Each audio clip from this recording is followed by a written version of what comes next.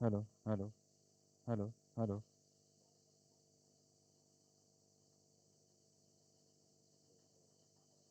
hello, hello, hello, hello.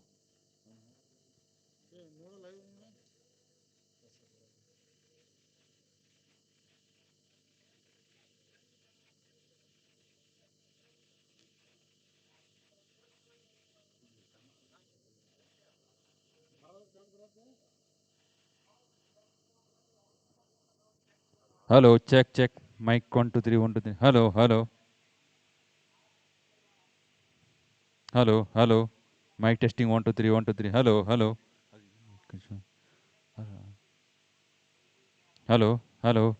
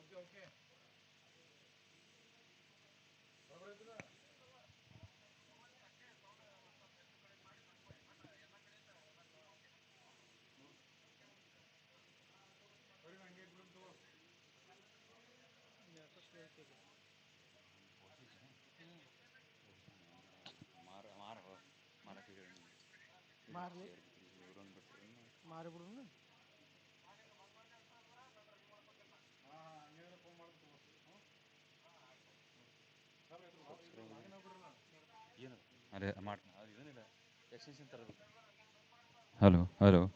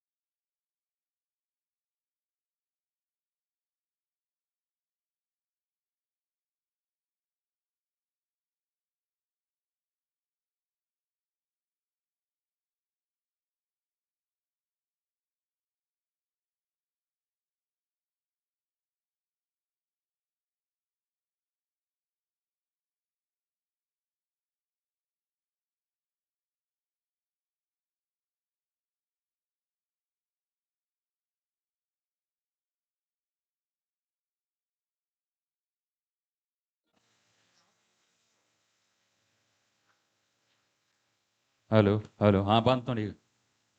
Hello hello hello hello hello hello ಒಂದು ಕೆಲಸ ಮಾಡ್ತೇವೆ, ಒಂದು ನಿಮಿಷ ನಿಂದತ್ತೆ. ಹಾಂ ಕಟ್ ಮಾಡ್ಬಿಡ್ತೀನಿ ನಾನು. ಹಲೋ ಕೊಸ್ ನೋಡು. ಹಾಂ ಬರತ್ತದ ಮತ್ತೆ ಒಂದು ನಿಮಿಷ. ಒಂದು ನಿಮಿಷ ಈಗ ಮಾಡ್ರಿ ಹಚ್ಚಿ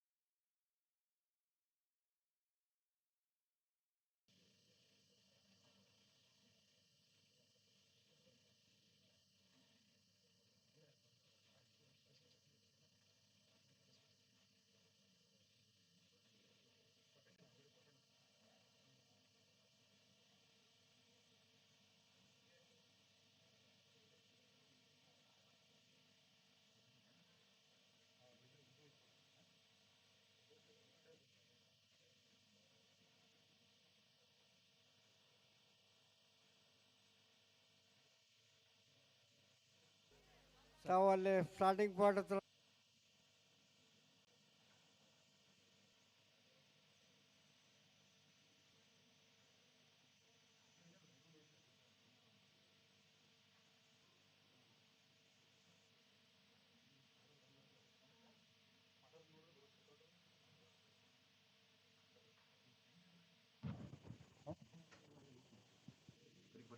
ಅದು ಬರಲಿಲ್ಲ ನಿರೀಕ್ಷೆ ಎಲ್ಲ ಚಂದಾಗ ಬರೀ ನಾನು ಮತ್ತು ಕ್ಲಾಸದ ಸೋಮವಾರದಲ್ಲಿ ಇದು ನಮ್ಮ ಜನರಲ್ ಹಾಸ್ಪಿಟಲ್ ಐತಿದು ಟೆಸ್ಟಿಂಗ್ ಹೊಂಟತ್ರಿ. ಹಲೋ ಹಲೋ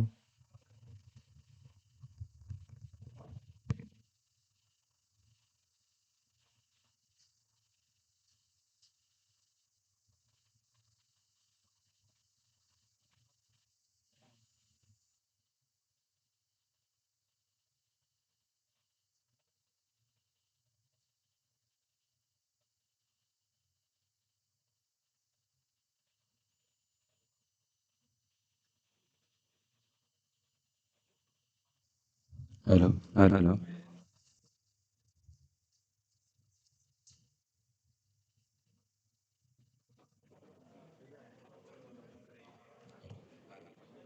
ಮಾ ಇರ್ ಕರೆಕ್ಟ್ ಐತಿ ಸುಮ್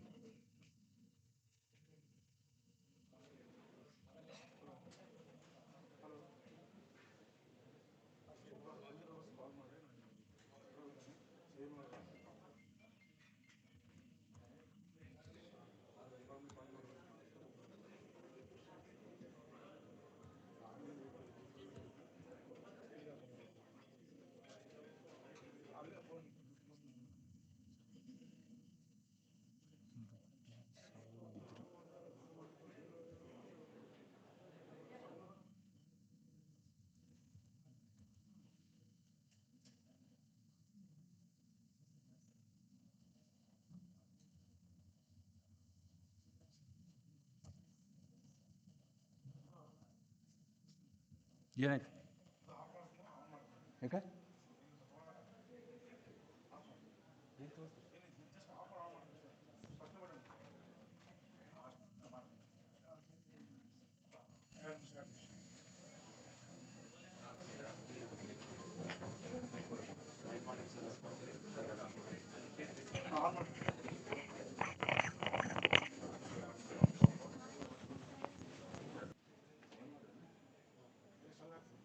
hello hello hello hello hello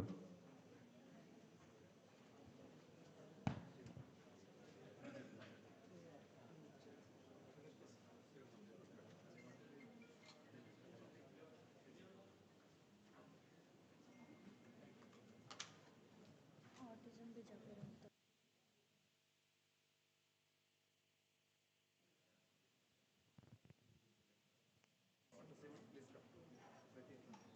ಇಲ್ಲ ಸೆಕೆಂಡ್ ಹಾಂ madam you want what's There are all kinds of things on that. Huh? Yes yes That's fine.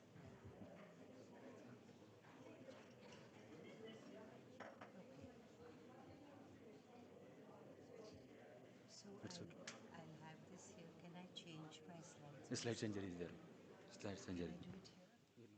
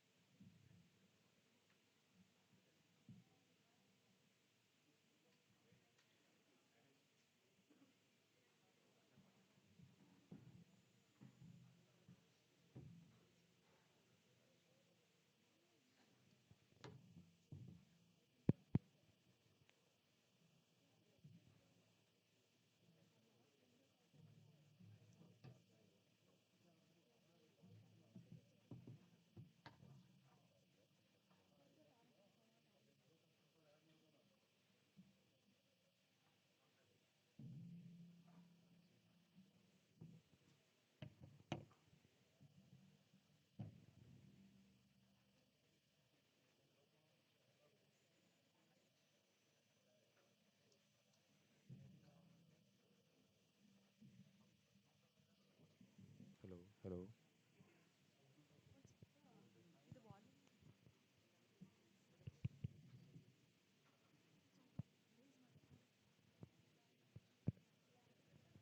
Check.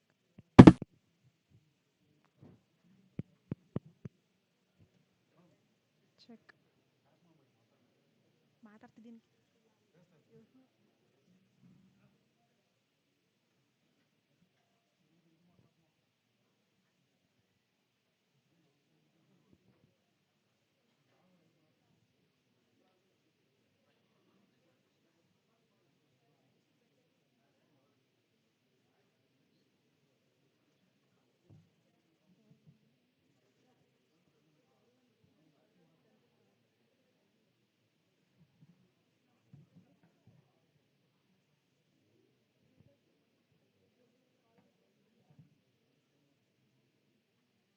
Hello hello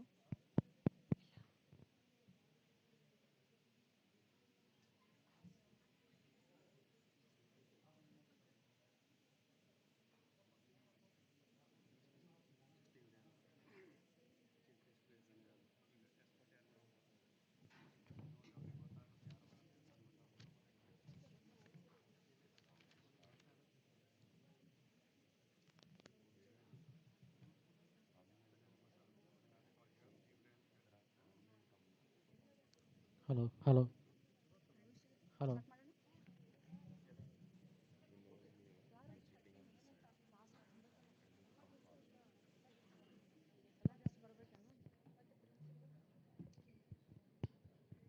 hello hello hello hello hello check. Hello hello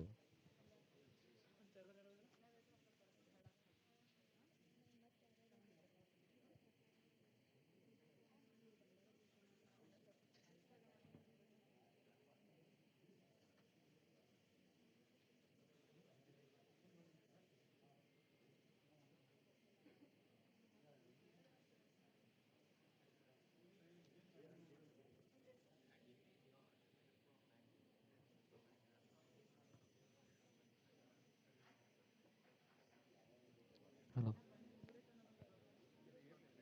hello hello hello hello hello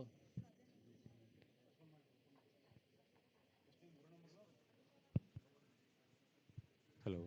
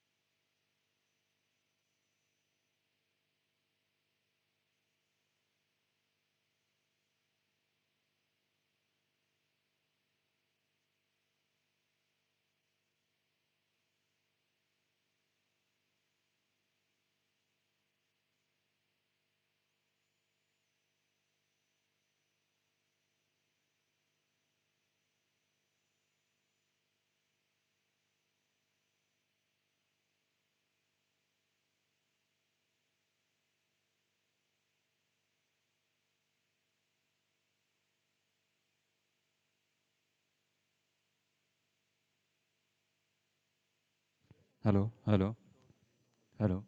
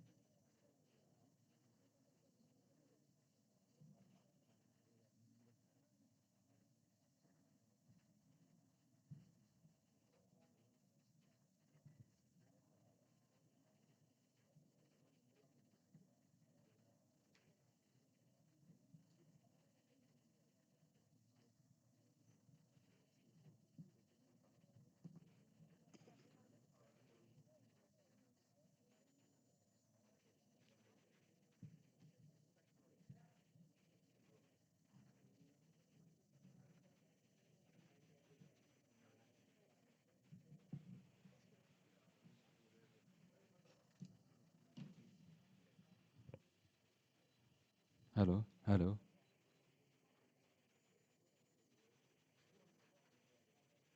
Hello, hello.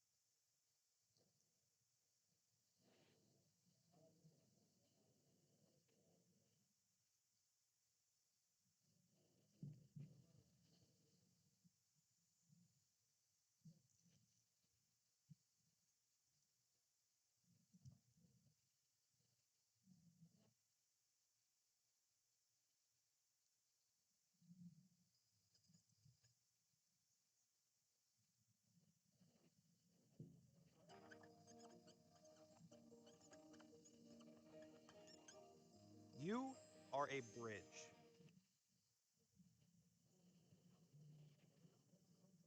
The bridge is sound. You can handle anything. Cars, trucks, trains, all the bumps of life, no problem. You are set. But if you're facing a serious health issue, something like kidney disease,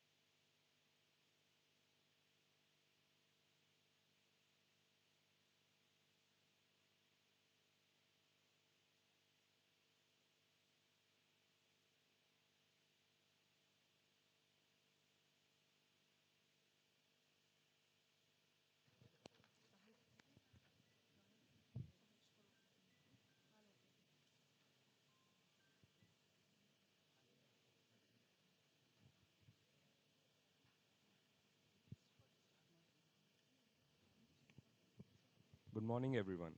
It is our privilege and prestige to welcome you all with immense pleasure to Dr. C.R. Bidri Memorial National Level Continuous Medical Education Program. We request that all the delegates and invitees please be seated for us to facilitate the beginning of the program. At the same time, we request our esteemed delegates, invitees, postgraduates, and undergraduate students to keep their mobile phones on silent mode or switched off. The CME program is due to commence. The BLDE, deemed to be a university, Shri B.M. Patil Medical College, has been conducting the CME program for the last decade. The CME is conducted on the specialty of oncology to pay homage to the late Dr. C.R. Bidri, who succumbed to multiple myeloma, a relatively rare hematological malignancy. As a memorial to him, the CME found its origin by the way of endowment of funds donated by his family. It is necessary to brief the academic involvement and participation of BLDE Association. The dream of starting BLDE Association Vijayapura began with the founders Dr. P.G. Halakatti, Paramapuja Bantanala Mahaswamiji, who, by way of donations, collected contributions to a development of BLDE Association, and Srimati Bangaramma Sachin, who, as a devotee of Bantanala Mahaswamiji, offered him whatever he wished to have with due consultation of family members. She provided a grant of 57 acres of land to the association with the intention that the land would be the foundation of beginning and growth of education and professional opportunities for the students of Bijapur and Bagalkot areas. The BLD Association was established in 2010, initially offering basic medical education to the populations of Bijapur and Bagalkot districts. Since then, the organization has transformed into a recognized educational center with more than 100 institutions across multiple sectors, offering programs ranging from primary to postgraduate professional qualifications. Notable institutions include BLD CBSE Residential School, SSM Polytechnic College, Dr. PG Harlakatti College of Engineering and Technology, SSM College of Pharmacy and Research Center, Shri B.M. Patil Institute of Nursing Sciences, which provides courses from MTech to diploma level, and BLD School of Law. Apart from this, the medical college and hospital have been actively involved in the training of nursing faculty at Bijapura, Tikota, and Samakandi, and to provide basic and advanced medical treatment at a rural health center established by the association. The crowning glory of the association is the Shri B.M. Patil Medical College, which imparts training to undergraduates, postgraduates, and super specialities in various disciplines. One of the major highlights of medical college and hospital, apart from its recognition for training in various super specialty disciplines, is its well-functioning transplant program, making it probably the first institute in North Karnataka after Dr. Prabhakar Kore Super Speciality Hospital in Belgavi. The inception of the medical college was by way of a decree of the High Court of Karnataka, granting permission to start a medical college with a precondition that the association should provide clinical facilities within 1.5-year period. This challenge was embraced as evidenced by the time-honored BLD Hospital and Research Center, which continues to serve the public. The management's vision encompassed the construction of dedicated super specialty block and a standalone trauma center, both situated within a single integrated campus that function as a comprehensive, self-sufficient facility providing all necessary specialty and super specialty care. Notably, patient care is delivered at minimal cost, ensuring accessibility to an economically disadvantaged population in Bijapur district and surrounding areas. This affordability has significantly reduced patient migration to neighboring districts such as Solapur and Miraj. With this brief account, we proceed for the inaugural function.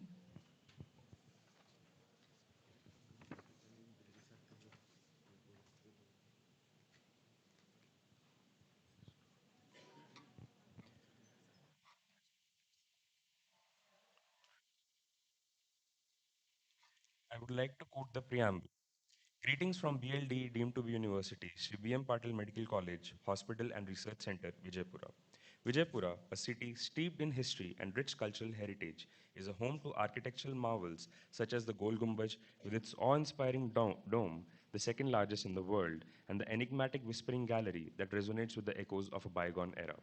The city's diverse cultural legacy, combined with its educational patronage, continues to enrich generations.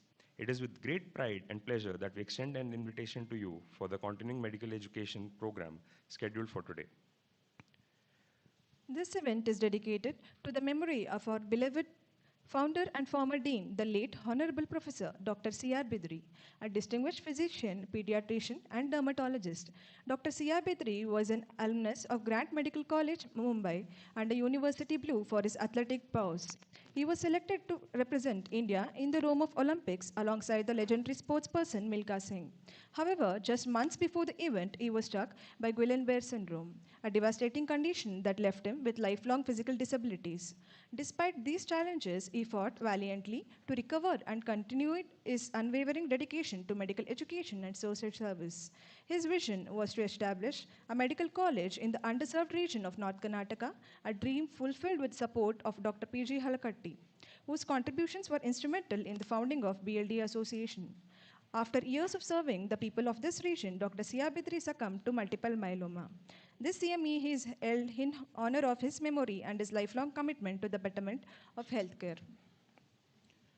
Unlike previous years, this CME adopts a multidisciplinary approach addressing key areas such as palliative care, neurodevelopment disorders, non-communicable diseases, de-addiction, and oncology. The program emphasizes prevention, holistic care, and recent advances in treatment. We are honored to host distinguished experts from across the nation who have made significant contributions in this respective field. This academic gathering aims to foster collaboration, innovation, and excellence in patient-centered healthcare. Dr. Bidri's vision of a comprehensive cancer care facility in Vijayapura is close to realization with the upcoming launch of 200-bed medical and radiation oncology center at BLDE University. We look forward to your participation in this event. In the memory of Dr. Bidri's inspiring legacy. Warm regards. With this brief account, we proceed for the inaugural function. Dr. Y.M. Chairaj, Honorable Pro-Chancellor and Chief Advisor of today's function, will now be escorted to the dais by Dr. Vijayapura, Head of the Department of General Medicine.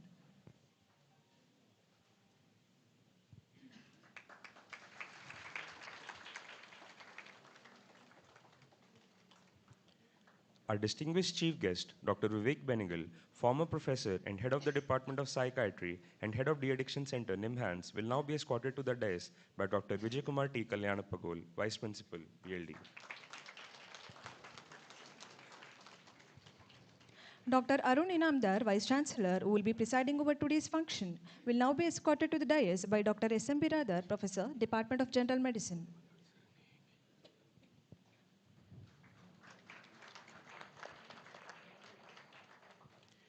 We request Dr. Anusha, Scientific Academic and Research Society Secretary, to escort our beloved Principal, Dr. Tejaswini Vallabha.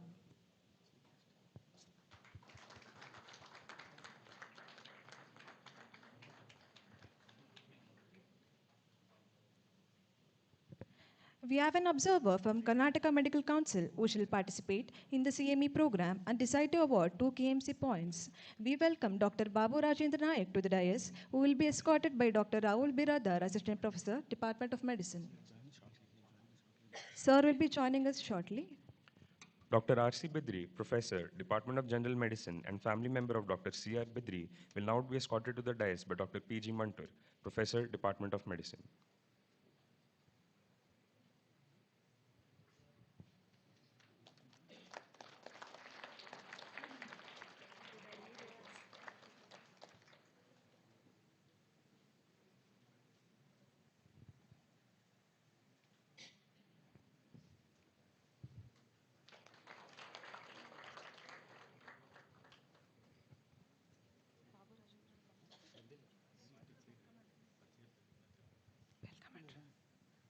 The formal welcome address highlighting the purpose of today's gathering will be delivered by our principal, Dr. Tejaswini Vallabha.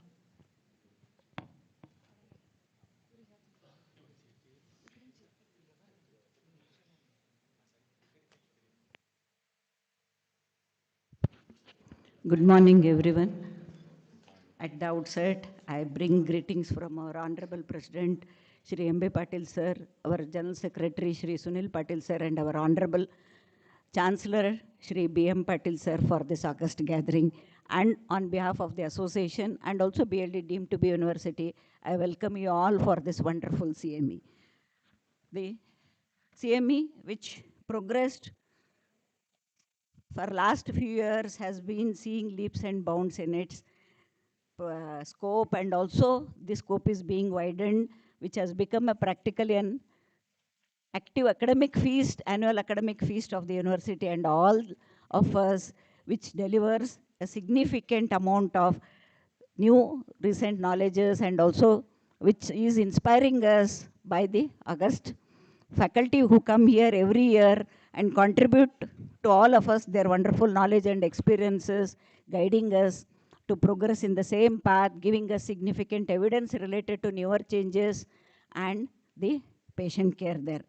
Over a period of time, though we started with oncology, the CME over a period of time has widened its horizons and scope, and we are touching upon and imbibing all the expectations of our former dean, founder dean, Dr. C.R. Bidri, who basically expected and was a stalwart in patient care, whether it was dermatology, whether it was adolescent medicine, whether it was pediatrics, or as a physician, considering his expectations and also needs of the present trend, the present concerns related to the areas which really need to be addressed for all of us. We have a feast of academic experts who are going to deliver their wonderful talk and enrich us. On behalf of all the dignitaries on the dais and off the dais and each one of you, I welcome all of you. Thank you so much.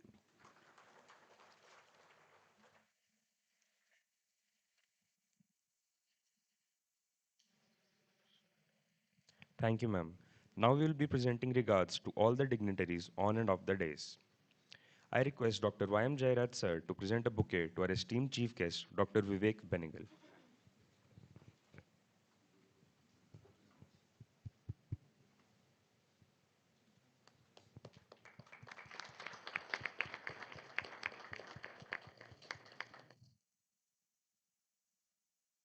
Dr. R.M. Honotigi, Professor, Department of Medicine, is requested to present a bouquet to Honorable Pro-Chancellor Dr. Y.M. Jairaj.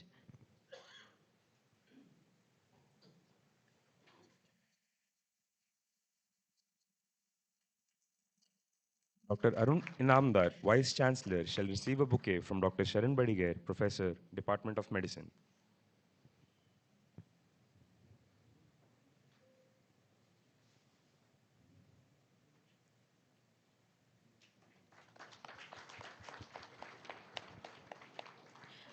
Dr. R.C. Bidri, Professor, Department of Medicine and representative of Dr. C.R. Bidri's family, shall receive a bouquet from Dr. S.T. Kalseth, Professor, Department of Geriatrics.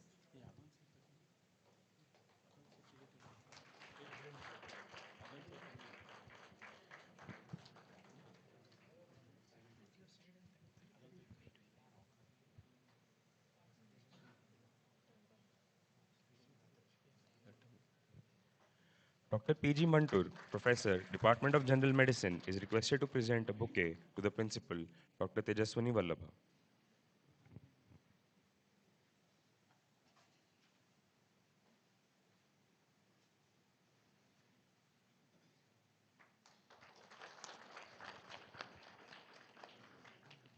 Dr. R.V. Kulkarni, Registrar, BLDE deemed to be university, shall receive a bouquet from Dr. Tukaram Sir, Professor, Department of Medicine.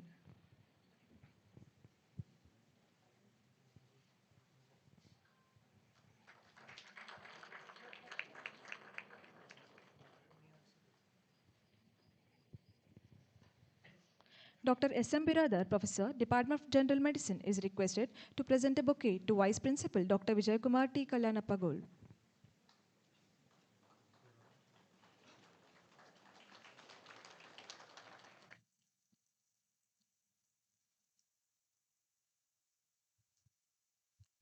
Dr. Ravi Kattimani, Department of Medicine, is requested to present a bouquet to the Deputy Medical Superintendent, Dr. Ravi Biradar.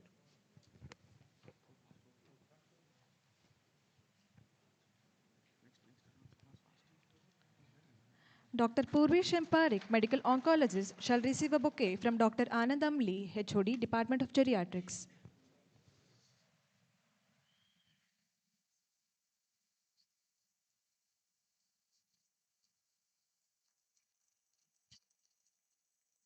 Dr. Kaustubh Shekhar, Medical Oncologist, shall receive a bouquet from Dr. Rahul Biradar, Department of Medicine. Dr. Usha S. Nayak, psychiatrist, shall receive a bouquet from Dr. Nidhi Ma'am, Senior Resident, Department of Medicine.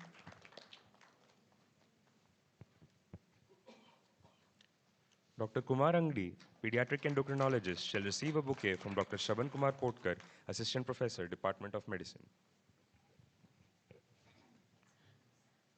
Dr. Swarna Rekha Bhatt, pediatrician and neonatologist, shall receive a bouquet from Dr. Akshay Kuchnur, Assistant Professor, Department of Medicine.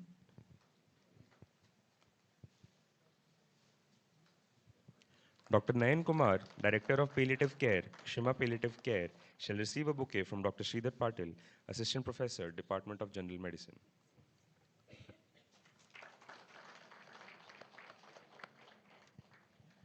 Dr. Swati Gaudar, gynecological oncologist, shall receive a bouquet from Dr. Shailaja Bidri, HOD, Department of Obstetrics and Gynecology.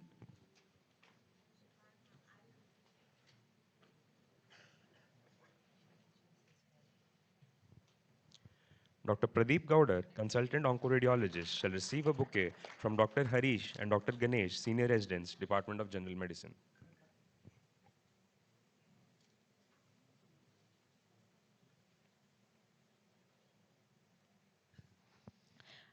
Dr. Adarsh Sanikoppa, consultant oncopathologist, shall receive a bouquet from Dr. Vishwanath Jalwade, assistant professor, and Dr. Venkatesh from Department of Medicine.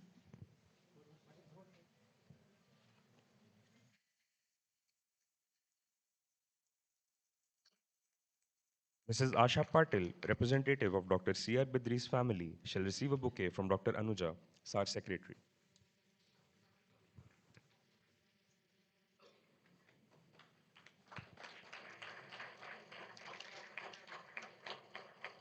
Dr. H.T. Lata Devi, SAS chairman, shall receive a bouquet from Dr. Rajni Kuchnur, assistant professor, Department of Medicine.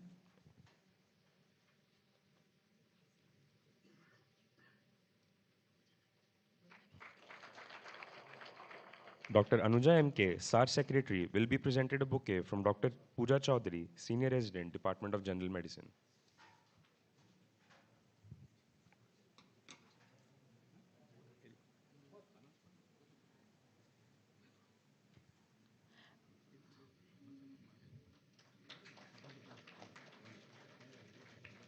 Dr. Vijay Katti, SAS secretary, will be presented with a bouquet from Dr. Avinash Chugati, assistant professor, Department of Medicine.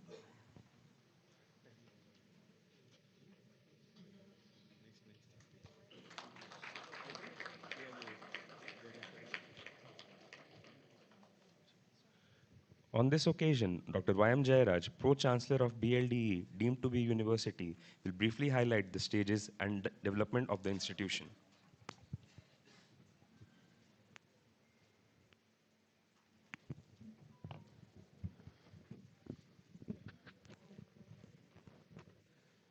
Chief guest of this August function, Dr. Vivek, my colleague, Dr. Arun Inamdar sir, my senior colleague, Dr. Rajendra Bidri sir, esteemed principal of our medical college, Dr. Tejasvi, resource persons who have come from different parts of India to illuminate our students on the recent advances in the field of medical sciences, esteemed members of the family of Dr. C.R. Bidri sir, Dr. Asha Patil madam, Dr. Vijayendra Bidri sir, my dear colleagues from the departments of medical college, invitees, and my dear students and delegates. At the outset, I stand before you to introduce our university and the college in brief for benefit of those who have come from different parts of India to be part of this CME. This is the land of Saint Basaveshwara, who is considered as the Vishwaguru from the point of social reformation and social movement. This is also a land of Gol Gumbaz, a world famous Whisper Chamber, and aptly called by the Karnataka literature luminaries as Vachanagumata. Friends, the philosophy of Saint Basaveshwara is service with sacrifice, with discipline, with dedication, with determination, and with devotion. Ultimately, transformed into one particular slogan, which has become an iconic slogan of the world, namely Kayakave Kailasa, namely work is worship. Having total faith in this particular philosophy, realizing the importance of higher education as well as primary education in the then drought-prone Vijayapura district, founder fathers, namely Vachanam Pitamaha Dr. Fago Halkatti, established BLD Association way back in 1910, that is almost 37 years, much before India got independence, indicating the importance of our forefathers being given to educate the masses of this particular area. This BLD association has grown leaps and bounds over the last 115 years, ably nurtured by Shri Bantanala Swamiji and statesman Shri B.M. Patil ji. Today, BLD Association stands as one of the iconic associations of India in terms of disseminating education from primary to the post-graduation, be it liberal education or technical education or professional education. Today, BLD Association has got 80 plus institutions, which includes medical, pharmacy, engineering, nursing, and various other institutions, arts, science, and commerce, plus public institutions under central government schemes. With more than 50,000 students studying in the colleges and schools of BLD Association, and more than 5,000 staff members working dedicatedly to disseminate education and knowledge to the have-nots of this particular area. This particular association, again later blossomed into an university called BLDE, deemed to be university in 2008, February 29th. A very iconic day because it comes once in 4 years.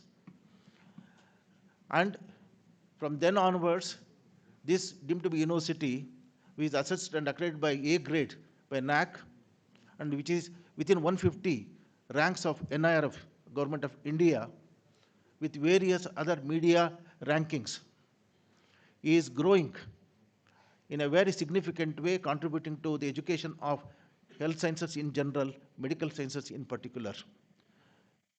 Shri B.M. Patil Medical College, the constituent college of BLD deemed to be university, is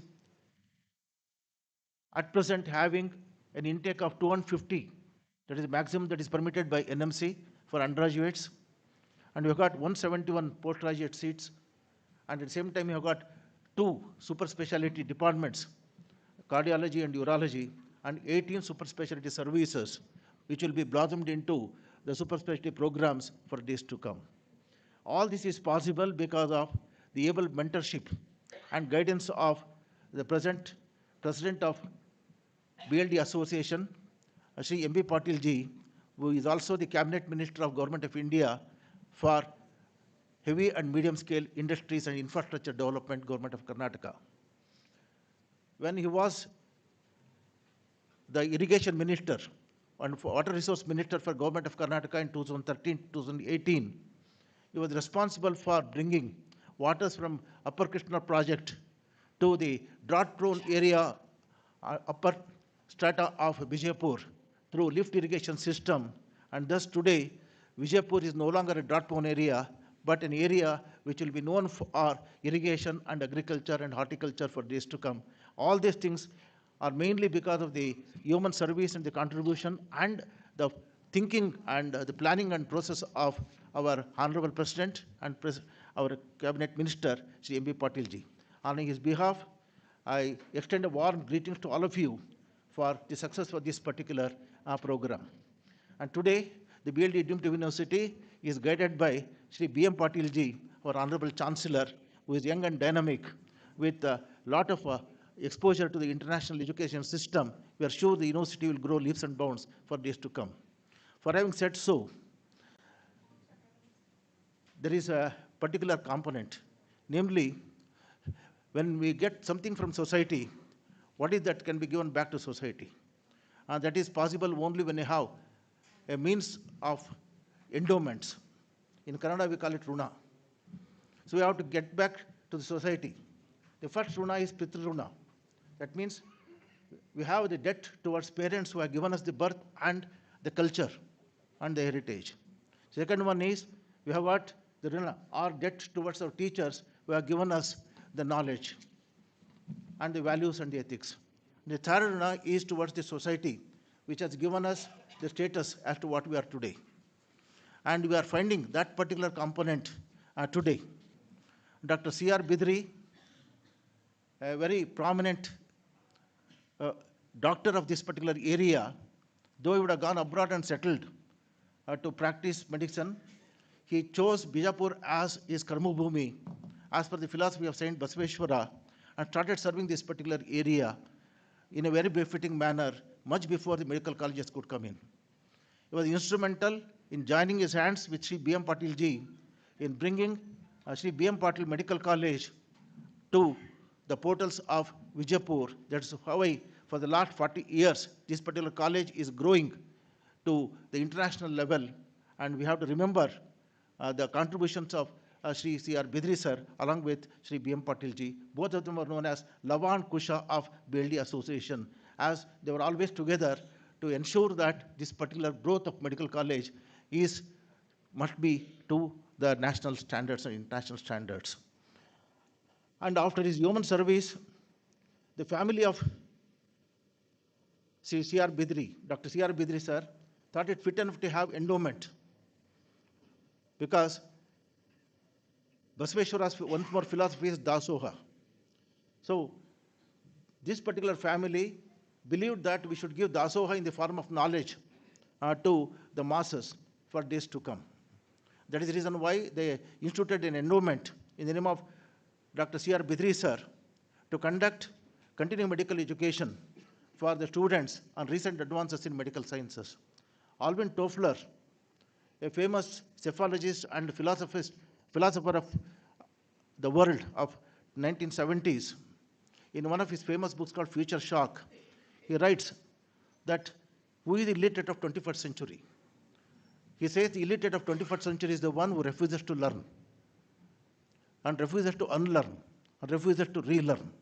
That means the mantra of 21st century modern education is learn, unlearn, and relearn. The purpose is that whatever you have learned and what you are going to learn is going to become obsolete in a very faster pace, for a simple reason that there is massive advancement of science and technology and biomedical engineering, particularly in the 21st century. And 21st century, particularly 2010 to 2025, is known as the era of disruptive technology. In other words, all the old technologies will be shattered into pieces and new technologies emerge, whether it is technology, whether it is science, whether it is health science, whether it is biomedical engineering, or whether it is space or whatnot. And today, whatever we are seeing is nothing but the disruptive technology, which is based on cyber physical systems. And thus, as per the wishes of the family members of Dr. C.R. Bidri sir, BLDE Dignitary University is singularly fortunate to organize on an annual basis the continuing medical education to ensure that our students unlearn what is not relevant, relearn what is relevant. And who can be better persons other than those who have made a mark in the professionalism of health science education to deliver the lectures for our students. And every year the theme was oncology. But this time, as per the wishes of the members of the family, that we wanted to diversify this particular field, and this time, along with oncology, we have included the other branches, namely the developmental disorders, the pediatric aspects, the geriatric aspects, the psychiatric aspects, and various other important recent advances. For a simple reason that in 21st century, we don't use the word health or the disease. 21st century is known for use of a word called wellness, and which this particular component, wellness, is a 3-degree component, which encompasses both the sound mind and the sound body. At this juncture, I would like to recollect that in order to ensure sound mind and a sound body, since Dr. C.R. Bidri himself was a sportsman, who missed the opportunity of participating in Olympics along with the flying Sikh Milkha Singh because of fate or destiny, whatever you call. He continued to be an ardent sports person and continued to enjoy and ultimately support sports. In his memory, yesterday and today, we have arranged inter-school and intercollegiate athletic meet where more than 1,200 students from 80 institutions of BLD Association are participating. And yesterday, it was inaugurated by none other than the Indian former captain of hockey, the Arjuna Awardee, Ekalavya Awardee, as well as Rajyotsava Awardee, Dr. Ashish Kumar Ballad. And he was very happy that in a remote area like Tikota, the university as well as the association and the family members of Dr. C.R. Bidri sir, under the able supervision of Asha madam as well as her family members, we have transformed that particular village into a very good sports ground. And we watch that we will definitely develop that into a national level sports complex for days to come. What I would like to say is, give back to society what you have got. That's what the members of the family of Dr. C.R. Bidri is doing. And they are giving the debt back to the society from where they have to derive this particular strength. Hence, on behalf of the university, on behalf of the association, once again giving our salutations and pranams to the founding fathers and the mentors of BLD Association, Dr. Phagawal Katti ji, as well as Bantala Shivagi Swami ji, Shri B.M. Patil ji, and again bringing the greetings of our Shri M.B. Patil ji and Shri B.M. Patil ji, and our General Secretary Shri Sunil Gowda ji. I welcome all of you once again to this August gathering for this endowment lecture series, the continuing medication series. I'm sure the resource persons who have come all the way on the invitation of Dr. Rajendra Bidri. One word about Dr. Rajendra Bidri. He always plans meticulously for the CME for the last 3 months. And it's because of that, today he is able to gather more than 9 resource persons from all walks of life from the Indian context. So I would like to place on record our sincere appreciation for having taken pains in arranging this particular CME in a very befitting manner. My dear friends and colleagues, I'm sure we'll definitely enjoy till the end the inputs given by the resource persons. I'm sure by the end of the day, we will be richer than what we are today from the point of knowledge as well as competencies and skills. With these few words, once again, warm welcome to you and season greetings to you. Thank you very much.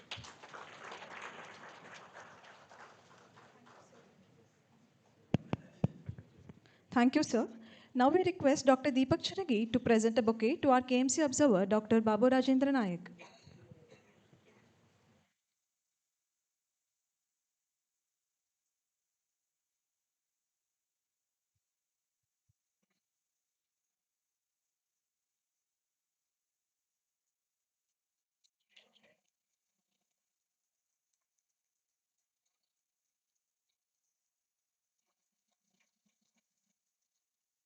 We would like to welcome Dr. S.N. Bentur sir, in charge medical superintendent to the CME program. I request Dr. S.S. Devarmani sir to present a bouquet to Dr. S.N. Bentur.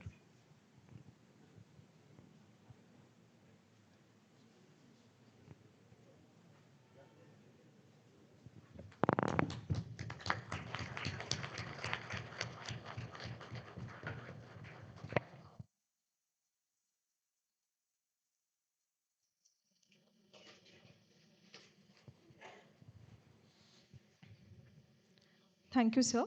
With a brief history about BLD deemed to be university and Shri B.M. Patil Medical College and an affiliated institution for the formal inauguration of continuing medical education program, Honorable Chancellor, Pro-Chancellor, Chief Guest, Vice Principal, Principal, KMC Observer, Dr. R.C. Bidri and Dr. S.N. Bentur will symbolically inaugurate the CME program by way of watering the plant.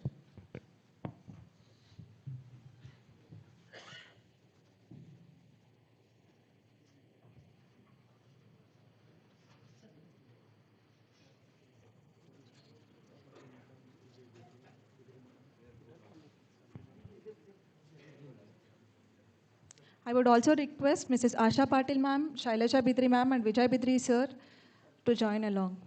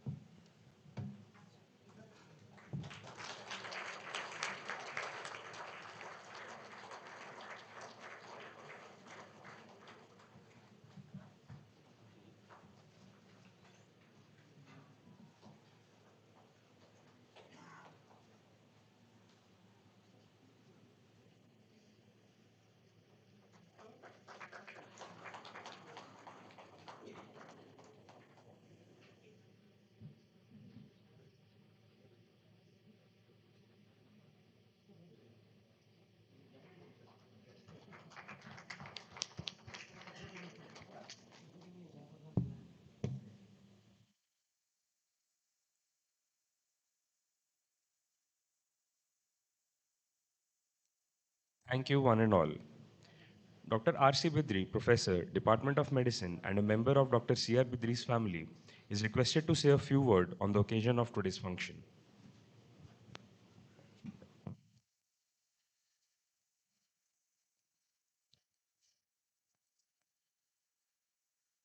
Very good morning to all the dignitaries on the dais and off the dais, invitees, postgraduate students, undergraduate students, members of the press. It is my honor to speak few words about my father, but probably already the preceding speakers, especially Dr. Y.M. Jayaraj sir and Mr. Dr. Tejashwini, has mentioned all the qualities that my father had. But the few things that probably we don't talk about or mention is the empathy and sympathy which he had for us as family members. It was translated to much more to the patient population which he handled.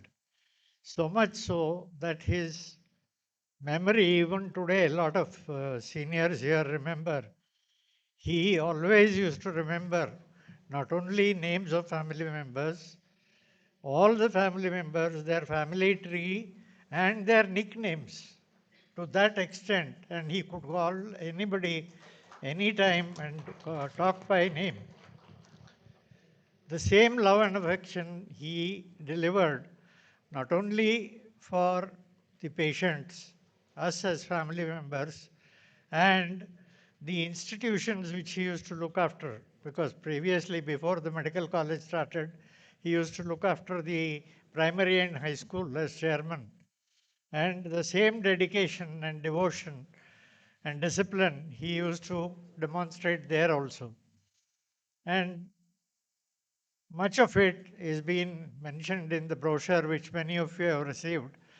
And any amount of words which we use to describe a person, it is difficult to really understand the background of the person and the personality of the person unless we have come across them. And I'm happy that there are a number of people here who have been invitees and they have come and they know the qualities which he embodied.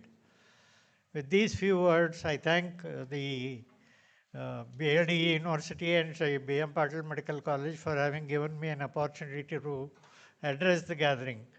And also, I welcome you for this continuing medical education program.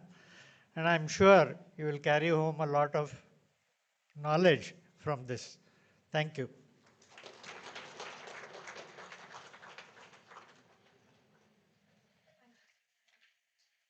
Pioneer in the fields of medicine, social work, and community service, the late Dr. C.R. Bidri chose to settle in Vijayapura to help the people of this underdeveloped area of North Karnataka. He had degrees in general medicine, pediatrics, and dermatology. He actively participated in social and community service projects and was recognized as the best president of Rotary Club and IMA Vijayapura. As quoted by Hippocrates, wherever the art of medicine is loved, there is also a love of humanity. I repeat, wherever the art of medicine is loved, there is also a love of humanity. Now, the dignitaries on the dais, guest faculty, members of Dr. C.R. Bidri family and invitees shall pay homage to the portrait of our late founder of Medical College, Dr. C.R. Bidri.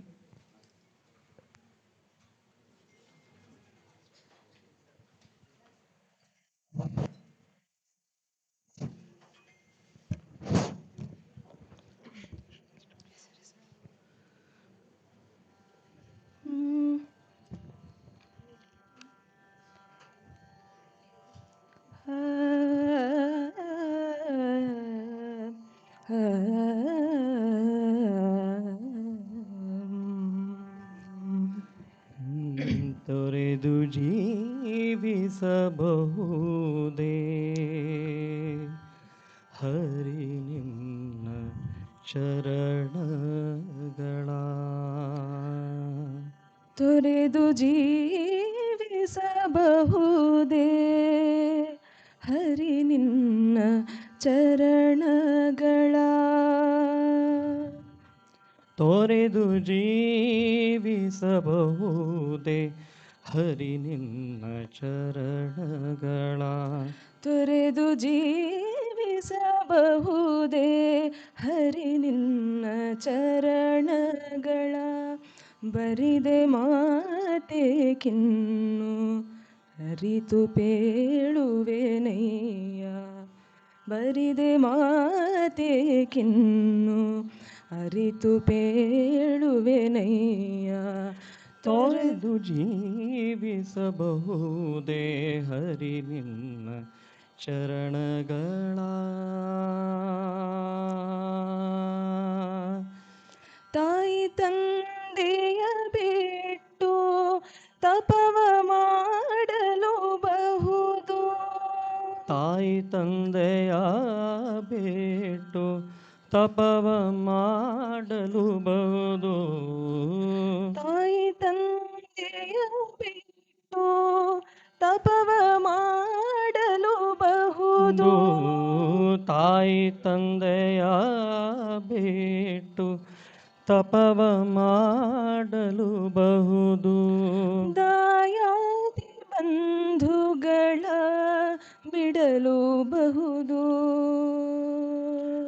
ದಾಯಾದಿ ಬಂಧುಗಳ ಬಿಡಲು ಬಹುದು ದಾಯಾದಿ ಬಂಧುಗಳ ಬಿಡಲು ಬಹುದು ದಾಯಾದಿ ಬಂಧುಗಳ ಬಿಡಲು ಬಹುದು ರಾಯತ ಮುನಿದರೆ ರಾಜವನೇ ಬಿಡಬಹುದು ರಾಯತ ಮುನಿದರೆ ರಾಜ್ಯವನೇ ಬಿಡಬಹುದು ರಾಯತ ಮುನಿದರೆ ರಾಜವನೇ ಬಿಡಬಹುದು ತೋಯ ಜಾಪಿತ ನಿನ್ನ ಘಳಿಗೆ ಬಿಡಲಾಗದೋ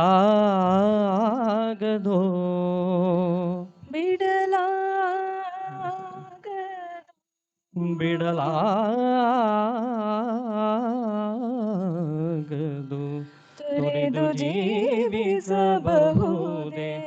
ಹರಿ ನಿನ್ನ ಚರಣಗಳ ಒಡಲು ಹಸಿಯಲು ಅನ್ನವಿಲ್ಲದಲೇ ಇರಬಹುದು ಒಡಲು ಹಸಿಯಲು ಅನ್ನವಿಲ್ಲದಲೇ ಇರಬಹುದು ಪಡೆದ ಕ್ಷೇತ್ರವ ಬಿಟ್ಟು ಹೊರಡಬಹುದು ಪಡೆದ ಕ್ಷೇತ್ರವ ಬಿಟ್ಟು ಹೊರಡಬಹುದು ಮಡದಿ ಮಕ್ಕಳನ್ನೆಲ್ಲ ತೊಲಗಿಸಿಯೇ ಬಿಡಬಹುದು ಮಡದಿ ಮಕ್ಕಳನ್ನೆಲ್ಲ ತೊಲಗಿಸಿಯೇ ಬಿಡಬಹುದು ಕಡಲೊಡೆಯ ನಿನ್ನಡಿಯ ಘಳಿಗೆ ಬಿಡಲಾಗದೋ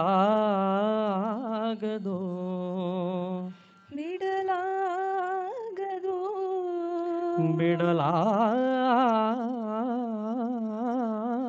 ಬಿಡಲಾಗದು ತೊರೆದು ಜೀವಿಸಬಹುದೇ ಹರಿ ನಿನ್ನ ಚರಣಗಳ ತೊರೆದು ಜೀವಿಸಬಹುದೇ ಹರಿ ನಿನ್ನ ಚರಣಗಳ ಬರಿದೆ ಮಾತೆ ಕಿನ್ನು ಅರಿತು ಪೇಳುವೆನಯ್ಯ ಪ್ರಾಣವನು ಪರರು ಬೇಡಿದರೆ ಎತ್ತಿಕೊಡಬಹುದು ಪ್ರಾಣವನು ಪರರು ಬೇಡಿದರೆತ್ತಿ ಕೊಡಬಹುದು ಮಾನಾಭಿಮಾನವ ತಗ್ಗಿಸಲು ಬಹುದು ಮಾನಾಭಿಮಾನವ ತಗ್ಗಿಸಲು ಬಹುದು ಪ್ರಾಣನಾಯಕ ನಮ್ಮ ಆದಿಕೇಶವರಾಯ ಪ್ರಾಣನಾಯಕ ನಮ್ಮ ಆದಿಕೇಶವರಾಯ ಜಾಣ ಶ್ರೀ ಕೃಷ್ಣ ನಿನ್ನಡಿಯ ಬಿಡಲಾಗದೋ ಬಿಡಲಾಗದೋ ಬಿಡಲಾಗದೋ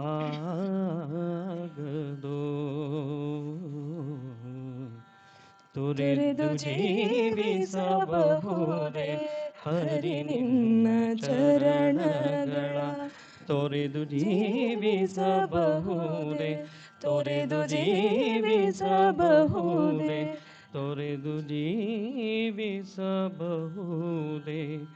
ಹರಿ ನಿನ್ನ ಚರಣಗಳ.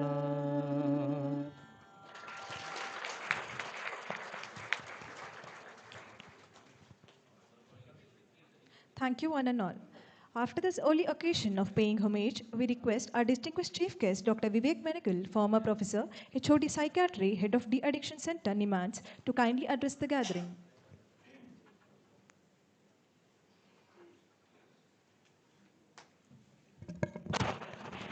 I think the inaugural program should have ended there with such lovely singing. Thank you so much. Good morning. My greetings to all the dignitaries on the dais and off the dais. And my special thanks to Dr. Rajendra Bidri, Dr. Asha, Madam Asha, and Shailaja Madam. Thank you so much. This has been a long time coming because a great friend of mine has been telling me that this is a place that one needs to come to. And Yasha Muthane, who's also a good friend of the family, has been telling me that something wonderful has been created.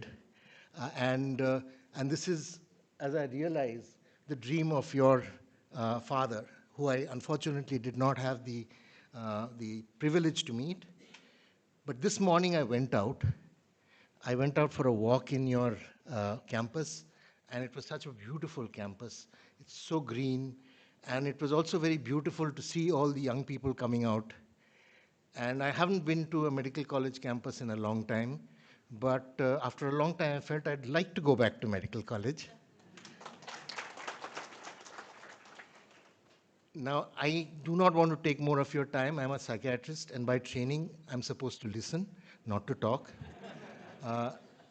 I would like to, therefore, welcome everybody here, especially the students for whom the CME, you are the special people in the CME, and I hope that you will not only be listening, but also talking. And thank you very much.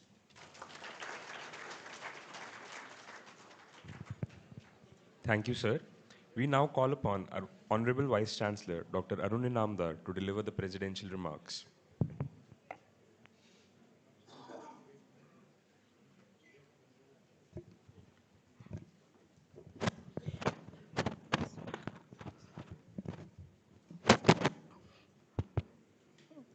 ಎಲ್ಲರಿಗೂ ನಮಸ್ಕಾರ. Good morning to all of you. And we have gathered here for Dr. C.R. Bidri Memorial National Level Continuing Medical Education Program, which is being organized by Department of Medicine and SARS. First, I congratulate both respected dignitaries on the dais and off the dais. Well, I will, in this short president's address, I would like to divide it into two parts. Only one part, which is for Dr. C.R. Bidri, sir. I joined this medical college in 1991, and I had to meet Dr. C.R. Bidri, sir, because he was also heading Department of Dermatology. So I, being a dermatologist, I went to him and I introduced myself. I am so and so. Oh, neenu sarvade namdare neenanta. That is how he used to remember everybody, as Dr. R.C. Bidri sir was telling. And not only that, then he next told me, Rao Sabun Alayano. He told even my brother-in-law, sister, Mama's name also. So that is how he used to remember. And he also told, Sarvade namdare adu skin ಈಗ ಶುರು ಮಾಡೀವಿ, ಮತ್ತು ಇದಕ್ಕೇನ್ರೆ ಕೆಲಸ ಮಾಡ್ತೀವೋ ಇಲ್ಲೋ? Sir, ಕೆಲಸ ಮಾಡೋಕ್ಕೆ ಬಂದೀನಿ, ನಾ ಮಾಡ್ತೀನಿ sir. Of course, with his blessing, I could do something better, or we could do better something. ಒಂದು 2 ವರ್ಷ ಆದಮೇಲೆ ಅವ್ರಿಗೆ ಮತ್ತೆ ಭೇಟಿ ಆದೆ 1993. ಈಗ ಅದಕ್ಕೆ ಬಂದೆಯೋ ಅಂತಂದರು. ಸರ್ ನಿಮಗೆ ಕೀನೋಟ್ ಅಡ್ರೆಸ್ ಮಾಡ್ಲಿಕ್ಕೆ ಕರಿಬೇಕಂತ ಬಂದೇನೆ ಸರ್. ಏನದು ಒಂದು ಸಬ್ಜೆಕ್ಟ್ ಏನು ಅಂದರು, ಪೀಡಿಯಾಟ್ರಿಕ್ ಡರ್ಮಟಾಲಜಿ. ನಾ ಯಾಕೆ ನೀವು ಎರಡೂ ಅದಿರಲ್ಲ ಸರ್ ಅಂದೆ. ನಾ paediatrician ಅದಿರಿ, ಡರ್ಮಟಾಲಜಿಸ್ಟು ಅದಿರಿ. So that's how the journey of pediatric dermatology started in this college also. Anyway, that is about my interaction and his affection towards me and my subject. That is Dr. C.R. Bidri. Well, we have also gathered many good speakers for this CME, which is very special because it is the 10th CME. So we have already passed a decade of CMEs on Dr. C.R. Bidri Memorial National Level CMEs. We have different speakers from various background, and there will be different kinds of subject which will be dealt. When went through the subjects, I just felt, just morning also I saw it, it's something like Nirmala Sitaraman presenting the budget for 2047. That means that's what the growth they wanted. Probably all these subjects are for another 5 years, 10 years, what will happen in medical field. So that's a real vision. Probably I should congratulate Dr. R.C. Bidri sir for having thought of all these subjects, sir.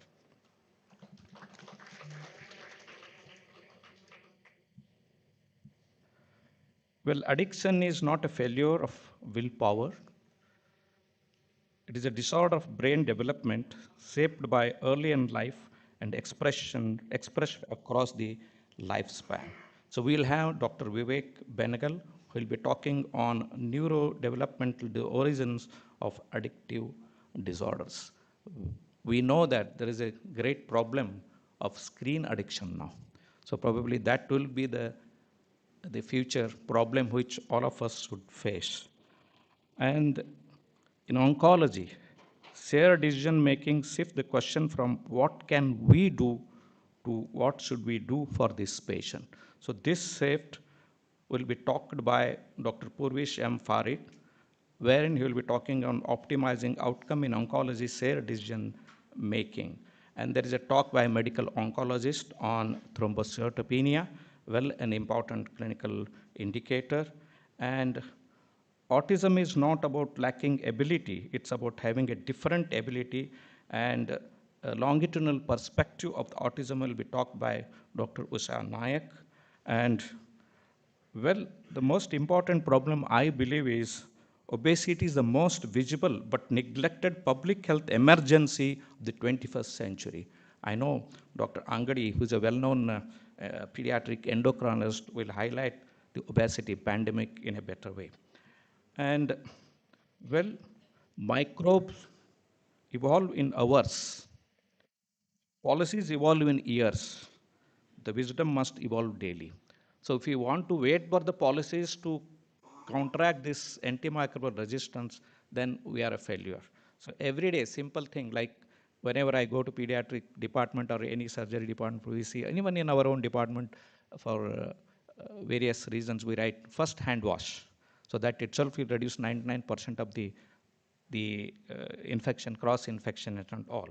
So this antimicrobial resistance would be a great problem because hardly there are any antibiotics in the pipeline. In fact, the US FDA tried to monitorize those things if they can produce within a shorter period of time and approval also within a shorter possible time.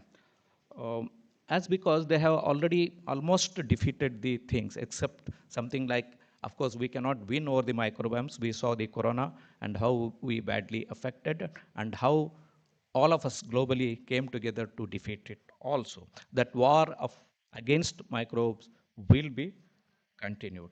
And there are things like curative medicine versus palliative medicine. Well, what we practice is always a curative one, and we keep reading, but we have never practiced. Prevention is better than cure, but how well we are prepared, and when the horizon of this paradigm shift has to be there, whether we want to treat or prevent. And then lastly, there will be a panel discussion on gynecological oncology, enhancing care in the region. Well, that is a big problem simply because of uh, the cultural background of the gender differentiation, and also how we have brought up our children, especially the female children.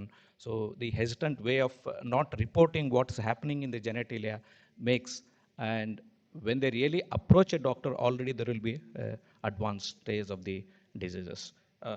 This With these words, I really feel that I've been part of this year Bidri Memorial National Level Continuing Medical Education Program, and I wish the program the success, and hopefully next time in the Department of Medicine and SARS program, I wish one dermatologist also should be there, because sir was a dermatologist. Thank you very much.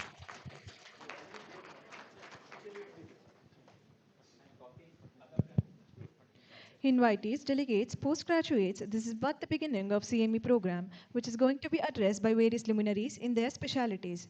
As an honor, the guest faculty shall be felicitated by officials of BLDE University, Medical College, Hospital and Research Center, and by representative of late Dr. C.R. Bidri.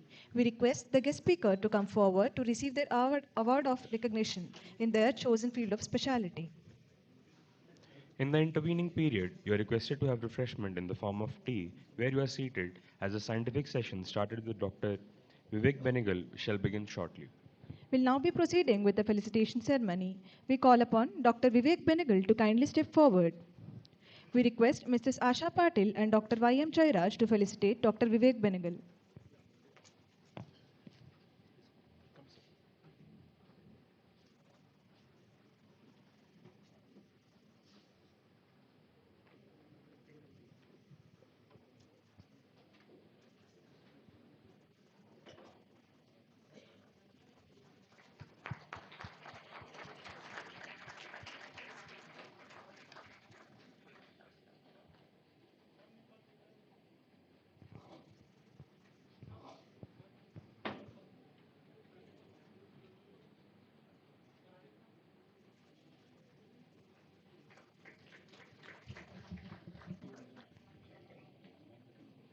Thank you, sir and ma'am.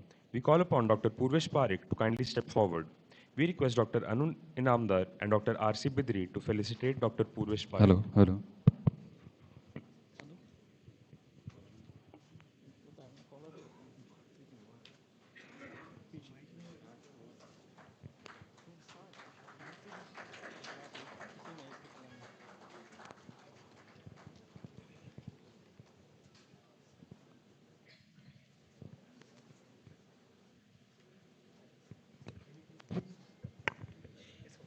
Thank you, sir.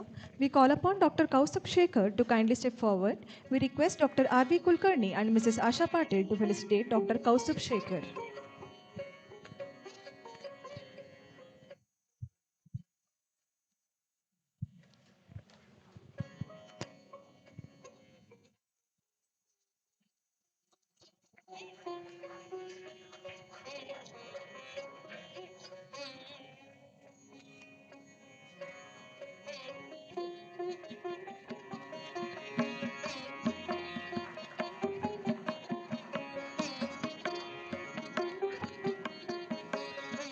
Thank you, sir and ma'am.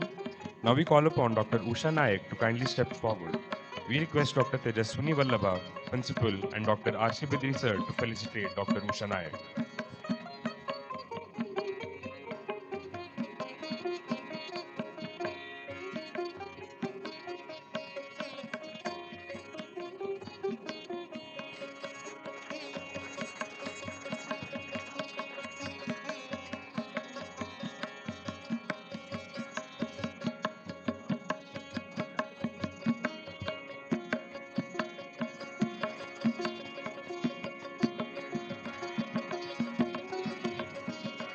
Thank you, ma'am and sir. We call upon Dr. Nayan Kumar to kindly step forward.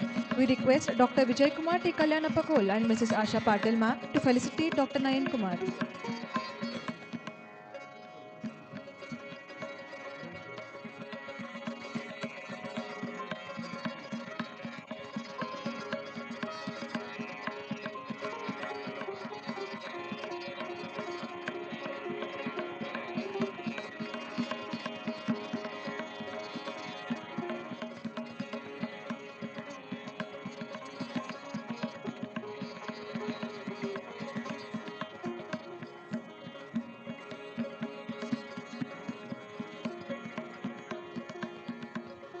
Thank you, sir and ma'am.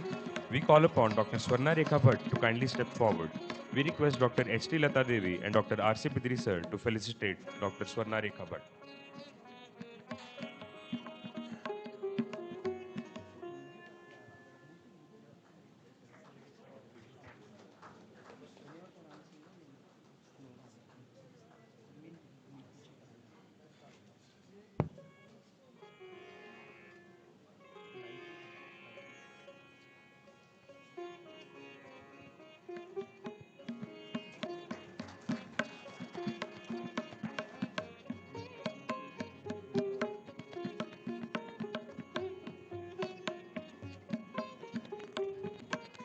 Thank you, sir and ma'am. We call upon Dr. Kumar Hangdi to kindly step forward. We request Vijayapura sir and Dr. Ravi Pirada, Deputy Medical Superintendent, to felicitate Dr. Kumar Hangdi.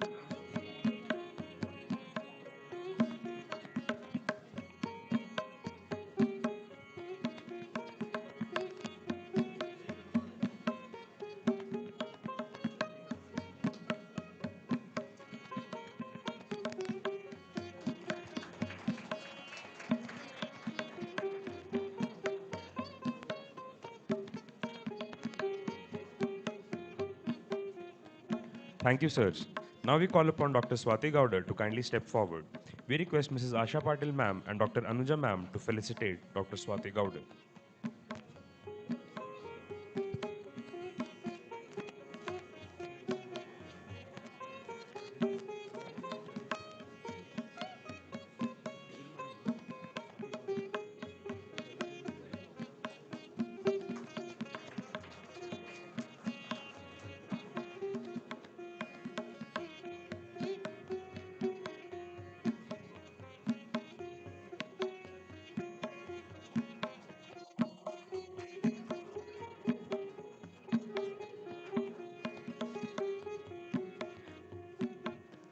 Thank you, sir and ma'am. We call upon Dr. Pradeep Gowder to kindly step forward. We request Dr. Shailaja Bidri ma'am and Dr. Vikram Sendagikar to felicitate Dr. Pradeep Gowder.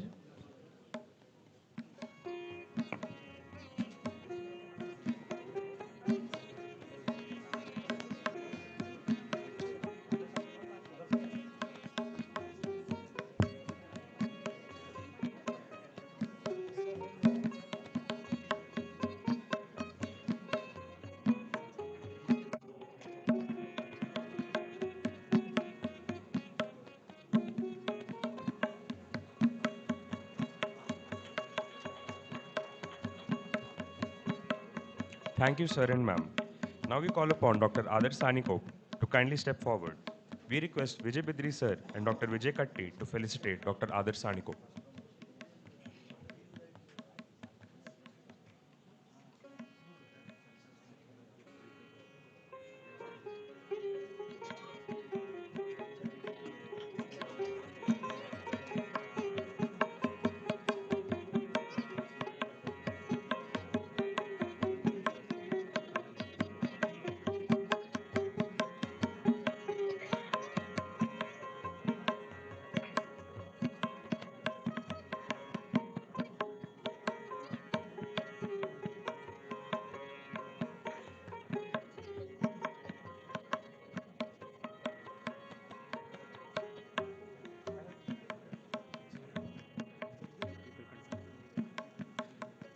Thank you, sir and ma'am. The formal inauguration function will now culminate with an expression of gratitude presented by our Registrar, Dr. R.V. Kulkarni.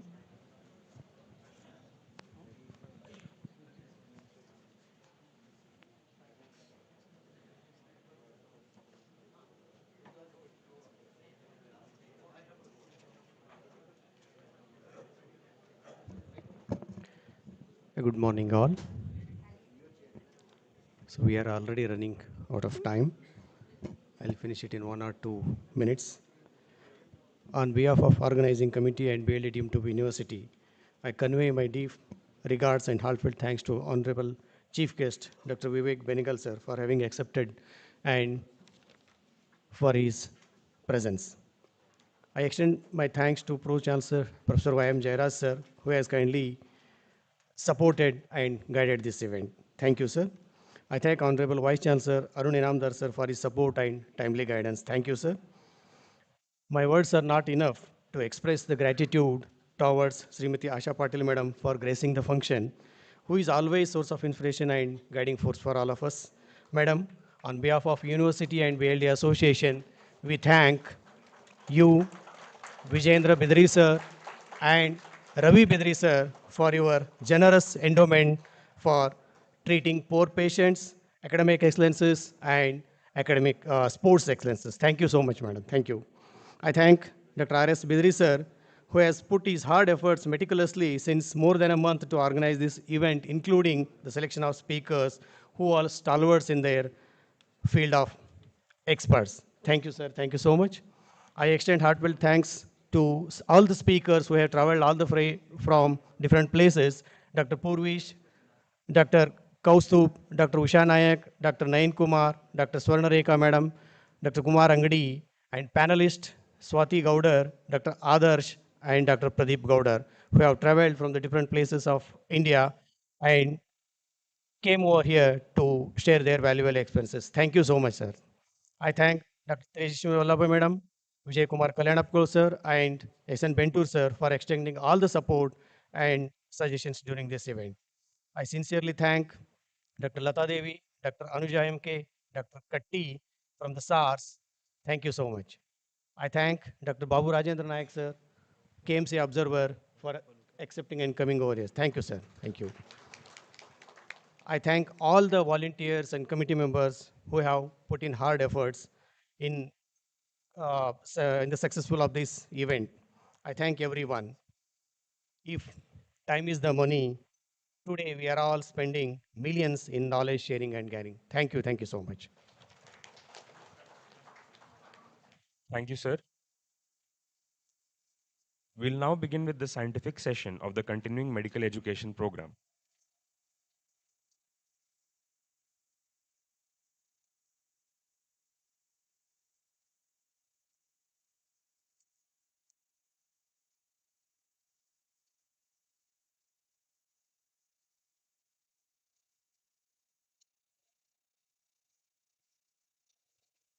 I request everyone to kindly be seated. Scientific session is about to start.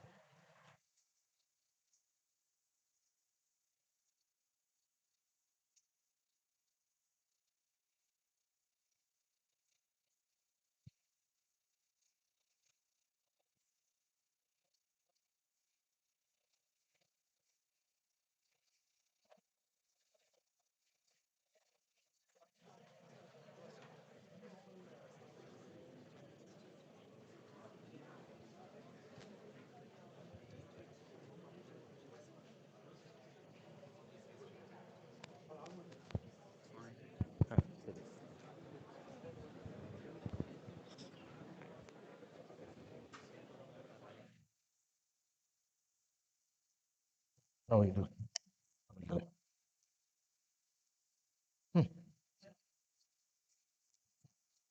Hi. Oh.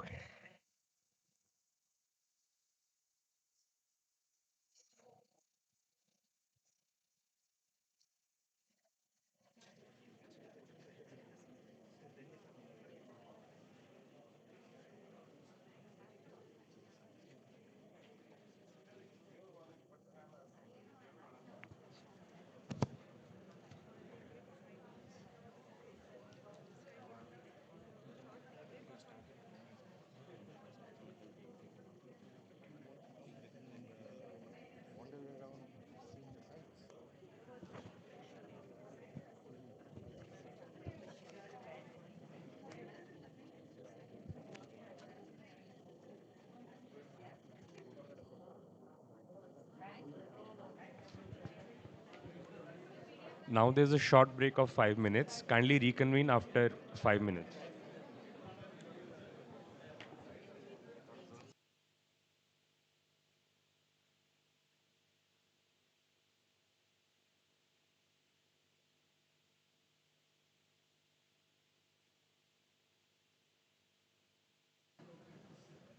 Now there's a short break of 5 minutes. Kindly reconvene soon.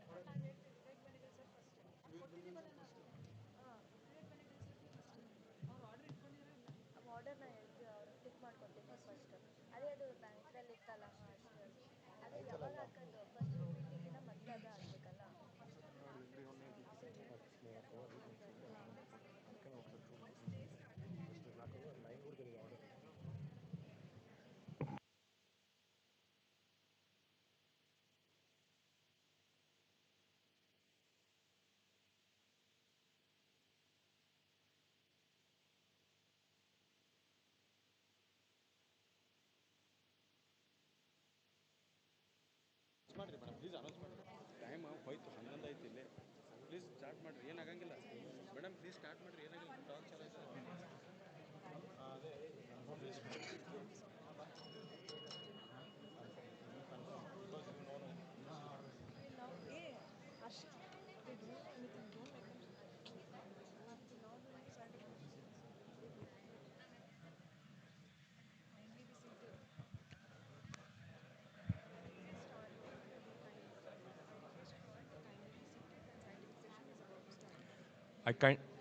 I kindly request you all to be seated.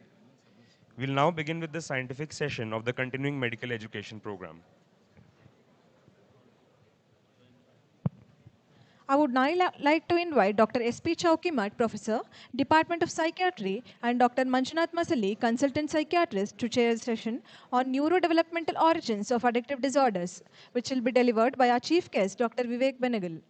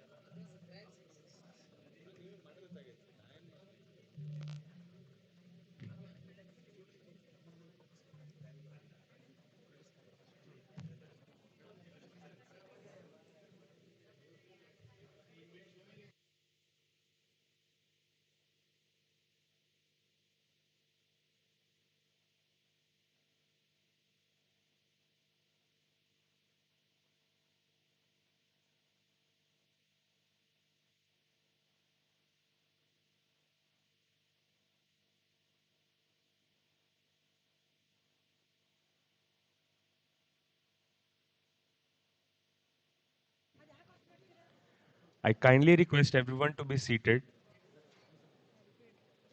I repeat, everyone be seated. The scientific session will start shortly.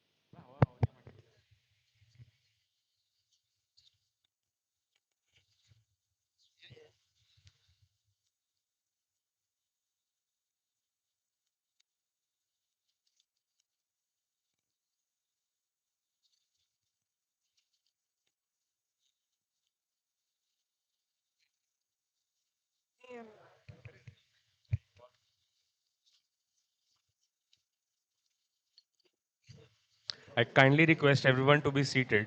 The scientific session is about to begin shortly. I repeat, I request everyone to kindly be seated. The scientific session is about to start. I would now like to invite Dr. S.P. Chowkimat, Professor, Department of Psychiatry, and Dr. Manjunath Masali, Consultant Psychiatrist, to chair the session on Neurodevelopmental Origins of Addictive Disorders, which will be delivered by our chief guest, Dr. Vivek Benegal.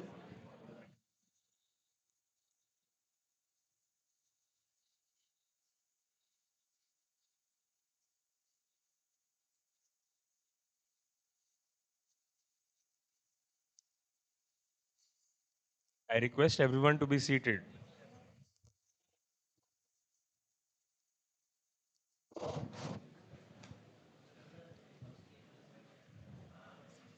Good morning, everyone.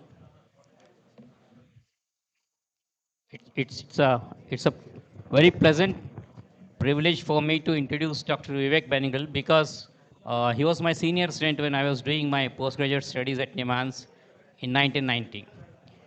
Dr. Vivek Benegal is Professor of Psychiatry, retired now, and a pioneer on addiction medicine and neurodevelopmental psychiatry in India. He was instrumental in establishing national standards of care and superspecialty training, DM and postdoctoral fellowships at the Center for Addiction Medicine in NIMHANS, where he has also served as head of the psychiatry department. He was the founding head of the Department of Psychosocial Support in Disaster Management and Center of Excellence for Climate Change, Mental Health under the Ministry of Health and Family Welfare, Government of India. He is currently the adjunct professor of psychiatry at Kasturba Medical College, Manipal. Dr. Bengal received Newton Bhabha Award to initiate the consortium of vulnerability to externalizing disorders and addictions. He leads landmark longitudinal studies including Param, ADBS, Brihat, and PATH that integrate neuroscience, genetics, environmental risk. He is a co-lead of National Mental Health Surveys of India, among the largest global household mental health surveys. His work bridges psychiatry and neurology, advancing preventive, personalized, and public health approaches to brain and behavioral disorders. Dr. Benegal is committed to advancing psychotherapy training for routine clinical practice and has pioneered the therapeutic use of neuromodulation techniques. In addition to this, one interesting fact is Dr. Benegal is nephew of noted filmmaker Sham Benegal, and he himself has a diploma in communication in movies and films. Thank you, Dr. Benegal. Thank you. Good morning, and thank you very much for inviting me. And now I can talk. So I'm very, very pleased to be here at the memorial for your father, Professor C.R. Bidri. And I specifically asked to speak this talk because I know your father was a very renowned pediatrician. I was very taken up by this statement in that booklet that you shared, which said that when he started work, all the doctors in this area could be counted on the fingers of one hand. And the fact that there are now so many hands around is a tribute to what he was able to achieve. And my prayers and greetings to such a great thinker. So today, I have therefore decided to speak not really about addiction, everybody knows a lot about addiction, but more about the fact that addiction, three things I will talk about. One is addiction is actually a pediatric disorder. Number two, it has neurodevelopmental origins, and it is very strongly influenced by both genetic as well as environmental conditions. And the third, I will briefly touch upon, given the time, on some of the newer areas that we really need to focus on if we are not just to treat addiction, but also hopefully in the next generation to prevent or to preempt not just addiction, but almost all mental health disorders, almost all neurological disorders, which are all turning out to be neurodevelopmental disorders. So addiction, what is addiction? I mean, people keep talking about addiction and they keep talking about addiction to alcohol, to substances, to social media, but it's none of those. In fact, I regularly go and embarrass myself by telling people addiction has got nothing to do with the bottle. The bottle or the phone is a necessary part of it, but it is not the essential part of it. Addiction basically is loss of control, right? And it is loss of control to anything. So it can be loss of control to alcohol or drugs. It can be loss of alcohol control to social media and reels. It can be loss of addiction to gambling and playing the markets. It can be loss of addiction to shopping on Amazon. But we need to recognize that at its core, it is a chronic brain disorder. How does it start? Like I said, addiction is a pediatric disorder. Most addictions begin in adolescence.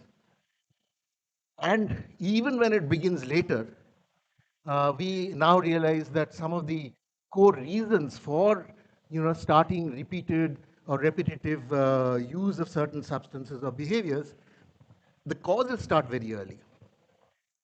The second thing is that it does not begin de novo, meaning that it does not start the day the person first starts using alcohol or the first starts having a sip. It starts long, long before, and if you go back and take a good history, and which is my advice to all the young people in the audience, that you need to take a developmental history. When you're talking about neurology, when you're talking about cardiology, when you're talking about almost any medical disorder, you need to really take a developmental history. And it's very good to have the mother around to ask what was happening when the child was 2 years old, 4 years old, 5 years old. And I'll tell you why. The second thing that we are discovering in almost all disorders is that vulnerability, especially genetic vulnerability, heritability, plays a particular part. Plays some part, but not a huge part.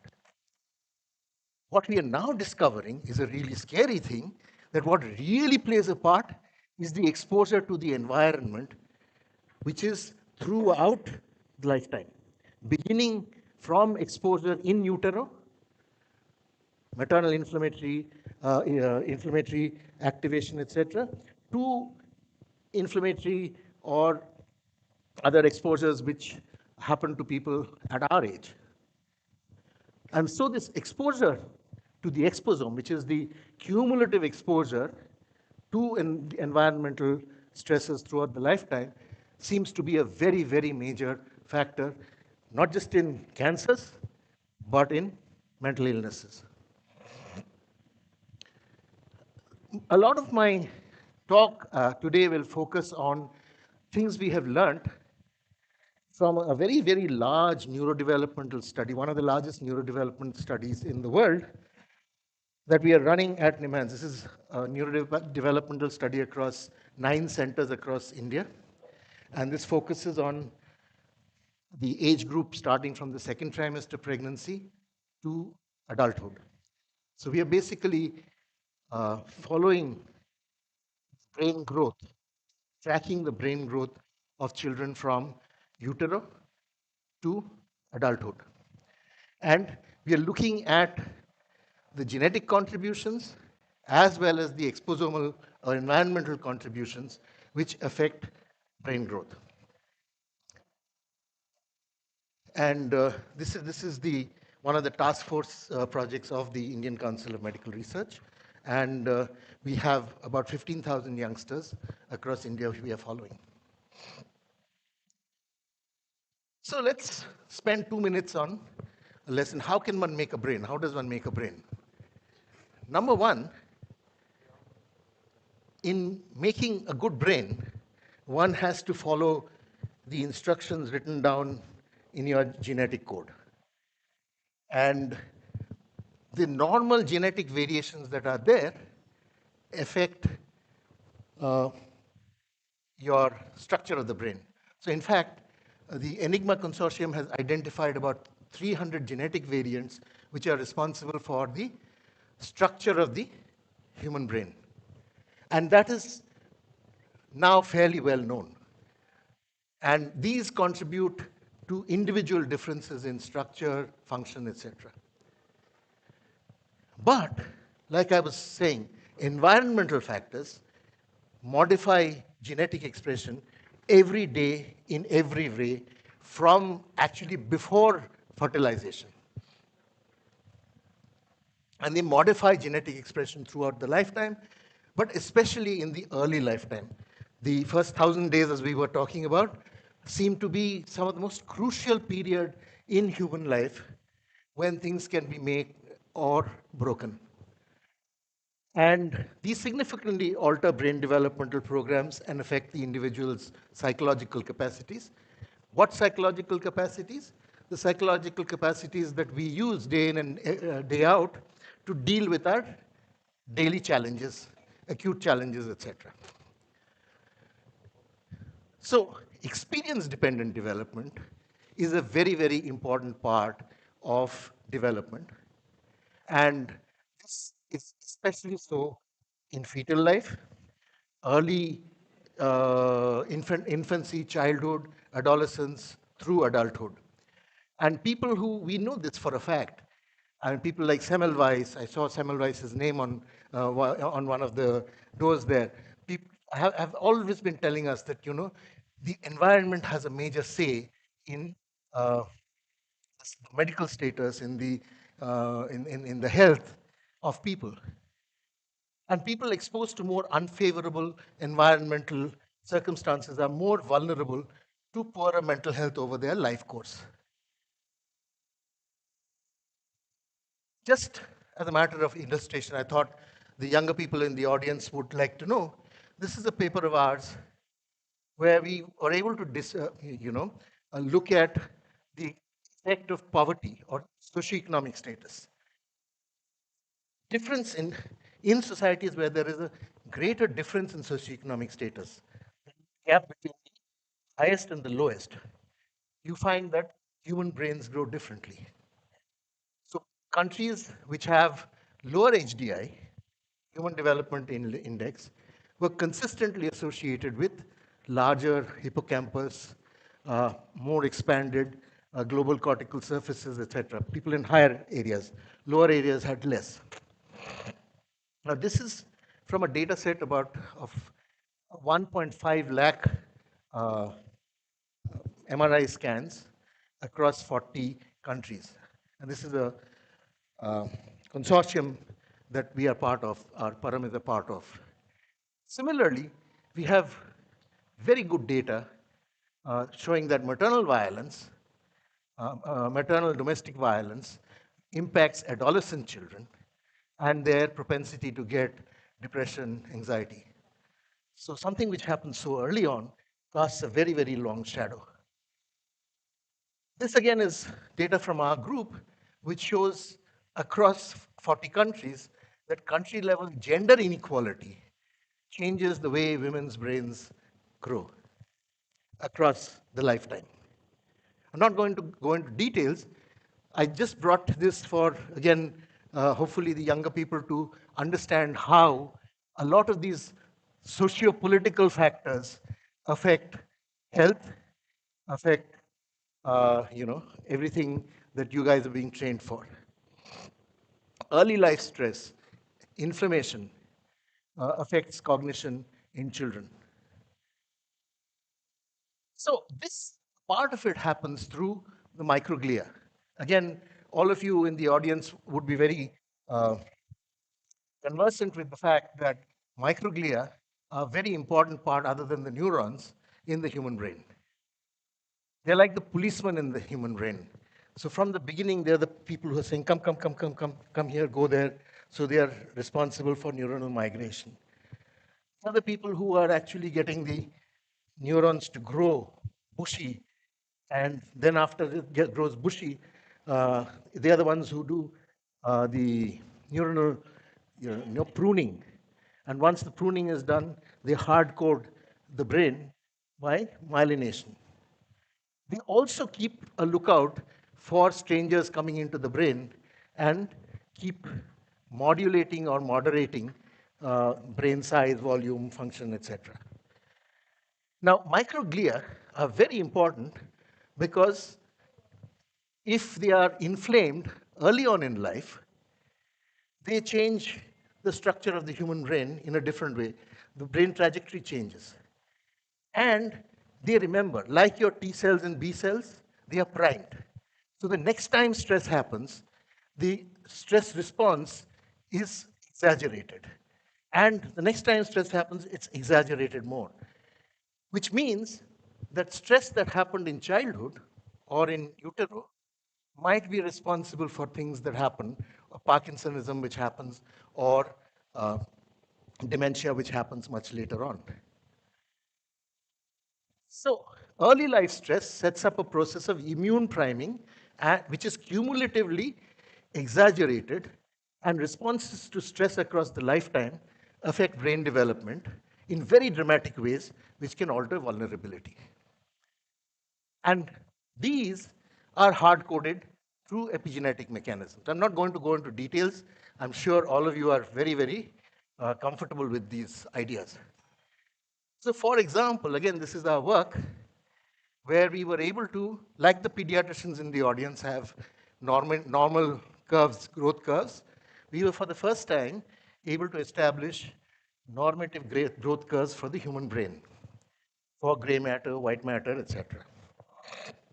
We are also able to look at variations. So now you are able to map individual deviation from the central tendency. So for the first time, hopefully, we will be able to use some of this knowledge at the bedside. The crisis in mental health, the crisis in neurology has been mostly that we've looked at group differences. And it's never been translatable to the individual.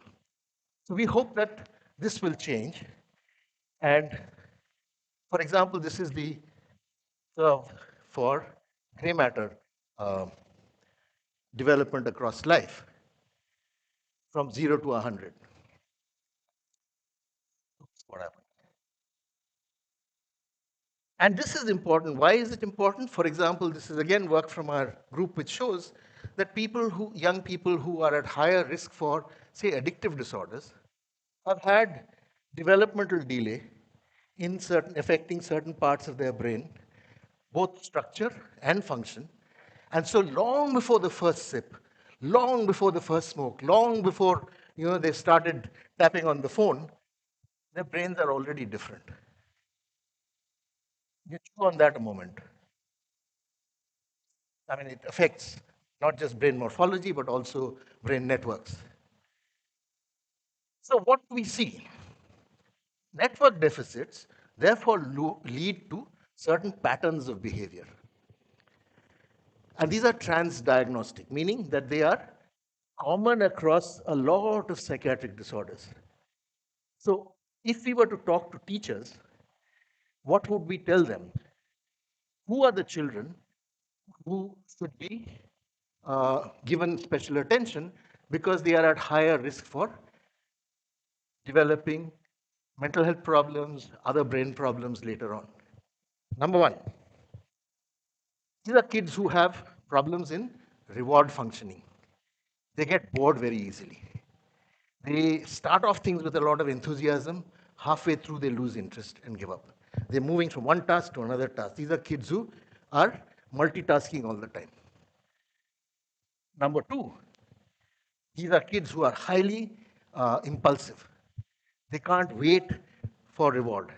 They want it now. They're not able to delay instant gratification. Number three, these are people who have difficulty in salience, that they are not able to actually give emotional value to things, or they give too much emotional value to things. Right? And that comes in the fact that they're going up and down. Their moods are flying up and down. They're known as mercurial, fickle.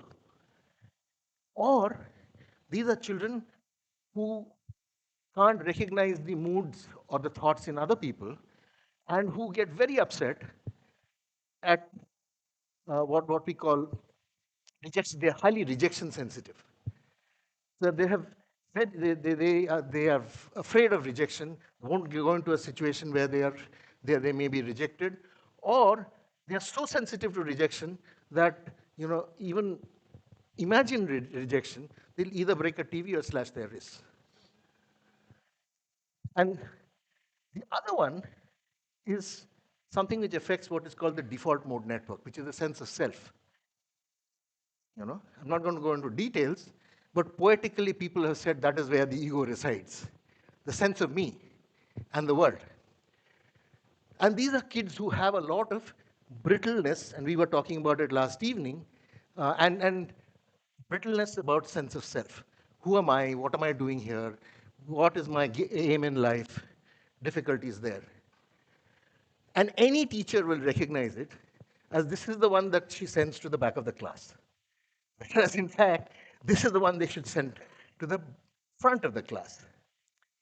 So these are people who, because of their lowered reward threshold, they're not getting the wow in life. They tend to experiment much more with things which are dangerous, high risk taking, bungee jumping, driving fast, or a set of activities which increase dopamine in their reward circuit. So whether it is cocoa, caffeine, Coca-Cola, oops, sorry, I'm done. Or it is all of these increase activity. And so these are kids who are at high risk for developing these disorders. Let me rush. So we now know who the kids are who need to be addressed. And we need to do that, and we need to take that information out there. So like I said, some humans might be at greater risk at self-medicating, not because the bottle is so beautiful, but because their neuronal systems are sending them there because we have not provided alternatives to those children. And drugs of abuse are xenobiotic. They are perceived as foreigners, foreign proteins, like foreign proteins are. So when you introduce a drug of abuse, your system mounts an inflammatory response to it. And it changes the structure and function of the brain. And it changes, alters your cognitive, emotional reactions. So then what? Then, because of these changes that occur in the structure of the brain, these behaviors become profound, difficult to reverse, and these affect patterns of use, but also habits and personality. Why is this important to remember? Because our usual way of dealing with young people who develop this is take them, put them in a rehab center, which is basically nothing but a jail. And you work on the hope that person will go in and forget all these things and come out fresh and clean.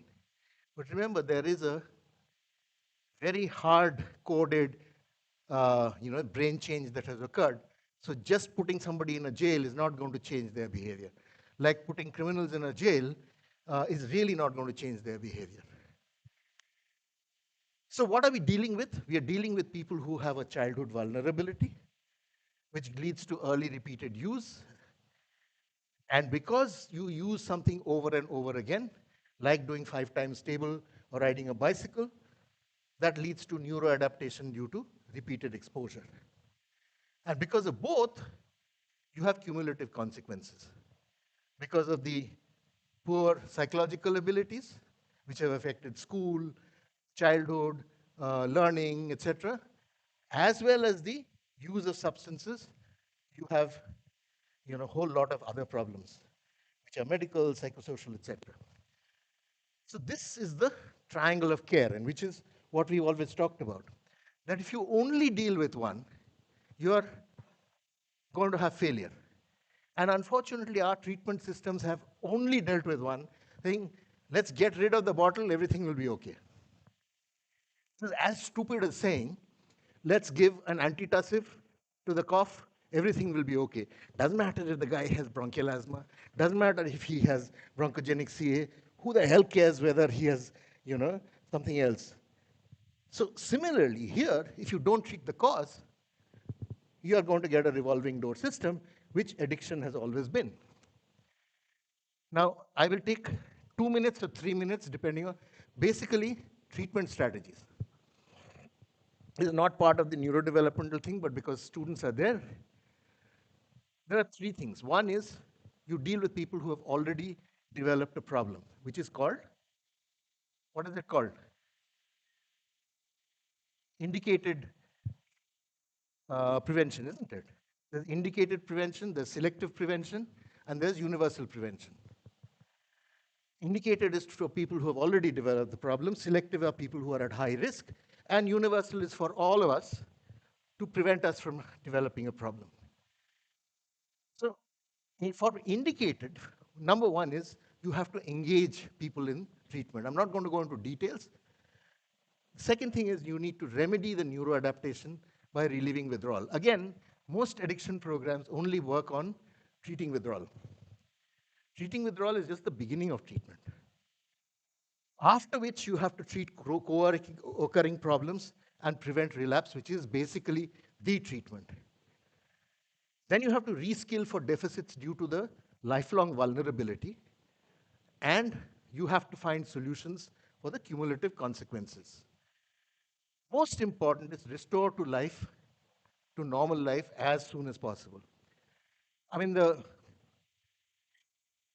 paradigm to use is not a fracture paradigm, that you treat the fracture, everything is going to get okay. This is a chronic disorder paradigm. This is a diabetes paradigm. This is a bronchial asthma paradigm. The day you stop treating it, it comes back.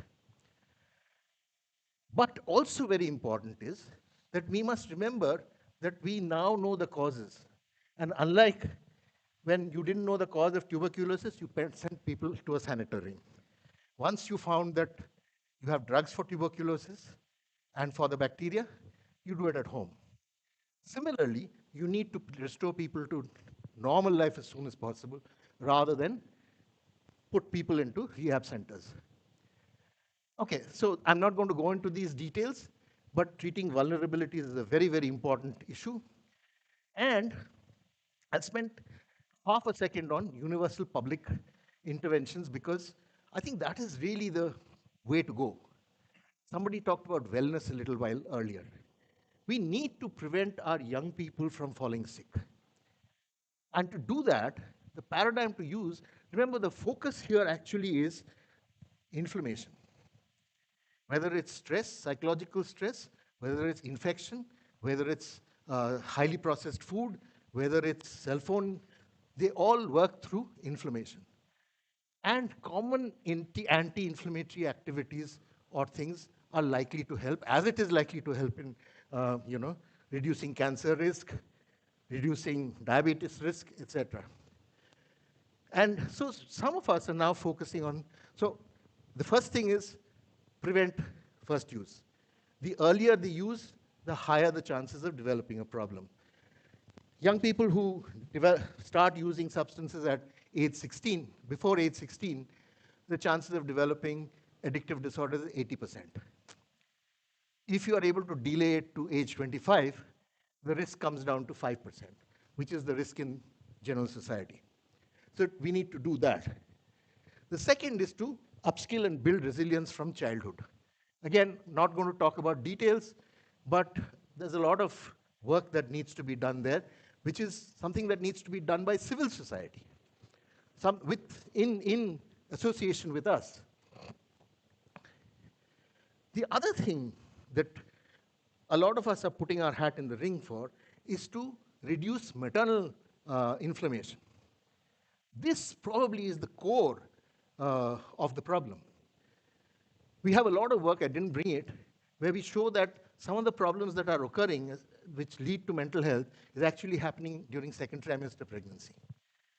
And if you don't deal with it then, there's no point dealing with it after the horses run away. So preventing maternal inflammatory activation with nutritional care, stress reduction, reducing infection, all those things are very important. And the other group to look at is people who are at high risk.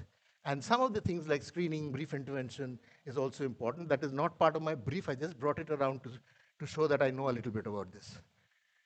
To summarize, most people who go on to develop early problems with repeated use and loss of control with substances or addictive behaviors are at greater risk due to a set of psychological abilities in reward processing, cognitive control, etc. We now know about it. So there is no pardon if we don't work on it. Second thing is this is due to altered neurodevelopment, which is influenced by both non-modifiable and modifiable factors. Let's at least work on the modifiable factors. And the third is that early experimentation causes repeated use, etc., leads to a relapsing recurrent brain disorder. And that is also modifiable. So let's deal with that. And effective treatments, as well as primary and secondary preventions, need to involve all these modifiable and sometimes non-modifiable factors. I will end there. Thank you so much. Thank you for your wonderful presentation, sir.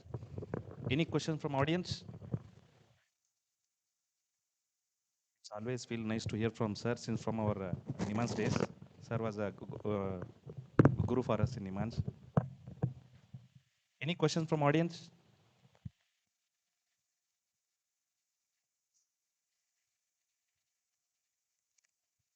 If there are no questions, sir.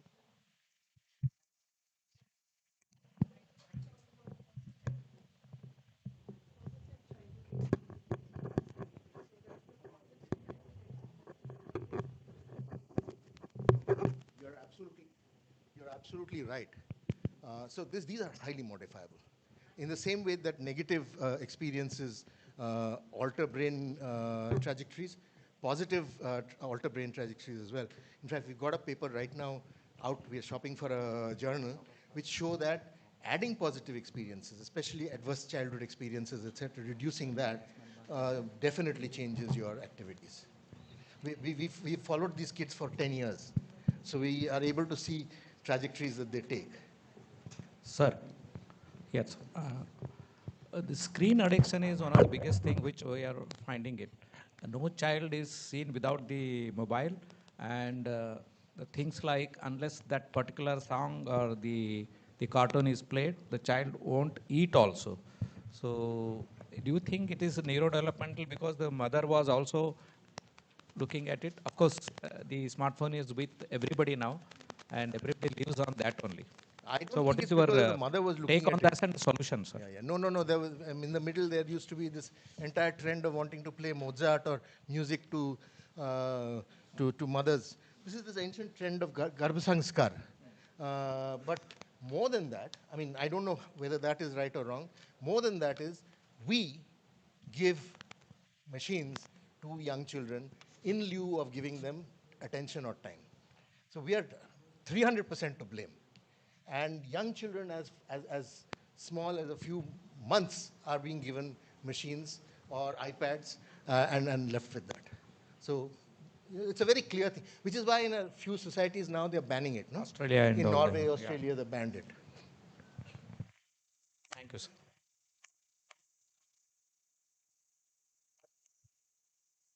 No, sit and do it. Sit and. No, thanks for a brilliant presentation. I'm beginning to see that across disorders, psychiatric and everything else, epigenetics and the microbiome are beginning to play a part. Briefly, you mentioned, I mean, you showed it on the slide, but could you say something about the microbiome in addiction? Thank you. Not just microbiome in addiction, but microbiome in the general context of mental disorders, of brain growth, etc. And there are two things. One is, of course, the microbiome itself, through the kind of metabolites that it produces, the bacterial this thing changes inflammatory levels, and that is fairly well known. The second is that through the vagus, it affects the growth of the human brain. And three, it very clearly changes microglial activity. And so a lot of the microbial products, it's not just the gut microbiome, By the way, we are all microbiome. So the dermatological microbiomes, etc., are also very, we know very little about it, but it definitely changes how the brain is constructed. And so, for example, last week there was a paper on how I think changing microbial this thing is affecting both dementia as well as Parkinson's. And they've been looking at microbial inputs, look at MS, multiple sclerosis. So, yeah, and question about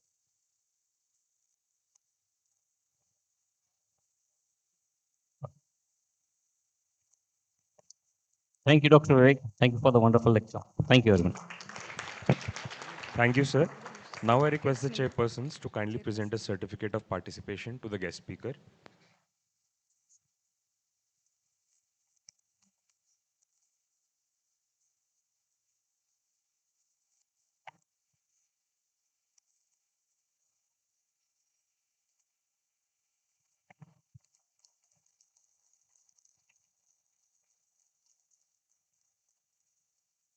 The chairpersons will now receive the certificates from Dr. Vijayapura, HOD, Department of General Medicine.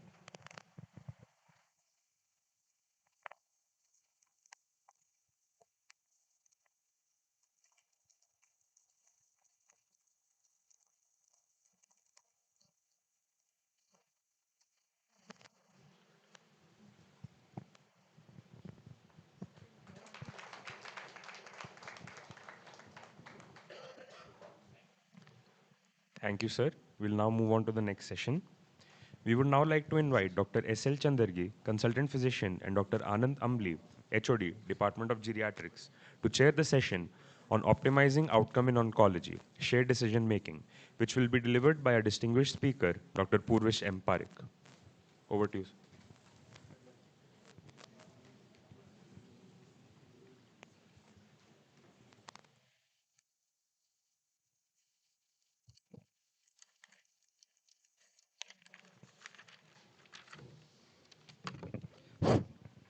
Very good morning.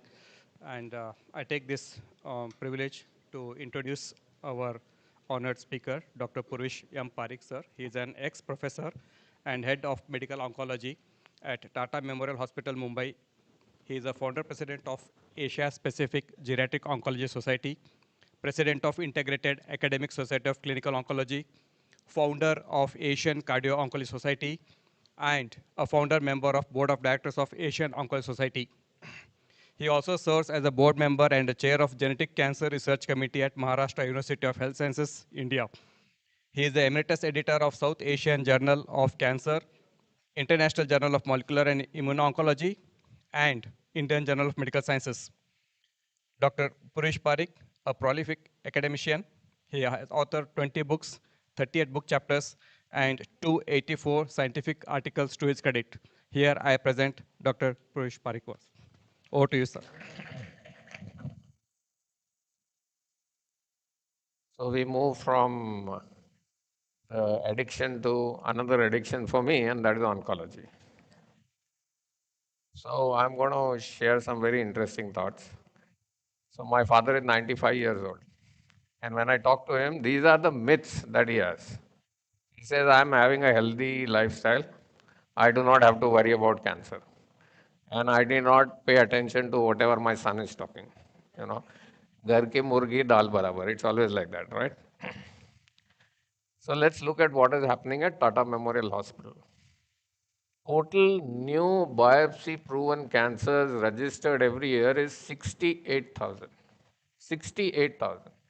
And they are coming from all over India, right? So let's go to the second myth. Cancer is incurable. If I have cancer, it means I am going to die. When I was an undergraduate student, medical oncologists also did not want to take treatment for cancer. But that was long time ago, right? So this is fortunately the photograph of the same person. Okay. The only thing that has changed is my beard has become white instead of remaining black. But the changes that you see on the survival graphs is what I have seen during my lifetime. Okay, this is all happening during my lifetime. The treatment of acute lymphatic leukemia gave a 5-year survival of 5%. And today it is 96%. 96%. So if I have seen these changes during my lifetime, all the juniors who are in the hall, they will see even more dramatic changes during their lifetime.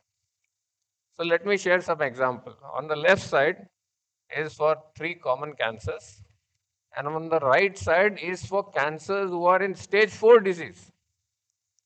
And you can clearly see that the survival has dramatically improved, the chances of cure has improved.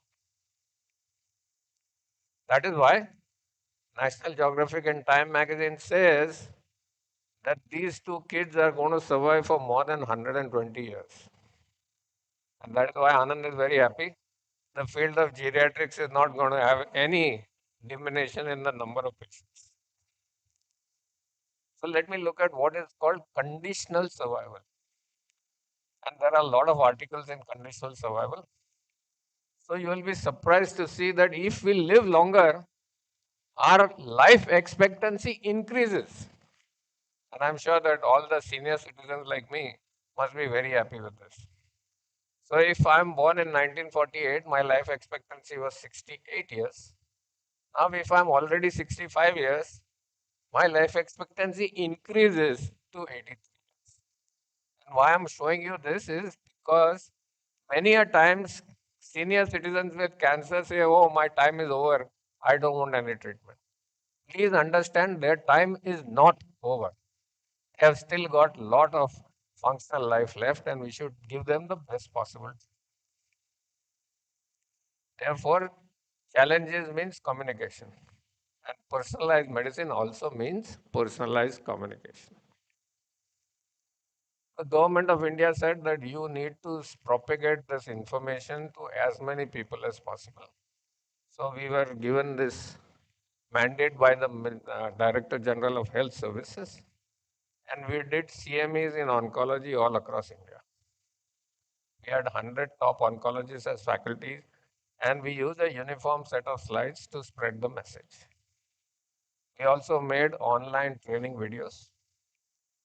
We brought out patient information booklets, and we also developed smartphone apps that could help the patients wherever they are. So we are crossing the last mile problem. Let's come to the next myth. Cancer is contagious. So if someone has cancer in my family, I should not enter his or her room, should not eat from the same plate, or use the same napkin or towels. So when somebody like that asks me that question, I go back to my same cycle. I say in the last 43 years, from 8 a.m. in the morning till 7 p.m. at night, I'm in the middle of cancer patients. If it was contagious, I should not be alive today, right? And I think this is very convincing for them to understand that this is the wrong misconception. Another misconception is cancer is hereditary. So if somebody is diagnosed with cancer, it could be a defect in the family. And this is one of the main reasons why people want to hide whenever they have cancer. They don't want to get the treatment in time. So yes, cancer is hereditary, but in a very small fraction of patients. Breast cancer, 5 to 10%. Ovarian cancer, also 5 to 10%. I'm sure everybody knows this very famous Angelina Jolie. Her mother had breast cancer and died of ovarian cancer. Her grandmother had ovarian cancer. And her maternal aunt died of breast cancer. Obviously, this is a very strong family history, and such patients we have to be exceedingly careful. So, how do we do the testing? We do next generation sequencing, right? And this has 3 components: sample preparation, sequencing, and bioinformatics. And at the end of bioinformatics, we will identify what is the molecular portrait of this breast cancer that the family is suffering from. And in this particular instance, Angelina Jolie's risk of breast cancer was 87%. And her risk for ovarian cancer was 54%. So if we have such a patient or a family, Then prophylactic surgery is a recommendation that can be followed.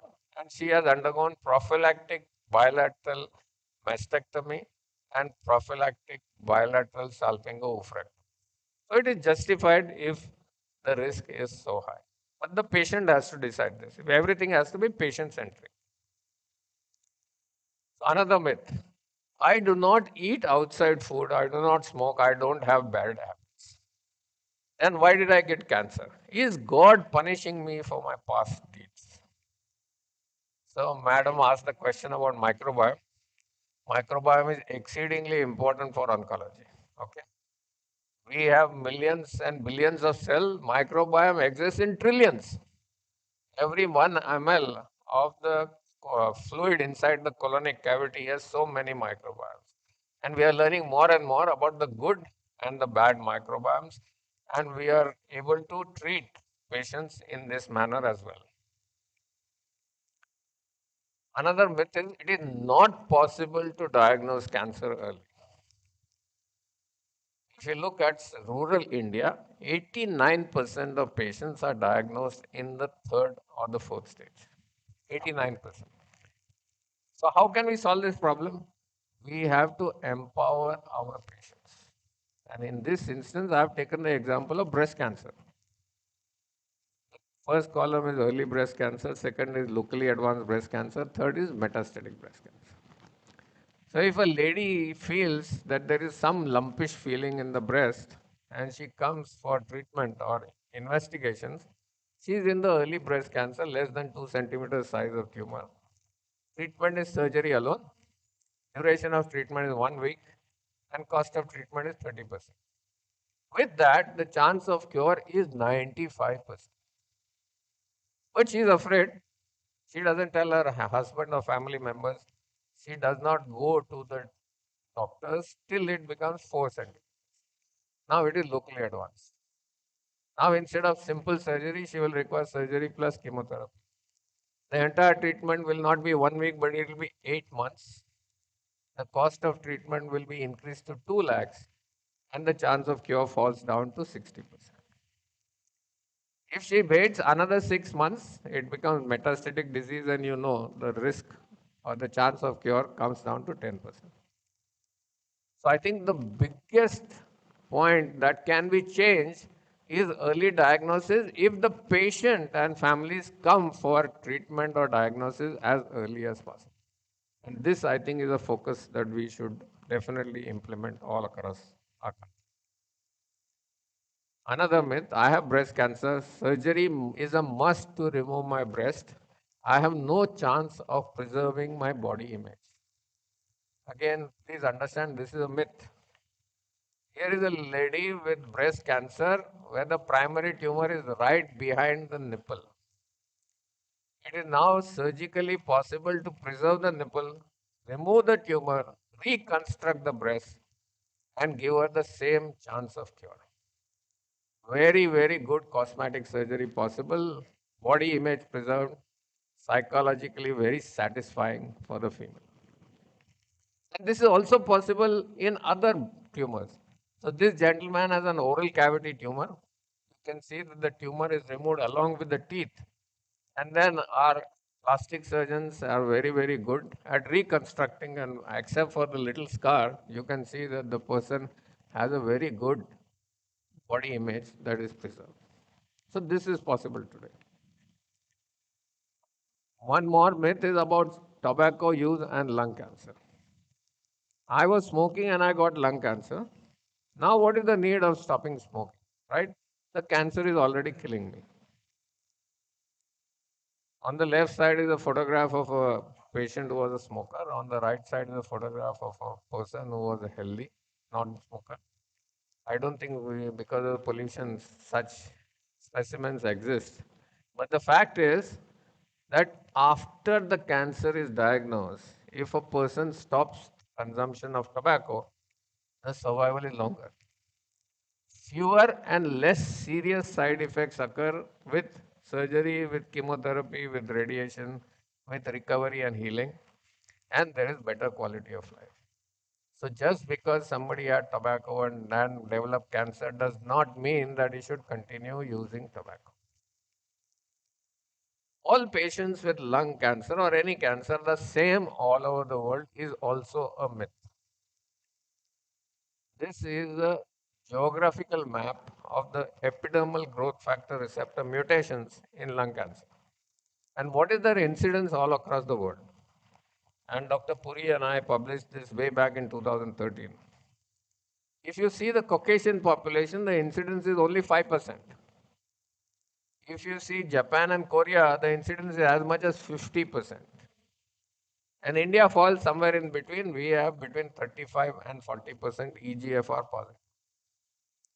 The reason why I'm telling you this and showing you this is that there are pharmacogenomic variations across the world. What was used and successful in the West need not always be successful in our context. In this particular context, a drug was found useless in the West because the incidence of EGFR mutation was less than 5%. But when it was used in East, including India, they suddenly realized, oh, this is not a useless, this is a very effective drug, but in a selected population of patients. I'm just trying to boast about what I have achieved. Most of my work has been on lung cancer, and you can see that if you do Google Scholar, my publications have been cited 13,788 times.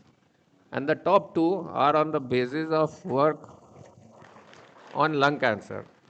And these two publications have changed how treatment of lung cancer is used today all across the world.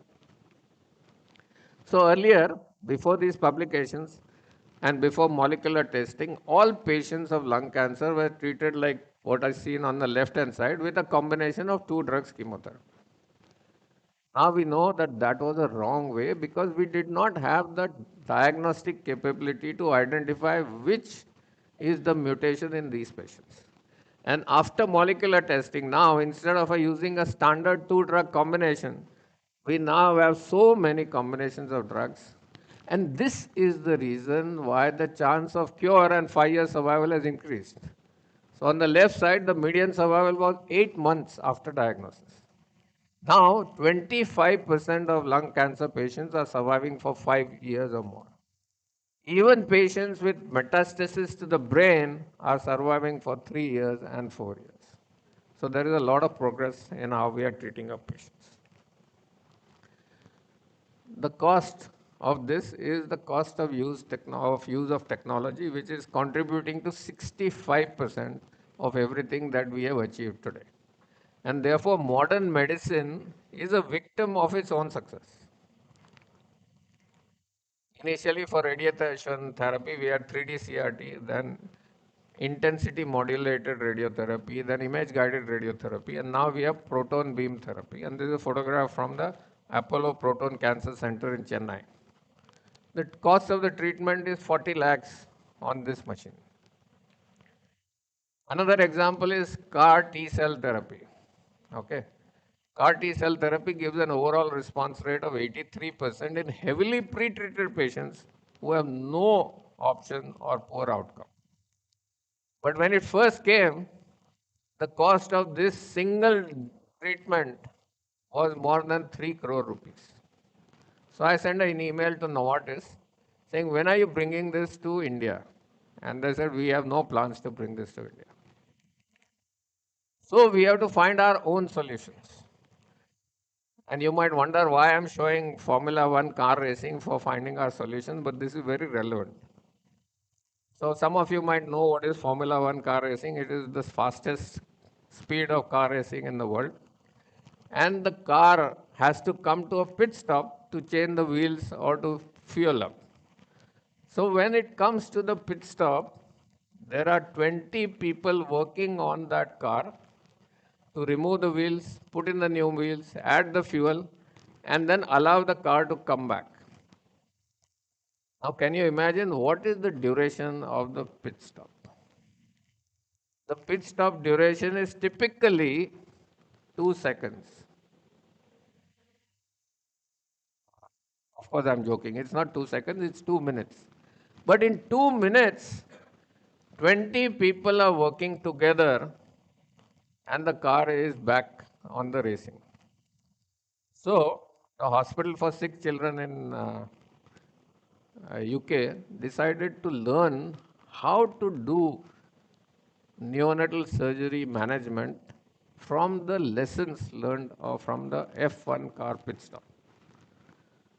So what did the F1 car pit stop teach? That every person knows exactly what they have to do.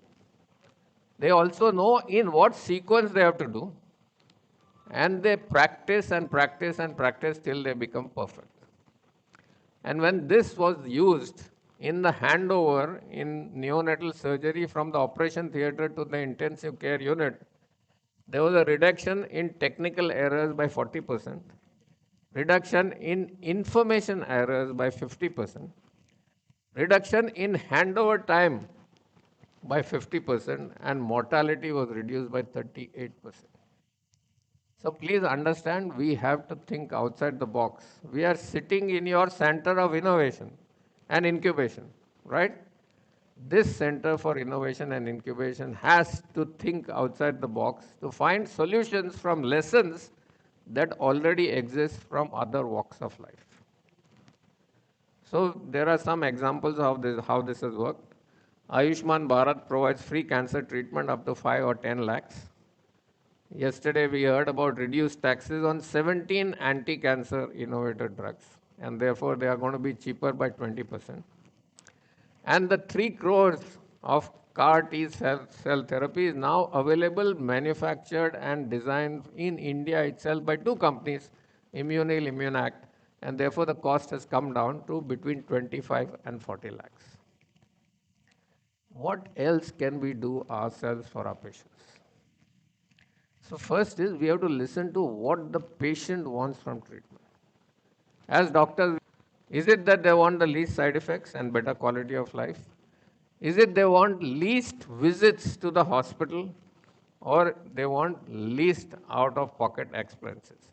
So we did a study on 839 survey, and this is the result. So no doubt, 70% people want the best chance of cure or longest possible survival. But 20%, 23% are wanting something other than the best chance of cure or longest survival. And therefore, we have to pay attention to this. Another study that we did across India of 373 paired samples, patient and their caregiver. And in 48%, what the patient wanted was different from what the caregiver wanted for the patient. So we have to listen to them. We have to understand what they expect in the manner that we treat them. The largest number of wheelchairs outside our hospital are where? At the airport. Why is that? We are getting older. We have difficulty in walking. But our ambition to see the world has not changed. Okay? Our expectations are very sky high.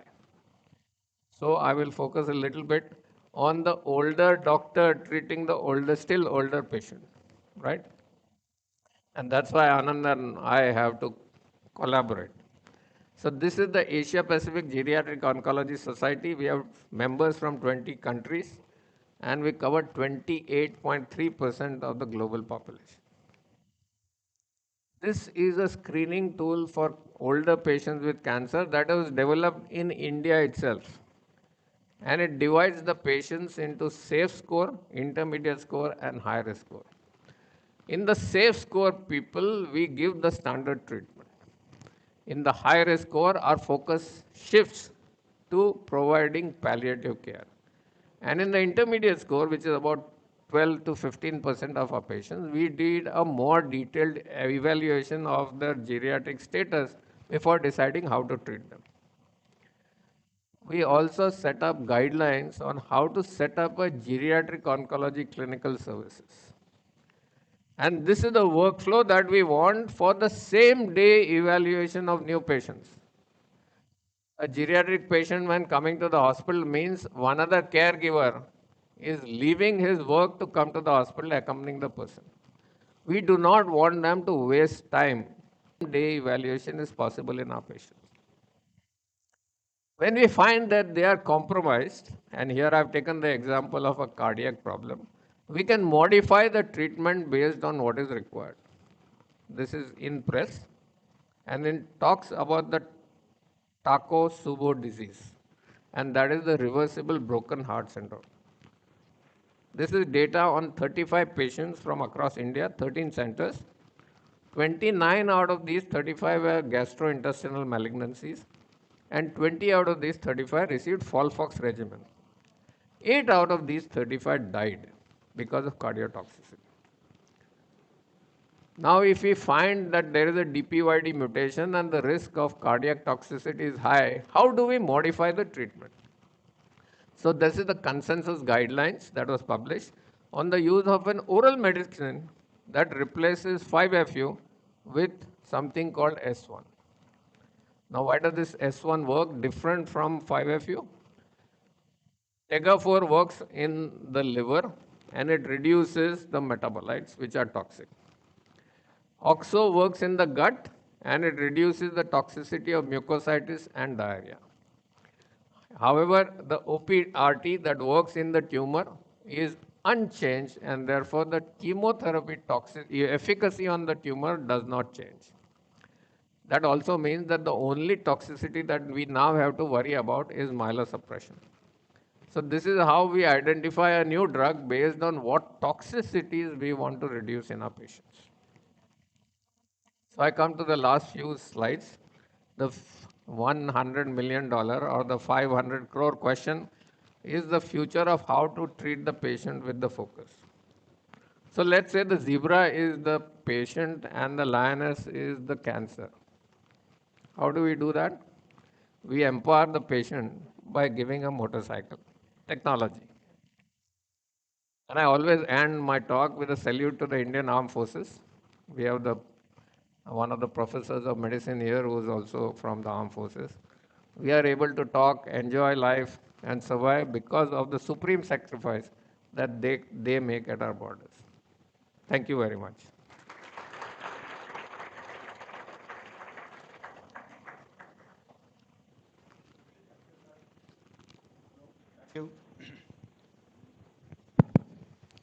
Thank you, sir. Thank you. Nice talk, and we could come out lot of things from your talk. Now, any questions? Sir, I have one question. Yes, please. A patient, breast cancer, treated by chemotherapy, surgery, radiotherapy, immunotherapy, etc. And after 1 year, after repeat PET scan, etc., almost nothing is there. Now the patient is on hormone therapy. The main problem, I don't know how to solve it. They increase in weight. And second one is lot of fluctuation of the, what you call, mood. Yes. So I have a patient, as I am a professor of medicine, they come to me as a medicine, not as an oncologist. I tell them, you better go to oncologist, they may advise, but they are behind me. How to convince them? So this is a very important point. And when there is oral medication, this patient is on hormone therapy, which is an oral medication. When there is patients are on oral medication for more than 1 year, yeah, the chance of complying is reduced to 59%. So we know that your problem is not uncommon, it is a very common problem. So what we use is a visual appeal that can be easily understood by the patient. It's called the best case worst case scenario. We say if you continue with the medicine, it is the best case scenario, your chance of cure is 80%. You want to, because of the side effects, you want to discontinue the treatment, then you are in the worst case scenario, your chance of cure drops from 80% to 55%. Now you decide whether tolerating the toxicity is good for you or bad for you. So when we put the worst case, best case scenario, a lay person is able to understand why we are insisting on the treatment. So that is what we do. Thank you, sir. Thank you. Thank you.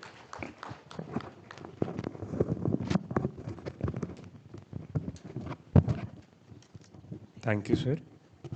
I request the chairpersons to kindly present a certificate of participation to the guest speaker.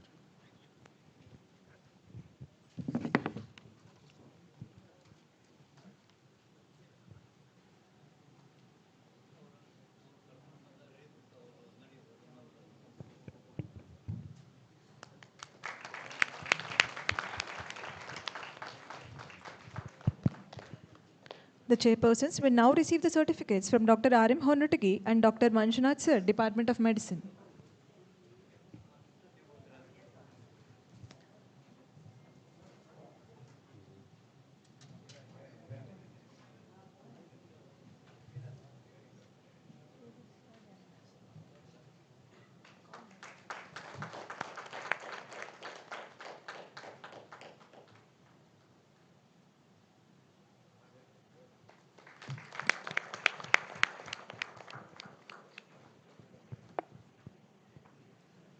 Thank you, sir. We would now like to invite Dr. Sneha Jwalikar, Associate Professor, Department of Pathology, and Dr. Atul Tobi, Consultant Hemato-Oncologist, Assistant Professor, Department of Pediatrics, to chair the session on thrombocytopenia in clinical practice, when to worry and when to treat, which will be delivered by our guest speaker, Dr. Kaustubh Shekhar. Over to you, sir.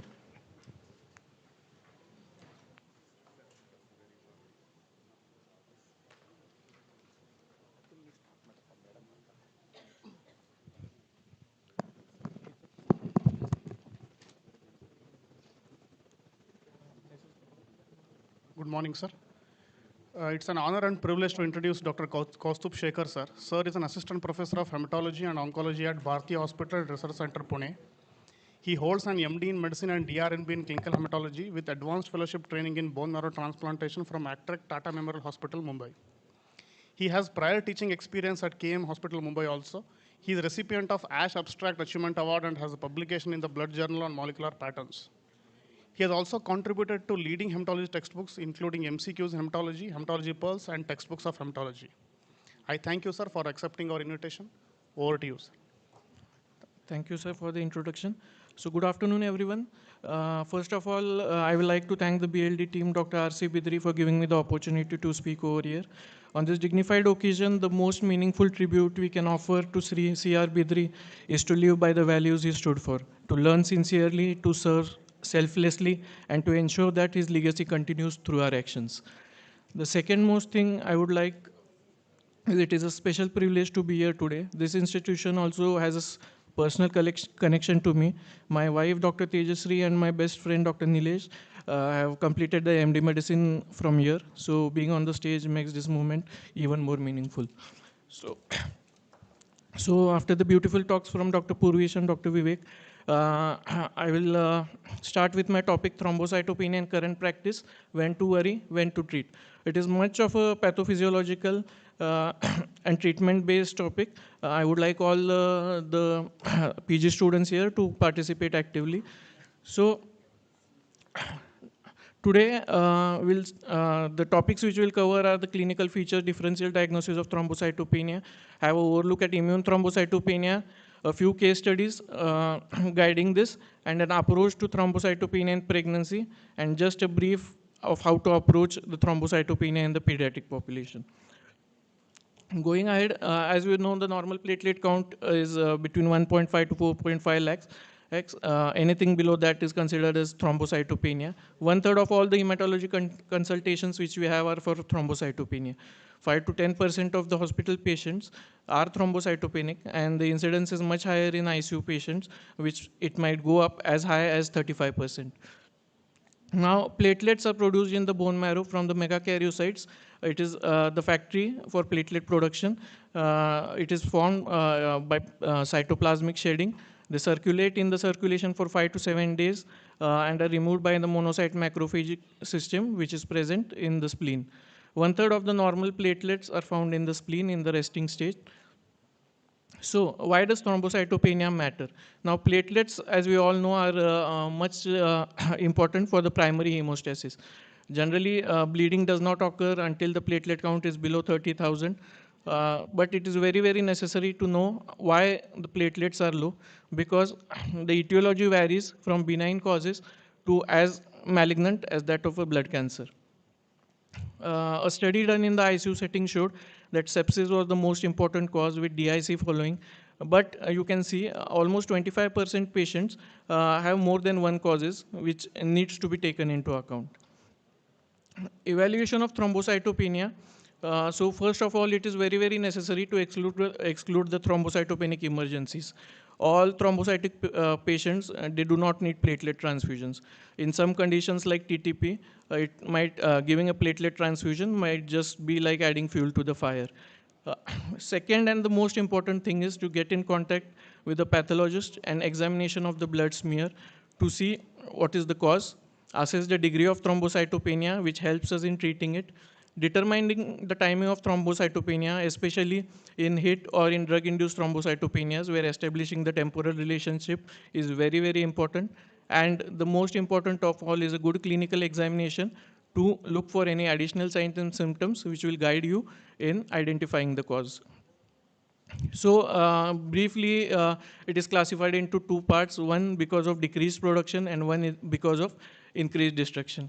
In liver disease, we know all thrombopoietin is an important hormone which is necessary for the platelet production, which is secreted by the liver. So an absence of thrombopoietin in the liver diseases or immune-mediated phenomenon because of infections like hepatitis C in liver diseases. The splenic sequestration because of hypersplenism resulting in pancytopenia can result in thrombocytopenia in patients with liver diseases. Second important is marrow damage or replacement with leukemic cells. And last being ineffective production because of deficiency of B12 or folic acid. On the destruction part, the non-immune or mechanical causes remain DIC, TTP, HELP, while the immune and the most important of all this is ITP. Does geography matter? Now, there is an entity called as Harris platelet syndrome. Harris platelet syndrome also, it is an asymptomatic constitutional macrothrombocytopenia in which it was discovered by Nana and Harris. It is a most common inherited platelet disorder, which is seen in 1/3 of the blood donors.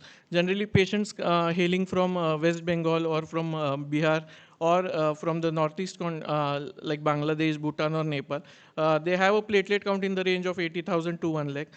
They are completely asymptomatic during their follow-up. But incidentally, during some health checkup or during a surgery, we come to know that these patients are having thrombocytopenia. So knowing from where they come from, it is very, very important. Otherwise, this will lead to more of doing more of diagnostic tests and giving more of treatments to them, which are not at all necessary. So just moving to a case. So this is a 59-year-old resident of Kolkata. He was posted for urological surgery, deferred in view of thrombocytopenia. His platelets were low, 71,000. Here you can see the report. Rest all the parameters were normal. So another important entity before going ahead is pseudothrombocytopenia, which needs to be considered. On the left, you can see the platelets normally appearing as purplish dots, which are well separated. While on the right, you will see the clumping of the platelets. This is because the EDTA, which is present in the EDTA bulb, it causes some conformational changes in the platelets, resulting in the clumping of the platelets, and hence you can see the platelet count has gone down to 71,000. Now, the same sample repeatedly run in a heparin bulb or a manual platelet count done shows the platelets are well segregated and the platelet count is 2.6 lakh. So the take-home message here is rule out pseudothrombocytopenia, especially in asymptomatic patients or those who have a chronic moderate thrombocytopenia. Just ask for a peripheral smear for a manual platelet count. So the symptoms might range from bruising, petechiae, oral mucosal bleeds. Now, oral mucosal bleeds or wet purpura is an important sign which can help us guide that the patient might have some serious bleeding episodes later on. In this case, most dreaded complication which we can have is an intracranial hemorrhage, which generally occurs when the platelet count might drop below 20,000 or 10,000. Other important things is a clinical examination which we need to do to rule out hepatosplenomegaly. Look at the icterus if present to rule out autoimmune manifestations such as Ivan syndrome, which can occur with autoimmune hemolytic anemia. To look for lymphadenopathy. And also in pediatric population, it is very, very necessary for a complete physical examination. Here you can see on the extreme right a baby with absent radius. So with thrombocytopenia, he can have the entity called as thrombocytopenia, absent radius syndrome. So all the, clinical examination is a very, very important part after examining the peripheral smear. We'll go ahead and look and have a look at immune thrombocytopenia. So it is an autoimmune disorder where there are antibodies to the platelets. There is isolated thrombocytopenia where the platelets are less than 1 lakh. There is absence of any other disorder. It remains a diagnosis of exclusion. Before saying it as immune thrombocytopenia, you need to rule all the other entities. There is increased risk of bleeding and it is very heterogeneous. It can be primary, it can be secondary, where the antibodies are secondary to autoimmune disorders such as SLE, or because of immune disorders such as CVID, or because of infections such as hepatitis C, or post-vaccination. So important is the patient family history, a complete evaluation of the blood count, and then bone marrow aspiration and biopsy. Generally, some people, it is not suggested if it is a clear-cut diagnosis where there is no other cause identified, there is examination of the peripheral smear thoroughly done. People generally don't go ahead with a bone marrow aspiration and biopsy. But in patients where there is no response to the primary therapy, or if there are some additional or concomitant findings such as hepatosplenomegaly or something, then a bone marrow biopsy is absolutely mandatory, because even missing case of leukemia is not allowed. Another potential assays generally remain anti-nuclear antibodies, which is generally carried out in patients with some autoimmune manifestations. Antiphospholipid antibodies are generally done in patients who have thrombocytopenia with thrombosis. Rest are assays of unproven benefit. The incidence generally ranges from 1.6 to 3.9, and the prevalence is much more higher. So this was a very important experiment which was done in the field of medicine. So here it was done in the University of Barnes. It was one experiment of its kind where two fellows in the Department of Hematology, one was Harrington, one was Hollingsworth. They thought that there is something in the blood of a patient which causes this thrombocytopenia in patients with ITP. So what they did, they decided to infuse blood from a female patient who had who had ITP at that time. They checked both of their blood groups. It was possibly that Harrington's blood group matched with the patient. He himself infused him with 500 ml of his blood, and immediately on day 5 you can see his platelets dropped so low. He had a bleeding manifestation, IC bleed. He had a seizure at that point of time, but later on after 7 days, his platelet count started to improve and they went up. Hopefully he survived that episode. Following that, the entire department of hematology of the Barnes Hospital got injected with the blood from different patients of immune thrombocytopenia, and here you can see how their platelets dropped and they started recovering. It was then when the eye of immune thrombocytopenia that is changed from idiopathic to immune. So how does this happen? So it is the B cells who produce antiplatelet antibodies which get attached to the FC receptor. These are destroyed by the macrophages. Now an important concept here is of epitope spreading. The destroyed platelets, then antigen presenting cells present these epitopes to other T cells. Then these T cells again can result in they will present the antigen to the B cells and again result in antibody production. So platelet transfusion as such doesn't help in these conditions, and generally we don't do platelet transfusions because epitope spreading will lead to more and more formation of antibodies in such cases. So this is a 26-year-old female with a platelet count of 18,000, no additional findings on examination, past medical history, no medicines. Her liver and kidney function test are normal, platelet count remains 18,000. So the diagnosis was ITP. Now, what will you do? What is the reasonable treatment option for her?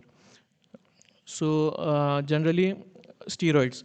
The first line, the goal of treatment is to achieve a normal hemostasis and not to reach a normal platelet count. Additional consideration should be given to the age of the patient, upcoming surgeries, because for specific surgeries we have specific cutoff of platelet counts. For example, neurosurgery, the platelet count should be more than 1 lakh. For gastro or gastrointestinal surgeries, more than 80,000. So we need to keep that cutoff if there is an upcoming surgery. Comorbidities, any antiplatelet medications, we have to maintain the platelet counts more than 60,000, and additional symptoms such as fatigue and assessment of the health-related quality of life. So this is what determines the treatment in such case. The two agents which can cause fastest rise in the platelets are corticosteroid, and second remains IVIG, which is a very costly option and generally recommended in case of life-threatening bleeds. So the recommendation here is suggest corticosteroids for the management of patients whose platelet count is less than 30,000. So generally we when to treat is when the platelet counts in a totally asymptomatic patients falls below 30,000, when there is increased risk of bleeding, then we go ahead for the treatment of ITP. And how do these glucocorticoids work? They will cause apoptosis of the B cells. They are highly lympholytic. In addition to this, they will inhibit the macrophages. They will increase the T regulatory cells and cause an inhibition of the T2 and T17 cells, resulting in the decrease of thrombocytopenia. Now, comparing prednisolone versus high-dose dexamethasone, the overall response or complete response is this more or less likely same with both. The only difference in this case is the day 7 or day 14 rise in the platelets. So either prednisolone or dexamethasone can be used. If more robust response is what is expected to increase the platelet counts, then dexamethasone is generally preferred over prednisolone. So our patient, we started her on 1 mg per kg of prednisolone per day. It was given over a period of 21 days, and then we started tapering it.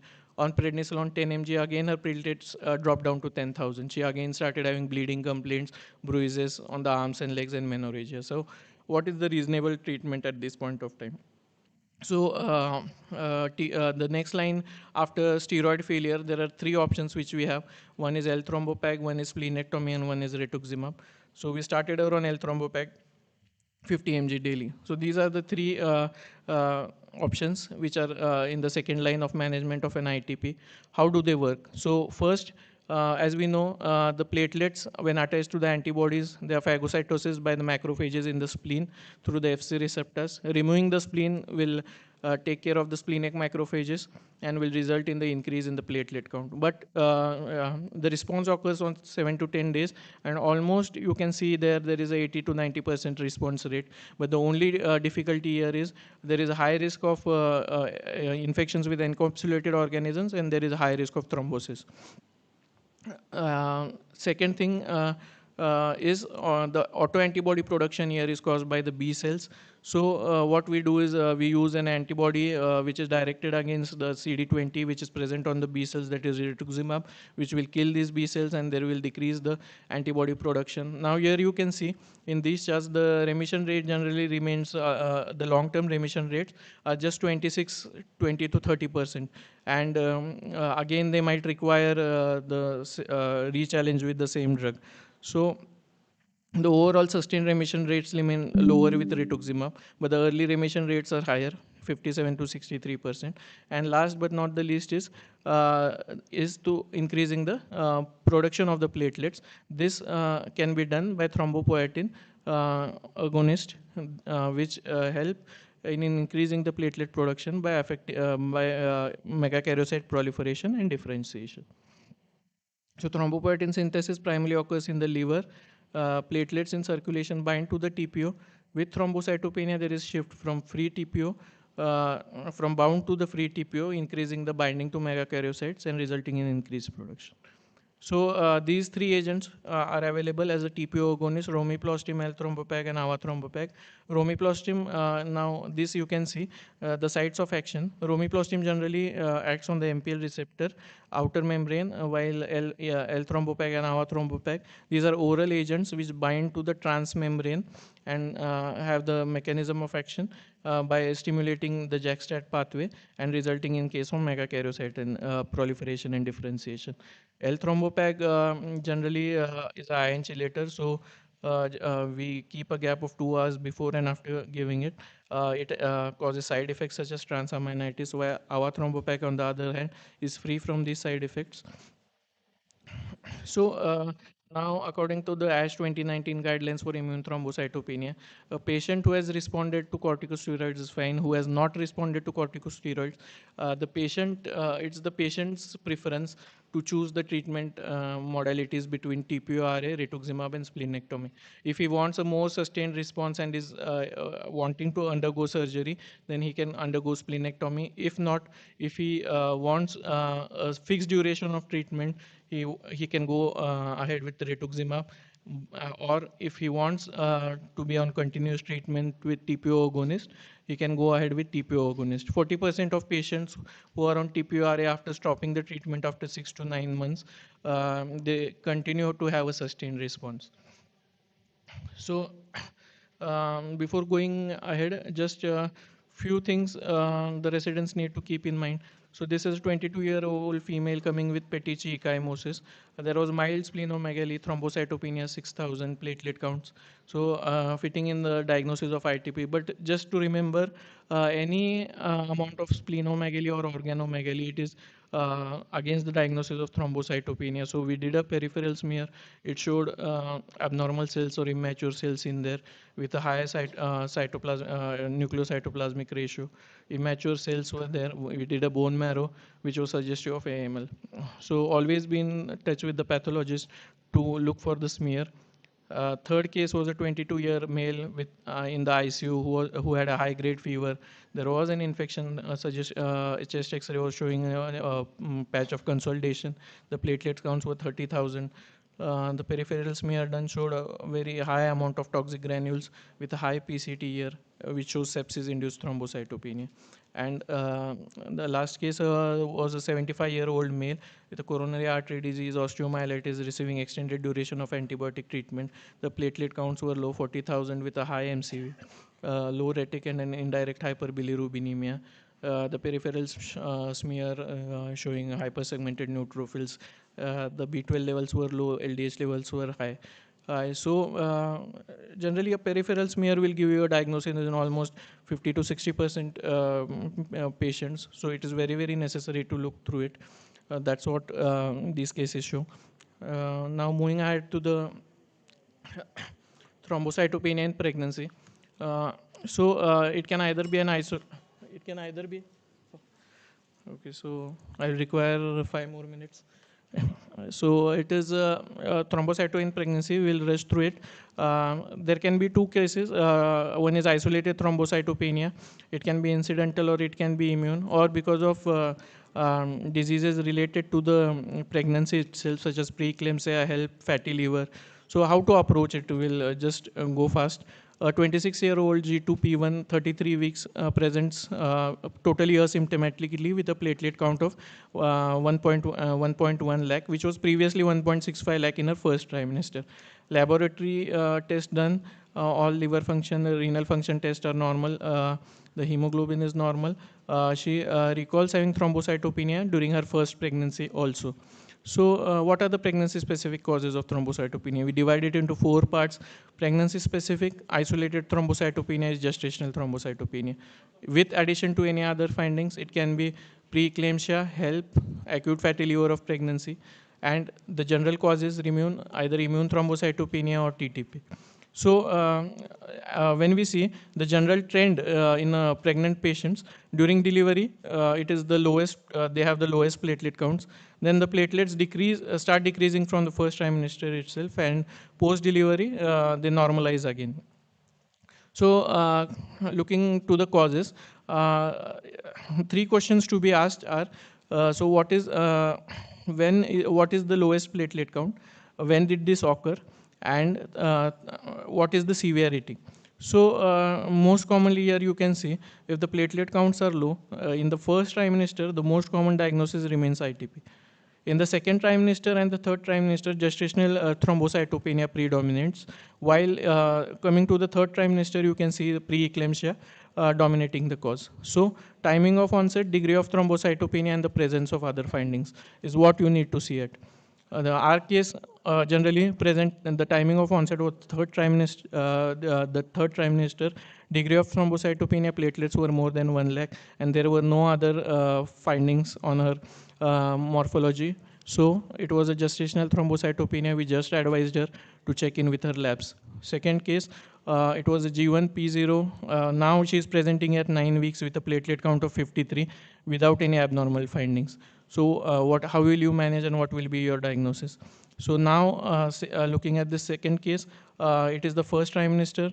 All the other routine tests are normal and there are no other findings. So this is an isolated thrombocytopenia or ITP.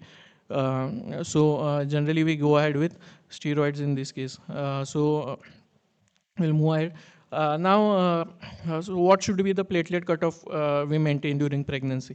So generally during the first 8 months, even a platelet count of 30,000 is sufficient. We don't need to hurry giving any transfusions or treating the patient in such case unless there is any bleeding. When we approach the delivery, normal delivery requires a platelet count of 50,000, and if cesarean or an epidural anesthesia is required, we need to maintain a cutoff of 80,000. So that is what we need to target in the last month of pregnancy. So how it is done? We started our patient with low-dose steroids. In this case, prednisolone and IVIG are the two options which causes rapid rise in the platelets. Thrombopoietin receptor agonists, nowadays we generally don't give them in the first or second trimester, but we are doing it in the third trimester. Rituximab generally has a slow response and a high risk of immune suppression and infection, and splenectomy generally can be done in the second trimester, but again it is a surgical option. So we gave her 20 mg of steroids. The platelets went to 45,000. At the time of delivery, we increased them to 40 mg. The platelets went to 94,000 as she wanted an epidural anesthesia. And then the delivery was done, and she tolerated it very well. Last, now, 34 years, third trimester, presenting with a platelet count of 45,000 with additional features such as hypertension and abdominal tenderness. So a third trimester with a very low platelets and other findings generally go in the diagnosis of HELP or acute fatty liver of pregnancy. So with proteinuria and end organ function, this more mainly fits into HELP. So carrying out the delivery is the mainstay of treatment. So moving ahead fast. So second last case, in this case, a 22-year-old with 11 weeks of gestation. All the other things are normal. Renal liver function tests are normal, but the platelets are low, as low as 7,000 with scattered ecchymosis and petechiae. Now what you see over here? So there are schistocytes in this peripheral smear, one of the most dreaded complication of pregnancy. Normally ADMTS is one which is responsible for cleaving the ultra-large 1V Lebaran factors. But if it is not cleaved, they cause platelet clumping over there, because of which there is microangiopathic hemolytic anemia, tissue ischemia, and thrombocytopenia. The treatment in this patient which we carried out was 10 sessions of plasma exchange. ADMTS levels were low, antibodies were positive, and the delivery finally after plex, the platelets improved. We maintained the levels around 40% and the delivery was carried out. So now just for the pediatricians, now this is a very notorious population. The only two things we need to know in these cases are ITP resolves in 70% of cases spontaneously by pediatric population by 6 months of age. The two things which we need to rule out is inherited platelet disorders and primary immunodeficiency disorders. Uh, just looking at the two cases, 12 years old male with a maternal family member history with ITP, mother with abnormal uterine bleeding. He was checked, he found out to have a platelet count of 82,000. So on evaluation, there was a pathologic variant found in RUNX1, which is autosomal dominant associated with thrombocytopenia, myelodysplasia, and AML. So this shows that any family history, you should generally do a genetic screening in such patients to look for any inherited platelet disorders. Second is a 16-year-old girl who had anemia at 3 years of age, then now presented with thrombocytopenia with a platelet count of 83,000. She also has a direct antiglobulin, that is Coombs test IgG positive. In this case, more than two autoimmune phenomenon may be present, as IgG is positive, platelets are low. So she was evaluated, double negative T cells were found. Fast ligand sequencing of the double negative showed a somatic variant in this, suggestive of ALPS. So just a approach to pediatric is, if a patient aged 6 to 17 months doing a peripheral smear, if any abnormal cells are found, it's okay. On the other hand, we rule out thrombocytopenia. But looking at the two corners, one, if there is a prior history of low platelet, there is moderate thrombocytopenia, history of parents with thrombocytopenia, and abnormal platelet granulations or inclusion bodies, it is very, very necessary to look for inherited platelet disorders. This can be done by doing a flow cytometry to rule out Bernard-Soliers or Glanzmann's. And second is multiplex platelet functioning testing or genetic testing. And secondly, on the extreme right, you can see patients with autoimmune manifestations, for example, Evans syndrome, ITP which has not responded for more than 2 years, and with a family history of immune cytopenias, it is very, very necessary to look for primary immunodeficiency disorders. So thank you. Thank you.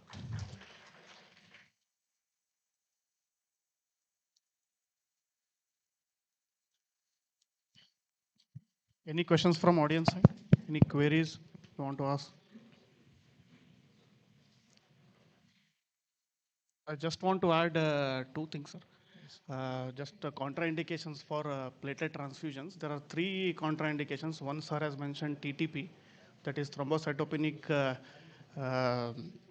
thrombotic thrombocytopenic purpura, hemolytic uremic syndrome, and heparin-induced thrombocytopenia, where we should be very careful in giving platelet transfusions. Yes. And one more, sir also mentioned after IV pediatric, we have to avoid live vaccines for at least 3 months.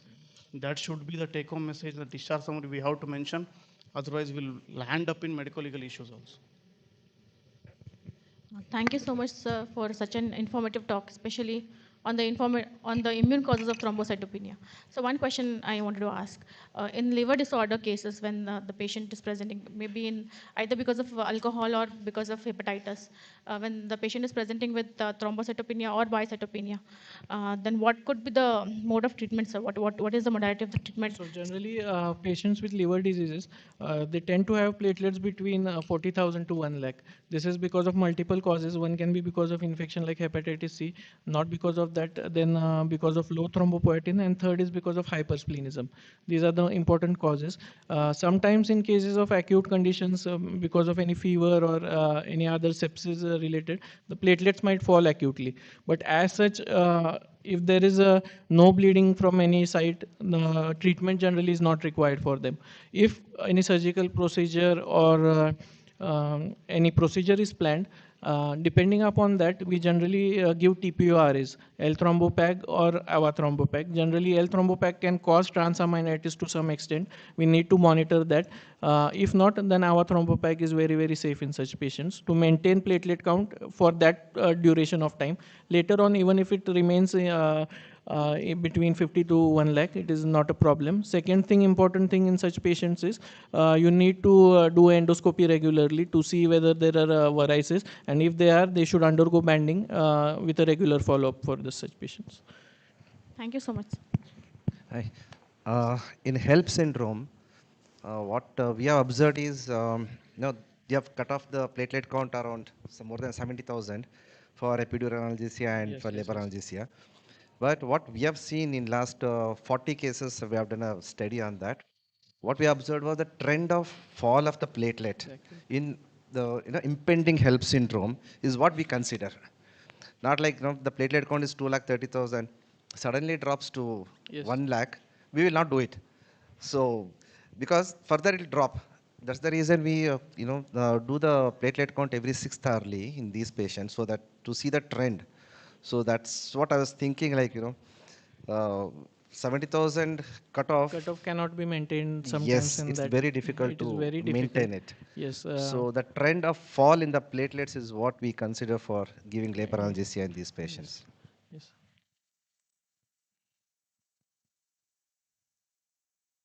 Thank you, sir. Now I request the chairpersons to kindly present a certificate of participation to the guest speaker.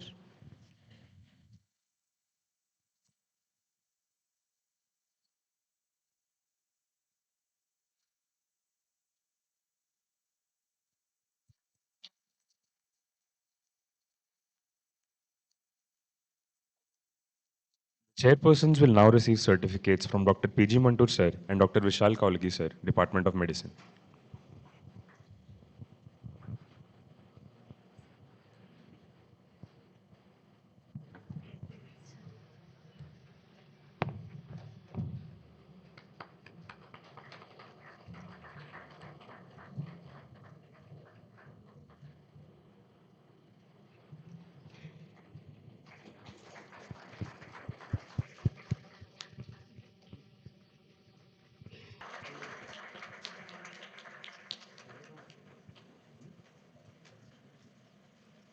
Thank you, sir. We would now like to invite Dr. Shivanand, Professor, Department of Anesthesia, and Dr. Shailesh Kannur, Consultant Oncosurgeon, Department of Surgery, to chair the next session on curative medicine versus palliative medicine, which will be delivered by a guest speaker, Dr. Nayan Kumar. Over to you, sir.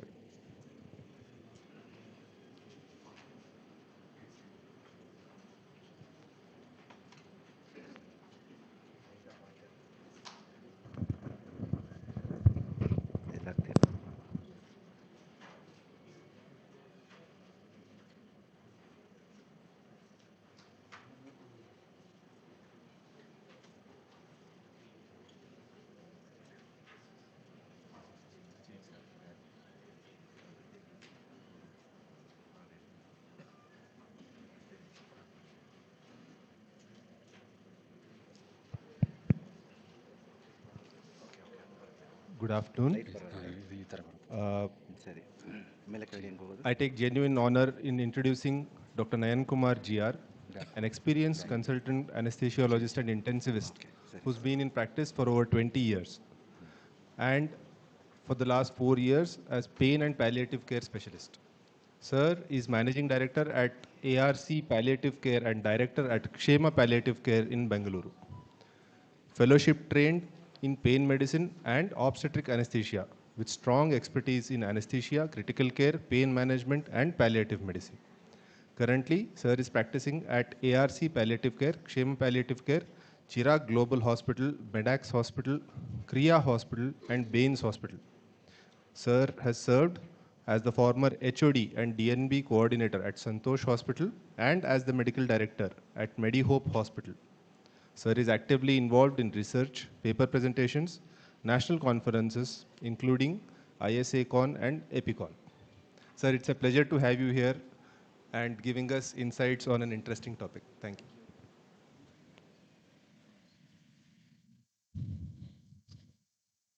Thank you. I'm very grateful to all of you that you are listening to me first thing. Second thing is to give this opportunity. And when I was told that you have to talk on palliative care, I was thinking what to talk. And what I realized was in our day-to-day activities, what we face as clinicians, when to start palliative care and when to involve palliative care during your regular treatment of patients. So I'll just go through in detail and hopefully it will be helpful for all of you to understand it. So what are the objectives of this discussion? Is that first we'll have to understand the difference between curative care, palliative care, and hospice care. How many of you have heard this name hospice as a doctors? I hardly see hands. When I started my center and named it as hospice, many of them asked me,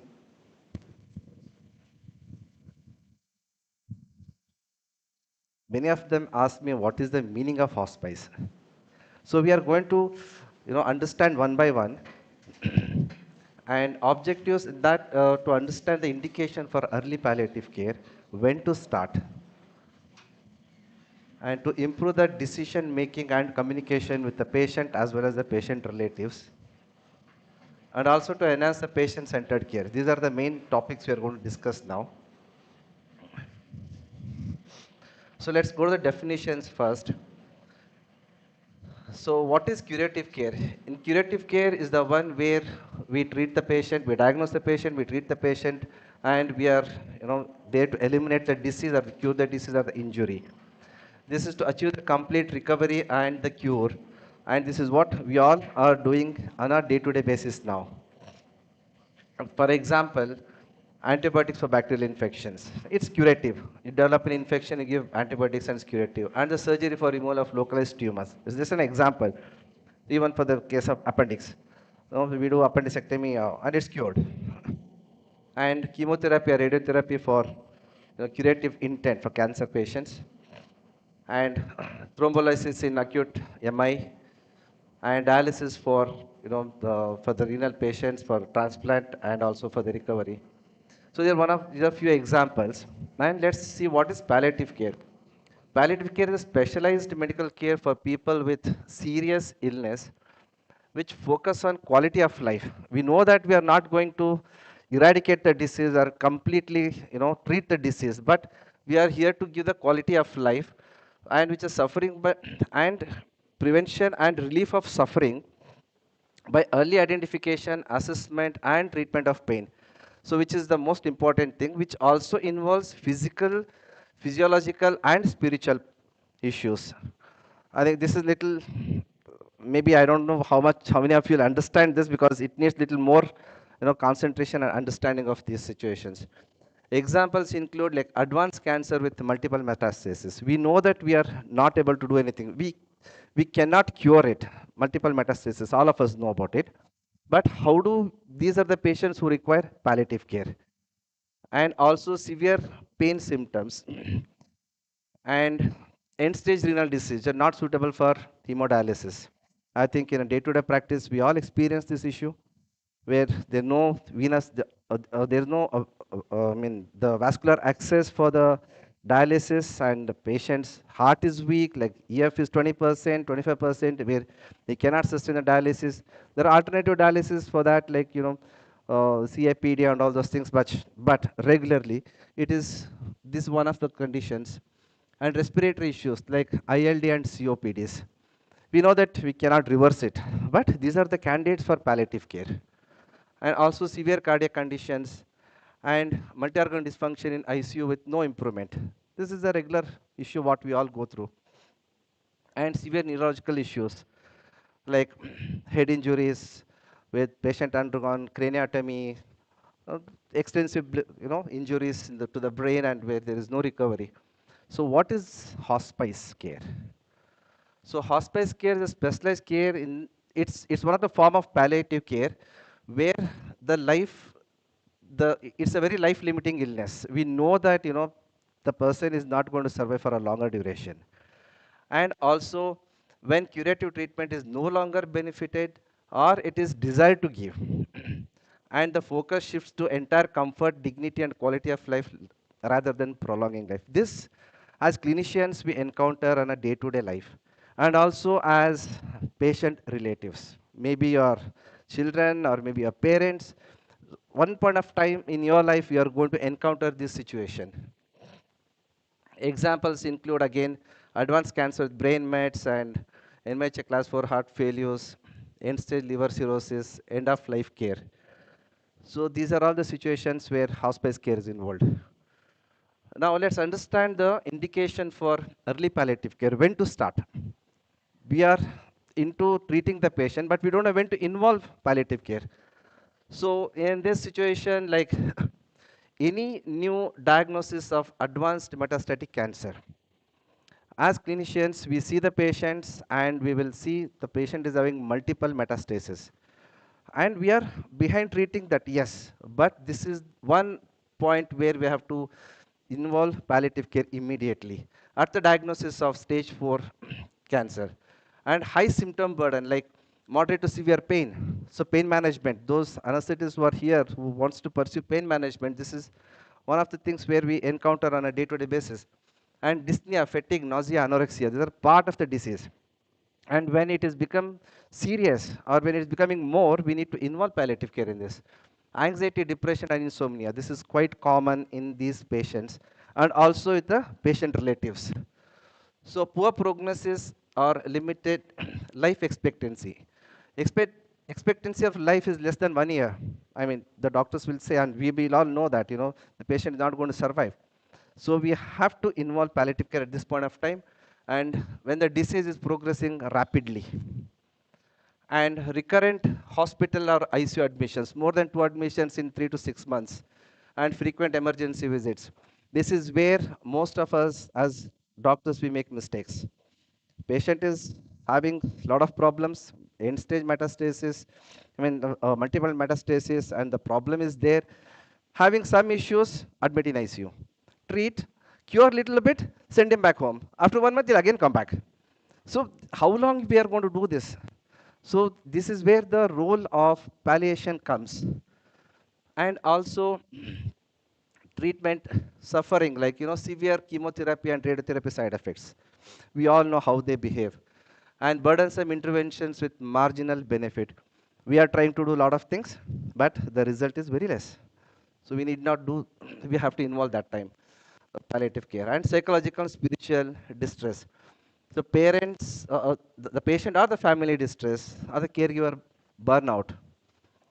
I don't know how many of you have experienced palliative care patients and their relatives. I see it day to day. I think I've treated more than 1,000 patients right now.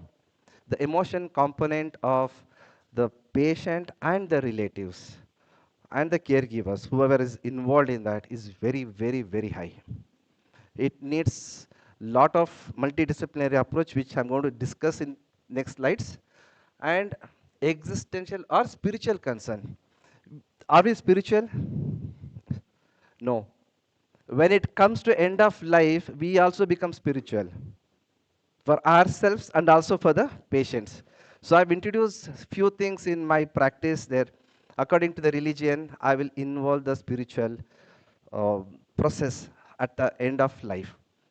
Sometimes I play Mrutyunjaya mantra. Sometimes I involve the father for the what do you call that? The Christian community, and also for Islam. We call them, we ask them another 2 days, 3 days, involve them. So this is all what I have developed my own, this one. And serious non-cancer illnesses like advanced heart failure, then COPDs, then end-stage renal disease or liver disease, progressive neurological disorders like Parkinson's and multiple sclerosis, and patients with other family request. So a lot of times the families come, they say, sir, please do palliative care. And we get calls, what is the meaning of palliative? The palliative care, explain to us.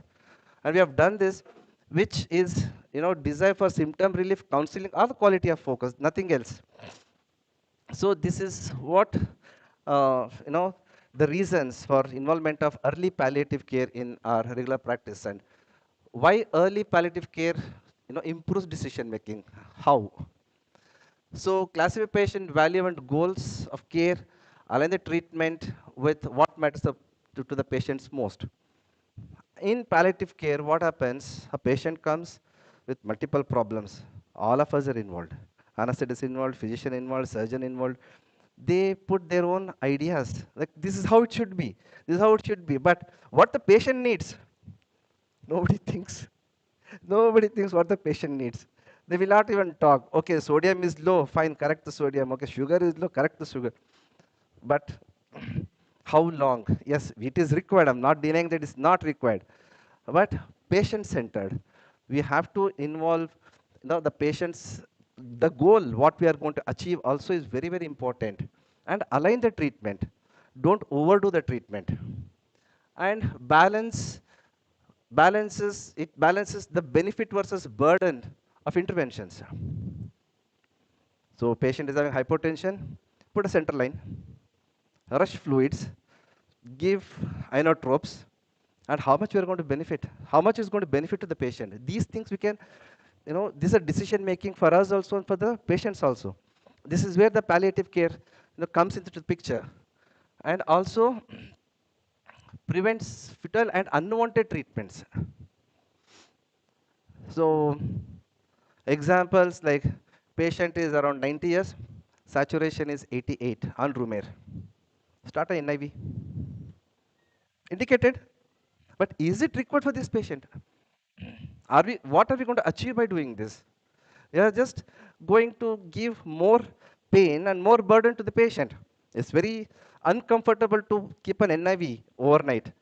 And is it affecting the patient's health? No. Because the lung capacity only is that much. Why you want to overtreat? This is where the decision making helps all of us. And also enhance timely informed choices. So what choice is there for the patient? We need to understand this and inform to the relatives. And also, it's not the crisis decision, this is the choice. Now, how it improves the communication between the doctor and the patient and the relatives.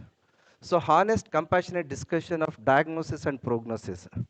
When we do counseling for patients who come for palliative care, we spend good amount of time, explain the pros and cons of what we are planning to do, how we are planning to do, and how much is going to benefit to the patient and what is going to happen. It's a very honest discussion with them, because we cannot bluff. We cannot give wrong information also. And also, no promises done. Oh, your patient, okay, he will recover, he will go home, nothing like that. Fact is a fact. And it uses clear, understandable, proper understandable language, and encourages shared decision making with patient and family. This is where we encounter day-to-day issues. Patient is, example, we had one patient with CA prostate, multiple metastasis, not even a single bone was spared, and he was suffering from severe pain. 2 children, one doesn't want palliative care, one wants palliative care. How are we going to deal with such situations? So in explanation, like decision making really helps for even for the patient also, and even for the decision makers also when they come to the palliative care. This is where one of the objectives of palliative care. It improves the communication between multiple treatment teams. So we need to talk to the physicians, we need to talk to the surgeons, we need to talk to the psychiatrists. It's a multidisciplinary approach, and so it definitely improves the the treatment part when we talk to all these people, and reduces confusion, mixed messages, and unrealistic expectations. I've already told about this.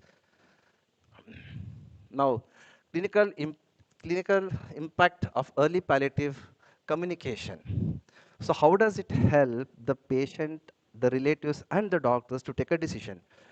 For example, it facilitates advanced care planning, DNR, do not resuscitate, DNI, do not intubate decisions. This will be taken by the patient relatives, because the patient is in ICU, he doesn't know what is happening. So this helps in making the patients decide, the relatives decide what decision they have to take towards the patient, and also preferred place of care, either at home or in the hospital. And surrogate decision maker. Surrogate decision maker is patient cannot make the decision. Somebody else will make the decision on patient's behalf. So with communication, all these things can be managed. And it reduces conflict and decisional regret. Decisional regret is one thing which I often see. They are in a confused state. Should I or not? And a lot of people come and say, I feel guilty that I'm unable to take decision on my father, my mother, what should I do? So this is where the communication matters. We have to help them to take a decision, honest, discussion and a decision. And also preferred place of care and surrogate. Okay, then build trust between the patient, family, and the clinicians. At one point of time, even the death will be appreciated. Today morning, I received a message from one of the patient relatives. Mother, 96-year-old, fell down, had a head injury, very thin rim of SDH.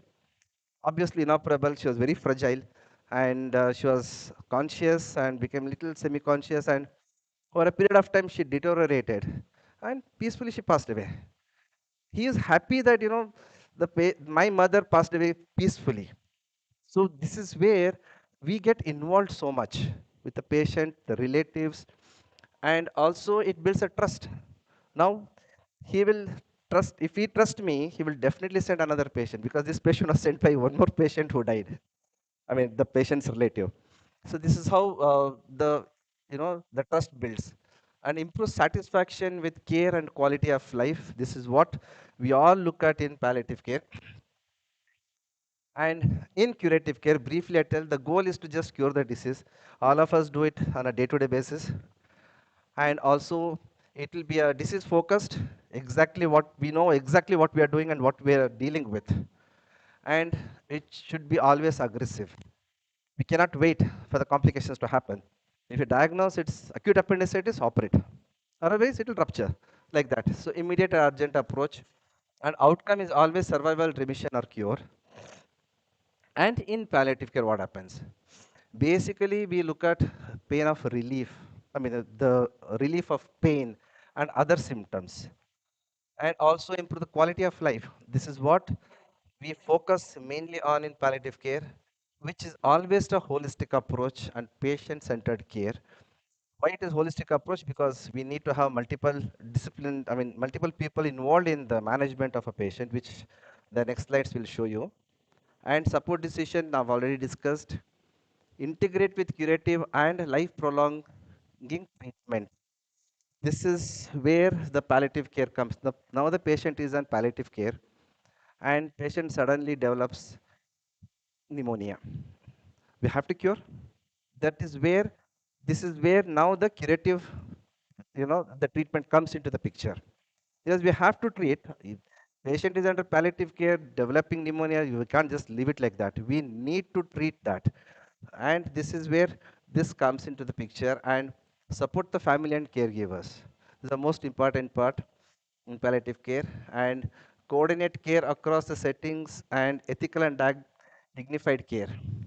Fine, these are all the principles of palliative care. First is the patient-centered care. So it should be patient-centered, not the disease-centered, not the complication-centered. The second is long-term holistic approach. Palliative care may last for months to years, and it's a holistic approach, then which always we look at improving the quality of life, which inclusion of family is the most important in palliative care. And when the time comes, all of them will get involved, then only the results towards the quality of life of a patient will always improve. And we have seen it many times in our practice. And it's always a multidisciplinary team. So what is hospice care? This is where the confusion starts. Palliative care and hospice care. So again, in hospice care, it's relief of suffering, improves quality of life again, respect patients' autonomy, and also provide emotional and psychological support. Now, when it comes to the patient autonomy, patient will say, I'm done. Nanak saku, jivna. I should respect them. I have, if I want to give example, I have multiple examples where the patients have told, Nanak saku doctor bitbidi. Nan madli, what should I do now? Should I force her eat to drink, or if she is not taking anything, put an IV cannula and put the start IV fluids or MVI? We all do it, no? Should I do or not? This is where the dilemma starts in our own mind. So in hospice care, this is where the most emotional and psychological and the decision by the patient. We have to respect them because we know We know that we are not going to prolong the life more than that. And support family and caregivers always, and avoid unnecessary interventions and ensure dignified end of life care. If I want to talk about end of life care, it is another huge topic. I'm not going to talk about that because it involves lot of things in end of life care, not only technical, even the spiritual and the emotional component. And this is where the palliative care and hospice care, for example, now the when to start and what is common in that. So in palliative care can receive any stage of the disease can occur at the same time as curative treatment. So this is where the palliative role comes, and the hospice role comes. The prognosis of 6 months or less cannot be utilized curative treatment. The patient develops renal failure, and we know that the patient is not going to survive more than 6 months. Do you want to do that? Do you want to do dialysis, or let the patient go? So this is where the decision, the hospice care decision comes, and it's not easy to decide. It needs a proper discussion with the relatives and also our colleagues and also with the team and take a decision. Because we are going to end somebody's life here with dignity. So come common in this, what comes common in this is the comfort care and which reduces stress and provide emotional and spiritual support. It comes in both sides. Like in palliative also you should involve, in hospice care also you should involve. And palliative care is the curative care versus palliative care. So this is the summary of what I spoke all this time of the previous slides. So I'll just skip this. Now integrated approach. This is where we need to understand more. So when to involve palliative care during the curative care. So here this picture, like I have been offered palliative care. So patient says, why should I go for a palliative care? Even the doctor also says, why should I refer to palliative care? For what reason? I am not ready to die just yet. Of course, he is not ready to die. But palliative care doesn't mean that it is end of life. Palliative care starts at the time of diagnosis. And also, but I'm still having treatment, yes. Palliative care should be involved during the regular treatment of a long-term disease or a disease where we know that it cannot be reversed, which is not a curative this way. It's only the palliative care. So now a patient is diagnosed. Recently we had a patient diagnosed with CA rectum, and he took some Ayurveda medicine for 6 months, no relief. It was just localized disease which has not spread anywhere. Now he has come with more bleeding, with severe anemia, and when we diagnosed, when we did PET scan, it is still not spread anywhere. It's just a localized tumor. Now the decision is to operate, but we have already initiated the palliative care for him. So what it involves is first is depressed. We have to do a proper counseling. Next is the anxiety and the denial. A lot of things happen in this. So first is psychological. Next is like he is bleeding every day some 10-15 ml from last 6 months, and his hemoglobin was 3 when he came. So there is where the curative treatment comes. So we have to cure anemia, we have to treat, and the surgery we have to do, and the palliative care continues after that also. So this is a very beautiful picture which I found recently. And so what happens is better symptom control and early management, then all these things will happen, like pain, nausea, vomiting, anxiety, depression, and which prevents symptoms from becoming severe and refractory. So some patients will become very depressed, and improve quality of life, like comfort care and emotional well-being, help the patient to live better, not longer. They also know that they're going to die, and we cannot make them live longer, but live better. And improves communication and decision making, again the same thing which So which again reduce aggression and all these things I've already discussed. Better treatment adherence and psychological and emotional support. And support of family care, family and the caregivers, and smooth transition to end of life care. This is where most of the patients who are suffering from chronic illness, they wish, and also the relatives wish, smooth transition from disease to end of life care. So these are the basic things which we can, you know, involve during the curative care. And this is a very beautiful graph which is there, like, so now yeah, this is curative treatment. Now you see the graph here. This is uh, the more quantity is there during the initial stages. It is more of curative treatment here, and palliative care starts now, and it slowly increases over a period of time, and curative treatment slowly comes down. So at the end of life, it is more of palliative care than the curative care. This is how the chronic diseases behave, and this is what we are supposed to do. So early disease, so curative treatment is dominant, and palliative care is introduced for symptom control, counseling, and education. And now the disease is progressing.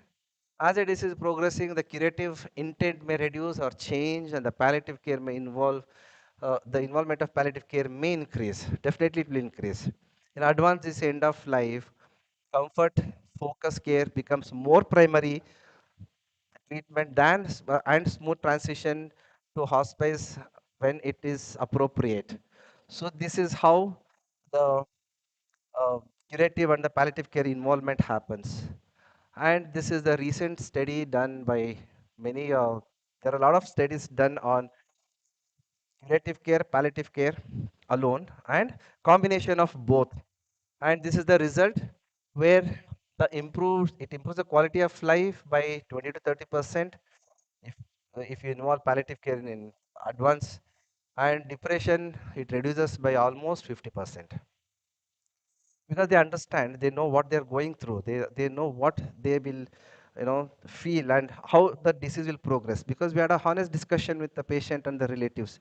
So the depression chances will reduce by 50%, and fewer aggressive intervention, unwanted things. Patient is having brain mets, not able to, he's becoming little drowsy, intubate and put the patient on ventilator. Wow, achieve something great. No, that's not the way. And all these things will come down by 30 to 40%. And the survival will slightly prolong, like 2 to 3 months. And also better communication, which improves the goal of care decision and the documentation by more than 60%, where they'll be able to take proper decision and what they're supposed to do for this patient, for their patients. And it's a less stress for the caregivers. They are also mentally prepared now. They are also mentally prepared. This is how it is going to be. This is what it is. It all happens, palliative care is when the palliative care is involved during very early in the management of the patient. And who are all involved in this palliative care? So first is the physician, the palliative care physician, and palliative care nurses. Do we have palliative care nurses? We don't have. We have to train them, because these nurses and the doctors need more empathy and more patience and more lot of things which a regular nursing cannot do. And personal caregivers. This is where the game change happens in palliative care in inpatients and also in the house. They are the one who are always with the patient, taking care of their uh, food, their feeds, their bath, changing the diaper because it's the bedridden patient, and taking care of the skin, like apply oil, massage, and turning the patient every 2 to 3 hours to avoid, to prevent head sores. They are the one. But trust me, they're not qualified. Majority of them are 10th or 12th past, and we train them. And social worker, obviously, and psychiatrist and psychologist. We have a team of, in our center, we have a team of psychiatrists who is uh, qualified oncopsychiatrist who does who has done a lot of work on oncopsychiatry, and also we have oncopsychologist. We have a team from Nimans who comes and helps us, and they are really good. And spiritual care providers and chaplain, as I told you, so we get involved spiritually also during end of life, and physiotherapist, obviously. So physiotherapy is the one which is required most. Most of the times we involve physiotherapists who have done MPT in oncophysio, especially for CA breast post surgery when they develop angioedema, this big hand. So most distressing part for the patient. So this is where the physiotherapist, the role comes. And also we'll mobilize the patient. All the time patient is lying down on the bed, which will kill the patient faster than without doing it. And occupation therapist. Occupation therapist, usually we don't involve in cancer patients and all this, but there are patients who come for polytraumas and who are like transition care, what we call it as, with the patient has recovered from ICU care, but before going home, 2 to 3 weeks of stay in palliative care for further management and to become all right. This is where occupation therapists come to the picture. And speech and swallow therapist is the most important part. Lot of times we involve speech and swallow. And dietitian and nutritionist. This is most neglected part in palliative care. And nobody is bothered. A patient is dying, no. No, it's not the way. We have to give them nutrition. Let them die. But make sure that no patient dies with hunger or with bad nutrition. And pharmacist, where we need their role for narcotics and all those things, then volunteers. So these are components. So the key message for the doctors, what I can suggest is palliative care is not end of life care. What we all think is it is end, finished. No, it's not. Second is it can and should be integrated early in the curative treatment. If at all you have any patients whom you're treating and whom you know that it is a prolonged care where he needs palliative care, please involve the palliative care specialist in this. And early palliative care improves symptom control, communication, patient satisfaction, and decision making, which is the objective of this topic which I spoke. And now I'll end this one with a video.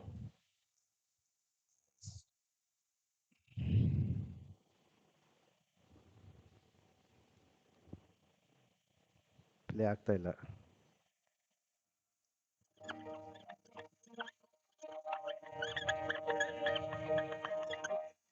You are a bridge. It's true, or at least it's a good analogy.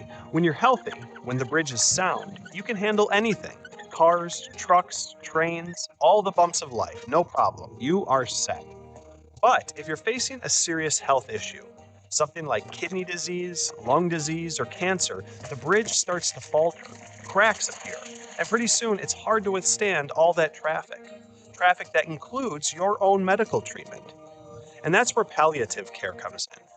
Palliative care is a specialized form of medical care, specifically designed for people with serious illnesses. Its main goal is to improve your quality of life by providing relief from the symptoms, pain, and stress that are an inevitable byproduct of both the disease and the medical intervention. In short, palliative care provides support for your bridge. And when a bridge is in trouble, there is nothing better. Now, palliative care, just like construction, is a team effort.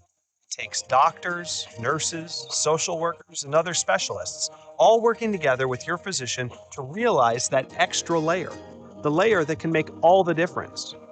It's a treatment method that makes sense at any stage of life and at any stage of an illness, because it's never too late to lessen the burden.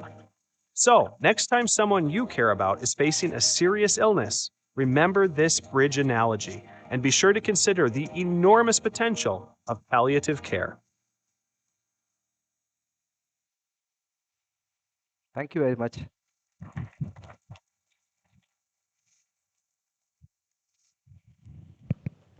Thank you very much, sir, for highlighting the importance of palliative care and enlightening us on the multidisciplinary approach and importance of hospice care for the end-of-life care patients. So, as an anesthesiologist and pain physician, we are routinely prescribing opioids to the cancer patients or chronic pain patients. So I want to know about the opioid-induced hyperalgesia, OIH. What is your experience, sir? Opioid-induced hyperalgesia. Hyperalgesia. Okay, opioid-induced hyperalgesia. Yes. Yes, sir, definitely it happens. So actually we prescribe OPD basis, sir. We'll not come to know whether it is happened or no. That's why, what is For your that, we experience? should have a proper follow-up and we should have a protocol-based treatment for that. Yes. And prescribing opioids an outpatient is little risky also because in terms of abuse and all those things.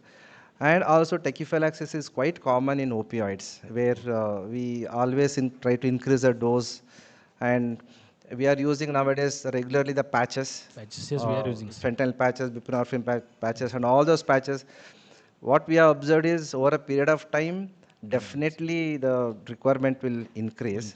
And also hyperalgesia, definitely it is. Okay, sir. So we have to follow that adjuvants we have to add. Yes. It's a very tricky situation, Yes. you also know Yes. it. Yes. So we try to manage it as simple as possible, but when the time comes, we don't have a choice. We have to. Okay, sir. Thank you, sir. Any questions from audience?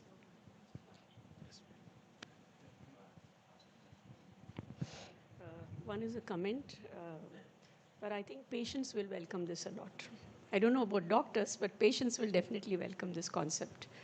The second question is, are there any legal issues about this? Okay. Medical legal issues. So first question is whether the patients will welcome this. I said patients will welcome it, doctors may not is what I said. That That's is a the comment. reason I'm giving this presentation, ma'am. That's a comment, it's the second. That's the only reason I prepared this topic, because it took me a couple of days to understand what should I talk.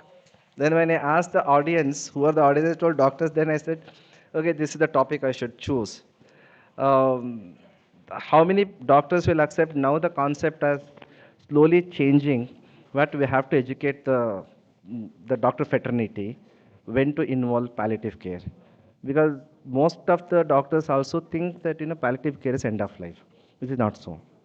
So this is where the challenge we are facing now as a palliative care specialist. The referrals will come only for hospice care and end of life care, not before that. So we are trying to change the trend now. It may take some time, ma'am. And second question is legal. For end of life care, recently last year they have released one protocol, and we have to explain to the patient relatives and also take a special consent for that. Then only we will initiate end of life, but we will make sure that it is not a kind of euthanasia. We will not do that, because when end of life comes, we are very conservative. In euthanasia, just give muscle relaxant, it's over. It's finished. But in end of life is a different topic altogether. So what we do is we cut off the supportive treatment. Like if the patient is on NARAD support or any inotropic support, we slowly taper and stop it. And sedatives we do give to some extent, where the patient can be little calm and cool.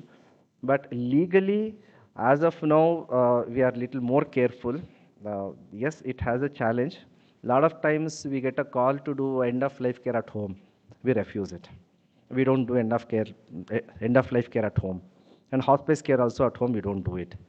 But legally, still India is not that. But we have to be a little more careful, explain, take a video. We do all those things. So we take a video, we explain them. This is where we stand right now. If I remember, Dr. Mother Teresa introduced this concept. Hospital for Mother Teresa introduced this concept of hospital for terminally ill patients or critically ill patients, knowing that they are going to die. What she used to state was, people should not only live with honor, but die with dignity. That's the concept which probably, if you add those philosophical aspects and also philanthropy, probably this will catch up. Yes, sir. That I spoke 2 months back when I conducted my own CM in Bangalore. My topic was end of life care, and as sir told, die with dignity, and make sure that the person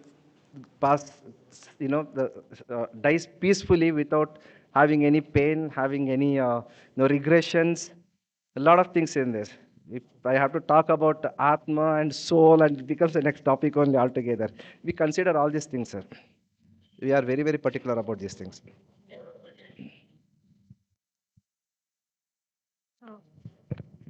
Sir, one more question, sir. Not regarding palliative care, but shared decision making. Sometimes what happens is the patient comes with the relatives. We tell him there is a chance of cure of 40 to 50% with a 10% mortality. But the relatives don't want the patient to know that he has cancer. Now, in these cases, how do you approach? It's a very common problem we face in our day-to-day activities. Very, very common problem. But I'm very stubborn. If we want a palliative care, I have to discuss the disease with the patient, no matter what happens. Otherwise, don't come. And I can't blindly treat a patient. And he will be confused. He will be not knowing what's happening with him. And he will, ನನಗೆ ಅದು ಆಗ್ತಿದೆ ಉಸಿರಾಡಕ್ಕೆ ಆಗ್ತಿಲ್ಲ ಇಲ್ಲಿ ನೋವಾಗ್ತಿದೆ ಅಲ್ಲಿ ನೋವಾಗ್ತಿದೆ at least if you explain them and do a counseling, maybe his pain reduces by 30-40%. But this situation is very tricky, and even today in India we face this problem. Probably we have redefined medical counseling as well as medical communication, particularly for these type of Yes, sir, we critical have ill to do it. patients. We have to do it because whoever comes to me, like for admission and for the treatment and all, we always tell them, please tell the patient what is he going through. Because I lost my own close friend who was just 24, and he came to us with severe back pain. When we did MRI, we did I think CT, no, we did X-ray. It showed multiple spots in the bone. When we diagnosed, he was diagnosed with CA lung and multiple metastasis, but parents were not ready to disclose. We could not disclose, and he died without probably he might have had something to do in his life, some ಏನೋ ಒಂದು ಮಾಡಬೇಕಿತ್ತು, ನಾನು ಅಲ್ಲಿ ಹೋಗಬೇಕು, ಇಲ್ಲಿ ಅದು ತಿನ್ಬೇಕು, something. That desire also was taken away by the wrong decisions. This should not happen, sir. I always tell them, please tell them. We had one patient also before where she used to love flowers. When we learned that, she decided that ನನಗೆ ಸಾಕು sir ಬಿಟ್ಬಿಡಿ. She was 90 plus. There was exactly that time there was a flower show going on in Lal Bagh. I took her to Lal Bagh. Made her walk around. She was so happy. After 2 days she died. See, it gives me also a kind of pleasure that, somebody dying peacefully is also one kind of, achievement for them. Yes, sir, what you told is right. We have to redefine now a lot of things.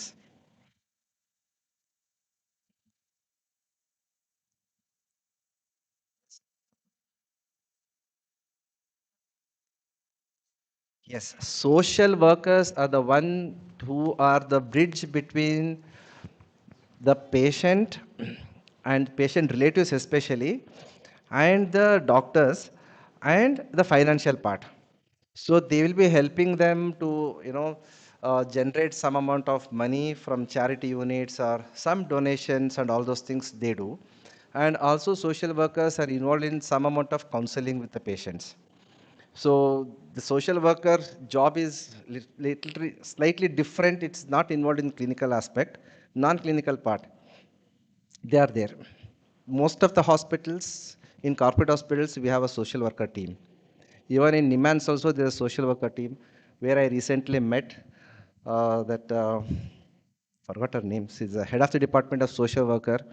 And they were telling me that, they have 5,000 plus patients with multiple myeloma and a lot of other issues, like neurological issues. So this is where they do a lot of social work, like visiting the houses, then counseling them, then trying to arrange some funds and trying to talk to some NGOs. They do a lot of other work. Thank you, sir. Thank you, sir. The subtleties and the layers of discussion we can have in this topic are really multiple. Yes. So we have to put an end to this. Thank you for enlightening us on this beautiful topic. Thank you. Thank you. Thank you, sir. Now I request the chairpersons to kindly present certificate of participation to the guest speaker.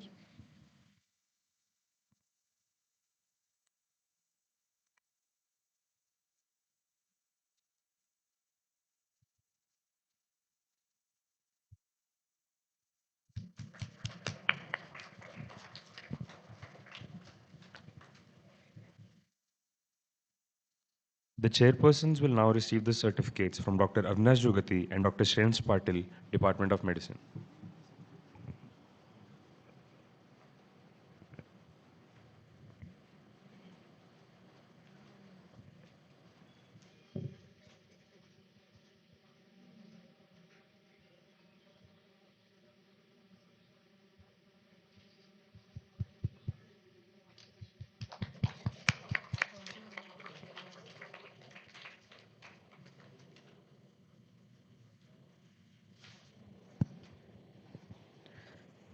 Thank you, sir. It is now time to have sumptuous lunch to satisfy the satiety center of the brain. We invite you all to join us for a grand lunch organized downstairs. I also request everyone to kindly fill feedback form in the meantime. We have a scientific session following lunch. Kindly reconvene after the break at 3 p.m. at 2:45 p.m.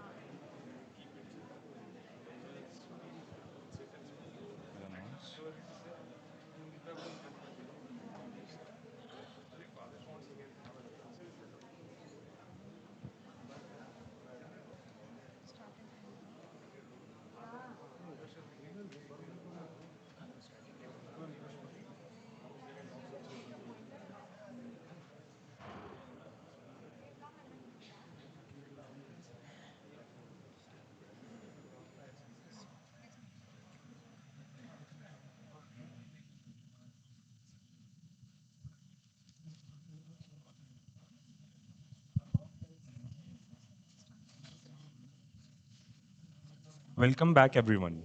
Kindly be seated so that we can move forward with the scientific session.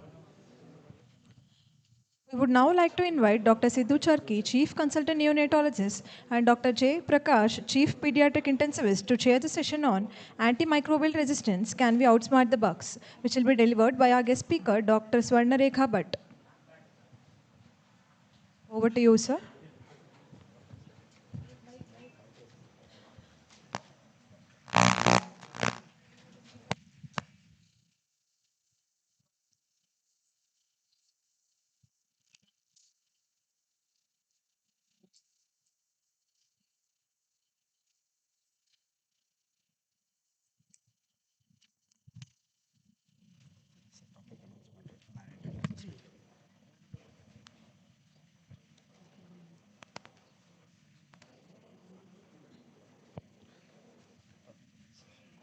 Good afternoon to all. Today's now at present topic of discussion is antimicrobial resistance. Can we outsmart the bugs, which we routinely facing in our day-to-day practice? So on that, Madam is going to talk. Regarding Ma'am, Sir will tell introduction. Good afternoon, everyone. It's my honor and privilege to introduce Ma'am. I can just say that Dr. Swarnrekha Bhatt Ma'am is the mother of neonatology for Karnataka. And Ma'am has been a teacher for all of us, most of us who are doing neonatology here. Ma'am is a senior pediatrician and neonatologist and former professor and HOD of Department of Pediatrics at Jones Medical College with 28 years of faculty experience. And Ma'am was the first person to start DM residency in Karnataka. That was in St. John's, actively involved in medical education for nearly 2 decades and contributed to the establishment of a multidisciplinary approach, that is Unit of Hope for Children, and has served as a senior consultant neonatologist at Majumdar Shah Hospital as well. Ma'am currently has more than 80 national and international publications and is editor of Acha's Textbook of Pediatrics. She is a recipient of National Board's Best Teacher Award and contributes to actively in terms of research, training and education. Above all, Ma'am is a humble, easily approachable human being, and she has been thoroughly guiding us in research and neonatology. Thank you very much, Ma'am. Over to you, Ma'am.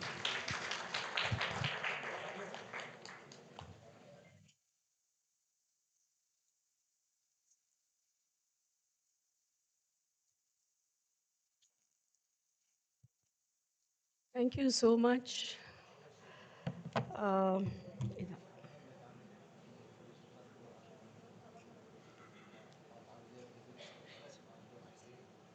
Saka? Hello?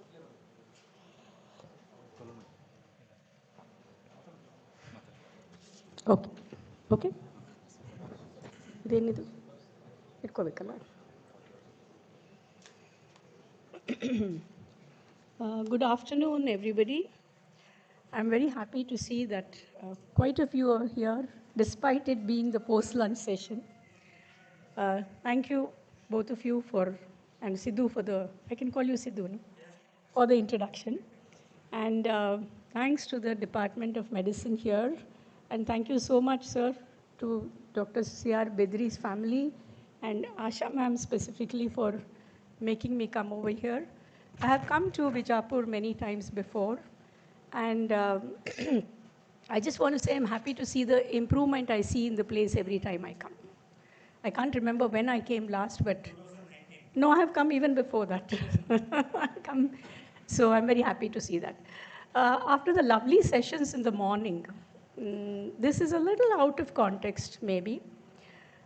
In fact, I was thinking that I should do something like role of pediatricians in preventing non-communicable diseases.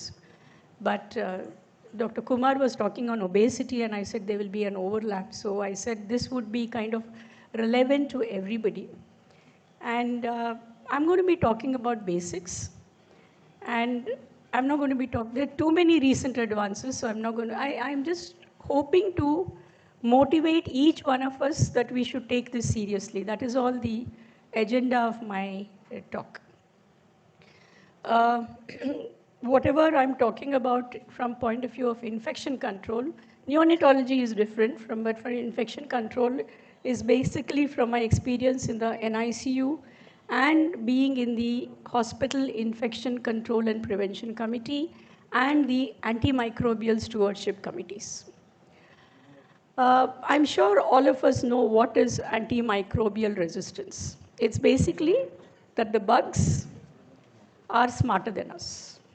And the bugs do not respond to the antibiotics that we normally give. And it's okay as a definition, but what is important is that it accounts to significant amount of mortality. And in fact, currently it is the fourth most common cause of mortality in hospitals, that patients are dying because of infections caused by drugs which are resistant. Now the target by 2030, forget about those 7 million, 10 million and all, but the target by 2030 is to reduce mortality due to AMR by 10%, reduction of human antibiotic use by 20%, and reduction of animal antibiotic use by 30%. We are not taking responsibility for the animal antibiotic use, but I think we have to take responsibility for reducing the human antibiotic use. And I would like all of us to take a pledge that each day I will reduce one antibiotic.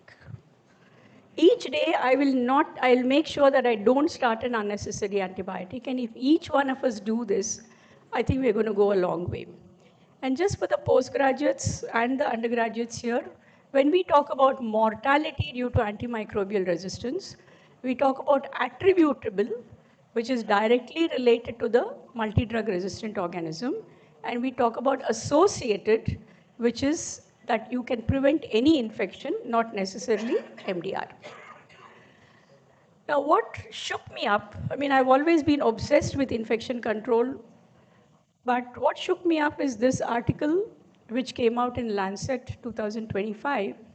District hospitals in India, in NICU, SNCUs, culture positive sepsis 3.2%, we were very happy. Case fatality rate 36%, that means a lot of these are dying. But maybe it's not very clear, but if you look at the blue graphs, they are the multi-drug resistant organisms. So that's very scary that in district hospitals, which we, sitting in medical college ivory towers, talk about, peripheral hospitals. There are no more peripheral hospitals. They are, if you ask me, they are the most important places. We are seeing multi-drug resistance. So this is something very, very scary. And I hope each one of you realize that this is a big, big, big problem. This was mentioned too in the morning, that even though antimicrobial resistance is increasing, the number of medications we have coming with is much lower. In fact, there was almost a decade when there were no antibiotics being produced. And this is data again 2025, that there are 25 antibiotics in the pipeline, but many of them in clinical research. Maybe about 4 or 5 newer antibiotics have come out. So the situation is very, very scary. And I remember when I used to teach the residents, I would say, don't use Himalaya antibiotics. Not Himalaya company, but Everest, Mount Everest, highest level. So I think now we have nothing left. So we need to be very careful. Coming to healthcare-associated infections, earlier called nosocomial infections, then hospital-acquired infections, then healthcare-associated infections. In high-income countries, it's a problem, but in low-income countries, it's a bigger problem. So almost 15% of our patients who are admitted to hospitals can have HAIs. But what is more worrisome is, this is the WHO data, that only 6% of hospitals met 100% criteria for infection control practices. That's scary. 14% met about 90%, and the rest met about 50%. And believe me, as far as infection control is concerned, there is no halfway. Either we do it well or we don't do it at all. So this is something very, very scary. And HAI increases mortality, morbidity, cost to patients, cost to hospitals, and now it's becoming an issue for litigation. So I think all hospitals, all doctors, all administrators, all nurses, all healthcare personnel need to make sure that we do our best to prevent this. So we are dealing with two issues, the antimicrobial resistance and the healthcare associated infection.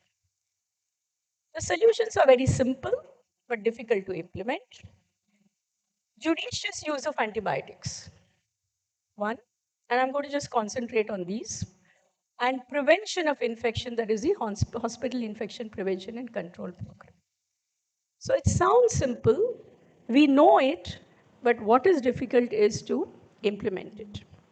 I already alluded to this, that when we are talking about antibiotic resistance, nowadays when you are talking about, oh, this is resistant to meropenem, etc., people will say it's not our fault. It is the animal husbandry, it is the pharmaceutical companies who are at fault. Let's straighten our house first. Let them do what they want, let us encourage them to sort it out. But I think in hospitals, we need to make sure that we don't use unnecessary antibiotics. So factors contributing to antimicrobial resistance, even though I'm talking about antimicrobial, which includes virus, etc., most of the things I'm talking about is on antibiotics, but I'll still use the word AMR. Overuse and misuse of antibiotics. We are at fault. People are at fault. Government is at fault. Shops are at fault. Everybody is at fault. Lack of awareness that antibiotics can cause long-term. All of us want quick fix. We are in the age of AI and whatever, everything comes with the touch of a button. So most patients, or most parents, as far as we are concerned, expect that the cold and cough and fever will go off in a jiffy. So quick fix, everybody is happy using an antibiotic, not realizing that it does immediate harm. We've been talking about microbiota for a long time since morning. So it causes dysbiosis and it can cause a lot of long-term problems. So poor infection control practices, and this is not just in hospitals. I'm sure all of us who are in any city or town in Bangalore see the litter and say, oh my God, we are bad. And I think we need to take responsibility for it. So as I was coming, I saw, of course, Bangalore litter, no more garden city. The stations were very clean, but there was litter. But one thing I must say, morning when I came, the Vijayapura roads, all the, it was all kind of grouped into one place, and I felt it was much cleaner than Bangalore. So I think we need to start educating about infection control practices at home. The good old thing of mane sarisbeku, rangoli idbeku, kai tolkobeku, kai tolko, kal tolkobeku. We have to start doing that. I mean, it may sound very amusing for medical graduates, super specialists and all that, but this is where we need to go. Lack of regulation, I said, limited access to clean water, inadequate surveillance and regulation, inadequate regulation of pharmaceutical industry. Solutions, theoretically, there are all these: public health measures, strengthening regulations, ensure proper disposal of antibiotics. I mean, we are talking about pharmaceutical companies. What do we do in our homes? If we don't complete the course of antibiotic, just dump it. So we are all at fault. That's all I'm trying to say. I don't want us to go on a guilt trip.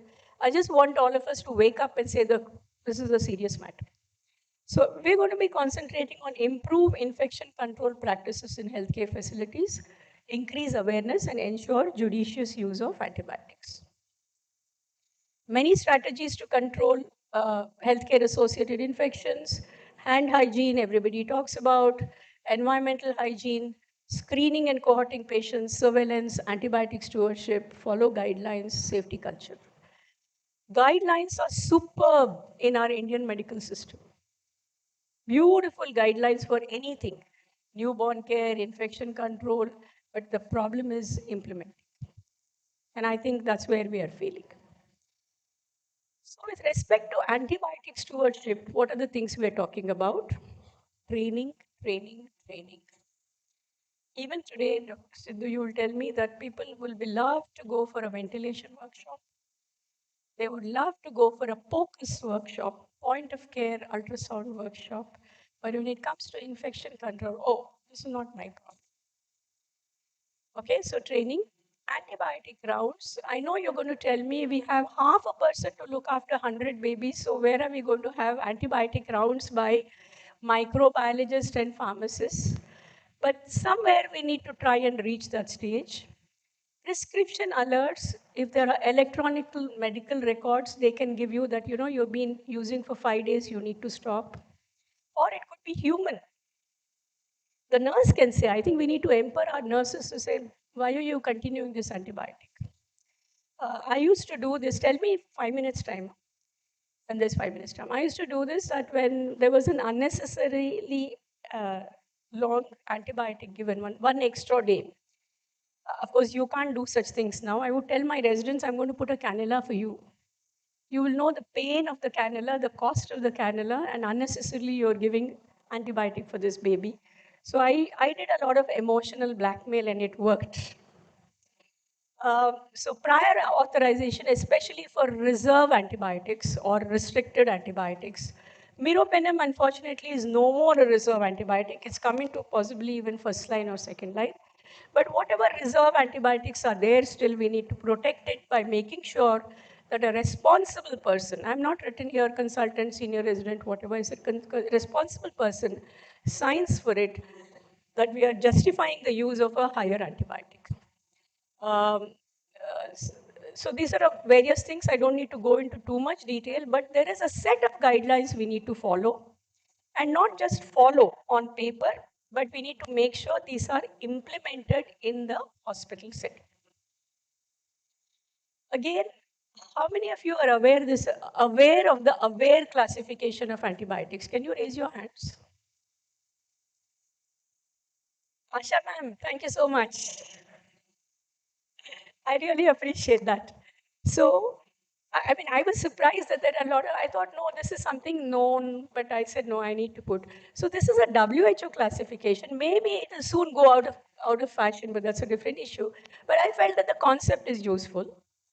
Aware, A is access, that you can use it easily. Not easily, use it more frequently. You don't have to worry too much about using them. Watch is you need to be careful, and reserve is something that you should have at least 2 people justifying the use for those antibiotics. And like I said, when we started talking about antimicrobial stewardship, meropenem was on the reserve side, and meropenem unfortunately has come into the second line now, and you have a few other 5th generation. I don't know, we studied only 1st generation, I think then 2nd, 3rd, 4th, 5th generation cephalosporins. So this is something which, so anytime I'm using the last column, let me think twice, should I really be using it? And there is something called diagnostic stewardship, which I'm sure all of you will agree, which concept has come more recently. I know a lot of places we are working in don't have blood culture facilities. Even if we have blood culture facilities, it takes 72 plus hours to come. In the best of places, it's 48 hours. Sometimes it takes up to 5 days. So you can't really take an immediate. So therefore, there is a lot of work on newer diagnostic techniques. But I want to change that concept of this blood culture. Yes, it is useful for your patient. But if we start sending blood culture for all our patients, we will be able to develop an antibiogram for our hospital, and therefore be able to use judiciously the empirical antibiotic. So I want to take it a step more. Otherwise, it's usually, like the polio vaccine. Most parents would come and ask, why am I giving polio vaccine? I've given already 10. So you would say, no, it is so that it helps everybody else. So therefore, please learn to take blood cultures. And for the residents and undergraduates, how many of you know how to take a blood culture? Because nowadays, doctors don't take it, nurses take it. And soon you will have, what are they called, phlebotomists. we are having more and more specialized people to do simple things that all of us were doing. So blood culture, gloves, and make sure that you don't do this after you have cleaned. Okay? So these things also are very important. And there are a lot of newer, in fact, CRP, I would say, is not really new. Procalcitonin is not new, but PCR-based panels. Definitely for viral, for a few bacterial. Again, I feel it's being misused. But, there is hope that we will be able to have earlier diagnosis of infection so that we will reduce the number of antibiotics that we use. Now we come to scenarios. Sorry, I'll be talking a little more on NICU, but I think it will apply to all NICU, neonate to geriatrics. It will apply.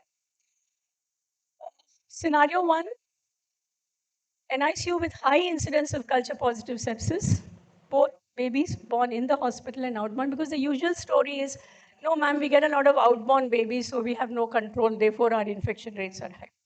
Significant number of multi-drug resistant organisms. To me, one multi-drug resistant organism in my ICU is an outbreak. That's the message I would like to give. Because if you look at the WHO definition of outbreak, it is 2 or more, which is proven by your molecular techniques and all those kind of things. So even one MDR is a serious issue. Frequent use of higher antibiotics. Can we reduce antibiotic use in such a scenario? How many of you think you can reduce in such a scenario? Nobody. Not in this scenario, sir. When there is so much of no doctor in the current age of medico-legal things will have confidence in reducing the antibiotic when there is a high incidence of culture positive sepsis with multi-drug resistant organisms. So, thank you, sir. I like your courage, and I wish more people have such courage because I would agree with you. But therefore, in such a scenario, we need to, the first step is to improve infection control practices. That's all I'm trying to get at. I don't know. And I ask this question usually whenever I speak. And how many of you are 100% confident that 100% of the time, whether it is night, day, emergency, non-emergency, you wash hands or you do hand hygiene? How many of you? Thank you for those who are lifting their hands. And I want, the next time we speak about it, I want everybody to raise their hands. Okay? So there's no isolation, no cohort, poor infection control practices, shortage of nurses, shortage of doctors, shortage of nurses. We talk big, we talk about infrastructure, we talk about I have 100 ventilators, but we don't have more than 2 nurses. So HR has become a big problem, and I think we need to have many, many, many more nurses, not just nursing colleges. Many, many, many more good doctors and not just medical colleges. Sorry. So the ideal scenario, which everybody knows in theory, if you suspect infection, send a blood culture, start empirical antibiotics based on the antibiogram of your hospital.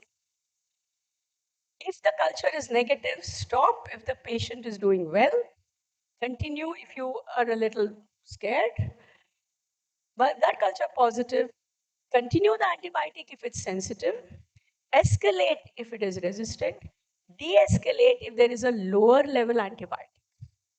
As simple as that. But we don't have the guts, we don't have the confidence to do it unless we are good with our infection control practices. So the challenges in convincing physicians to follow antimicrobial stewardship is lack of confidence because incidence of infection is high. Solution, improve infection control practices. Tendency to use broad spectrum higher antibiotics, provide a local antibiotic. Tendency to change to higher antibiotics empirically, even if there is no improvement. educate, and provide good diagnostic facilities. No one to monitor the patient.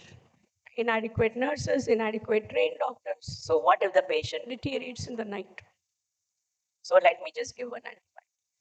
What if the patient vomits in the night? So let me give an IV.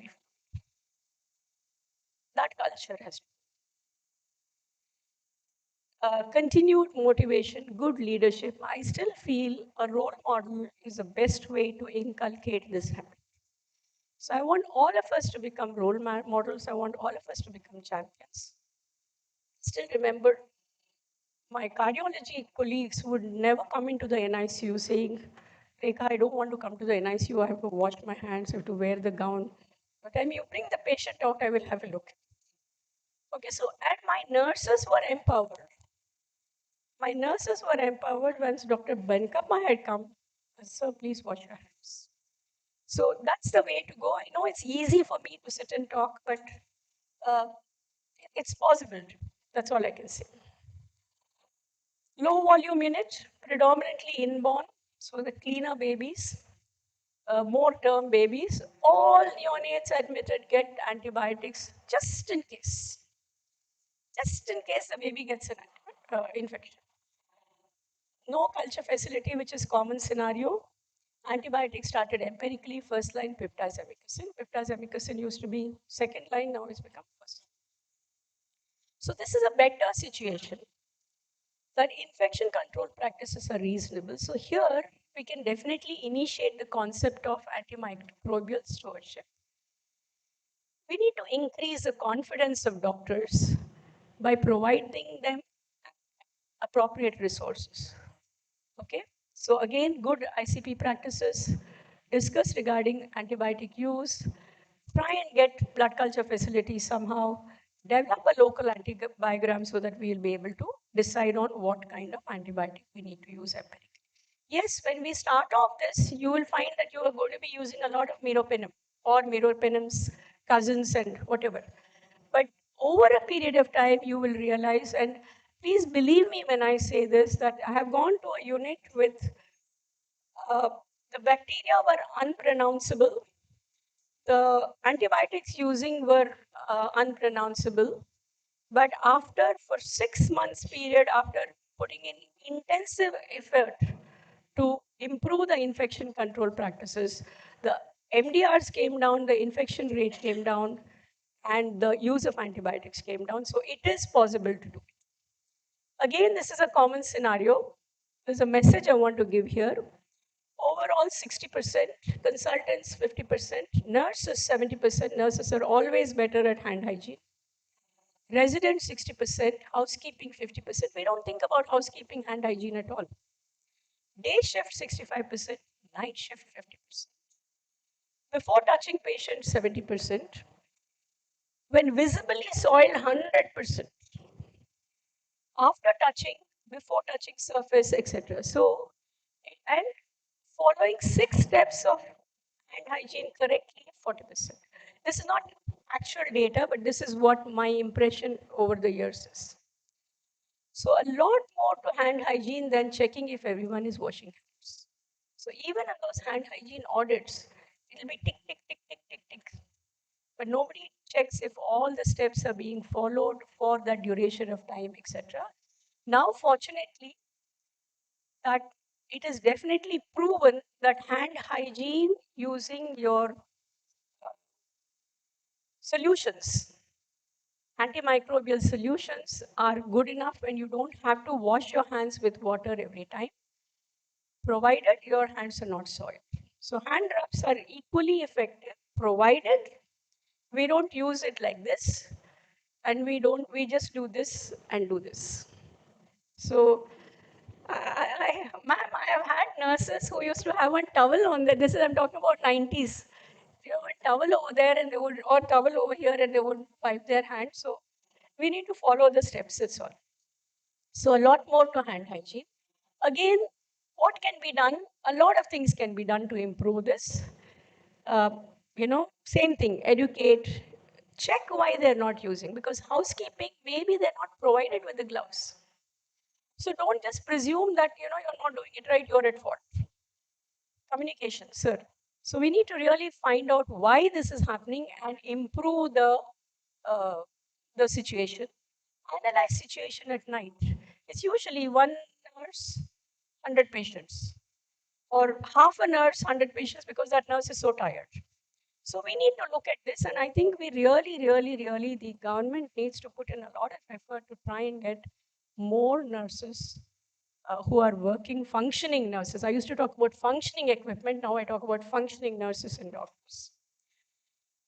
Empower our nurses, random hand cultures, and initiate QI studies. One word of caution, QI studies has become fashionable, especially for postgraduate theses. But the way we need to do a QI study, that is a quality initiative study, is to make sure that whatever was done continues to be followed afterwards. That's the only caution I want to say.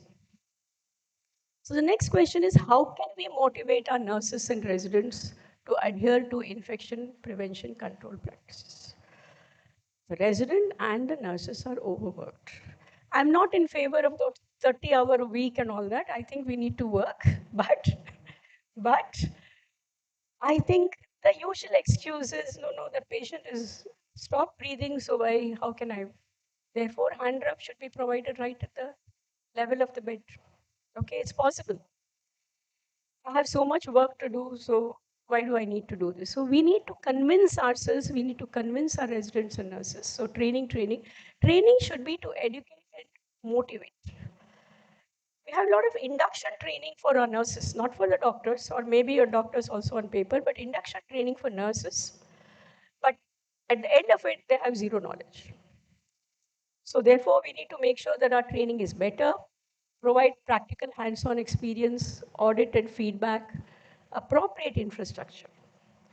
You do fantastic training, the person is motivated, goes back to a hospital where hand rub is not available because it's too expensive. So we need to look at these. This is something which I feel has taken a back seat. Even if you go for any infection control program, what happens is, this is, we just talk a little bit about that, but I think there is increasing emphasis now. Usually housekeeping is outsourced. So the nurse says it's not my responsibility, the doctor says it's not my responsibility. But I think we need to own responsibility for cleaning. And I remember, I think I'm going to start having OSCEs of how do you clean the incubator for the doctors, because I've had my students really upset with me because I used to tell them OSCE on ventilator was how do you connect the tubings, not how do you change the settings. Okay, so I think we have to take responsibility for this and make sure that environment cleaning, and there is a lot of advances as far as this is concerned, including auditing, not those ticks that you find behind the paper, tick, tick, tick, tick, tick, but you can actually have those ultraviolet kind torches, which can tell you whether microorganisms are there or not there. So simple investments like that. Scenario 4, infection control practices reasonable, high incidence of ventilator-associated pneumonia, personal protective equipment used appropriately, suctioning method appropriate, humidifier fluid grew Klebsiella. Why humidifier fluid grows Klebsiella is because we might not have cleaned the humidifier, we might not have used clean water, and top up. This top up is done not just for humidifier fluid, it is done for your hand rubs, it is done for your hand. It's a cost-cutting measure, and I don't think we should encourage that. And I think as doctors, if we insist this is what we want, we will get it. And there is a bundle approach for everything. This is again from the postgraduates and undergraduates' point of view, that there is a set of things that we are supposed to do for any particular procedure, and if we start following that, the chances of giving infection is going to be much less. This is the most difficult scenario. How much time do I have? I have time. Yeah. Busy ICU, infection control practices reasonable. When I say reasonable, it's reasonable. Recently admitted patient with suspect sepsis, admission blood culture which came after 48 or 72 hours grew MDR Klebsiella. What would, I'm sure you have faced this situation, so what would you do? Anyone? What would you do? Just a simple answer. You'll do anything about it and say, okay, wait, it's okay, doesn't matter. I would go with the antibiotics as per the culture report. Okay, fine. So you will do the, again, sorry to pull your leg. Yes. Again, we are looking at Antibiotic. this. We're not looking at the rest. So to me, I mean, I'm sure you would have answered it. I'm pulling your leg. Maybe he answered that to help me. Next most important thing, other than treating this child, is to make sure the other babies do not get it. That's also a responsibility. So isolate the MDR if possible. I know 72 hours the baby, other children have been exposed to this. So isolate. If isolation is not available, at least barrier nursing. Send surface and blood cultures for all other patients. Ideal I'm talking about. It'll cost. Cohort, that means whoever is colonized, put them in one place. Ensure the nurse looking after the MDR patient does not look after this patient, other patients. This is something I learned much later in my life. Two things. This is what I call micromanagement. Macromanagement is follow the guidelines. Micromanagement is have your nurses and doctors cut their nails. We used to have a nail cutter in our nurses station, hanging by a thread because otherwise the nail cutter will disappear. So, like our kitchen scissors, we tied them up, so cut nails. So this is micromanagement. Nail polish, micromanagement. So here, I was shocked to notice that the nurses were given one scrub uniform. So if you have one scrub uniform, how are they going to wash? So they have seen a Klebsiella baby, they come back, and then they go to the resuscitation. They see a clean baby with the same scrub. So these are the little micromanagement that I talk about, which we need to look at. To me, infection control is like Sherlock Holmes or any other detective that you want to think of now, that we really need to investigate root cause analysis and sort out. So ensure, then admit all patients with so, other solutions are, can we say every suspected baby goes into a separate NICU? Difficult.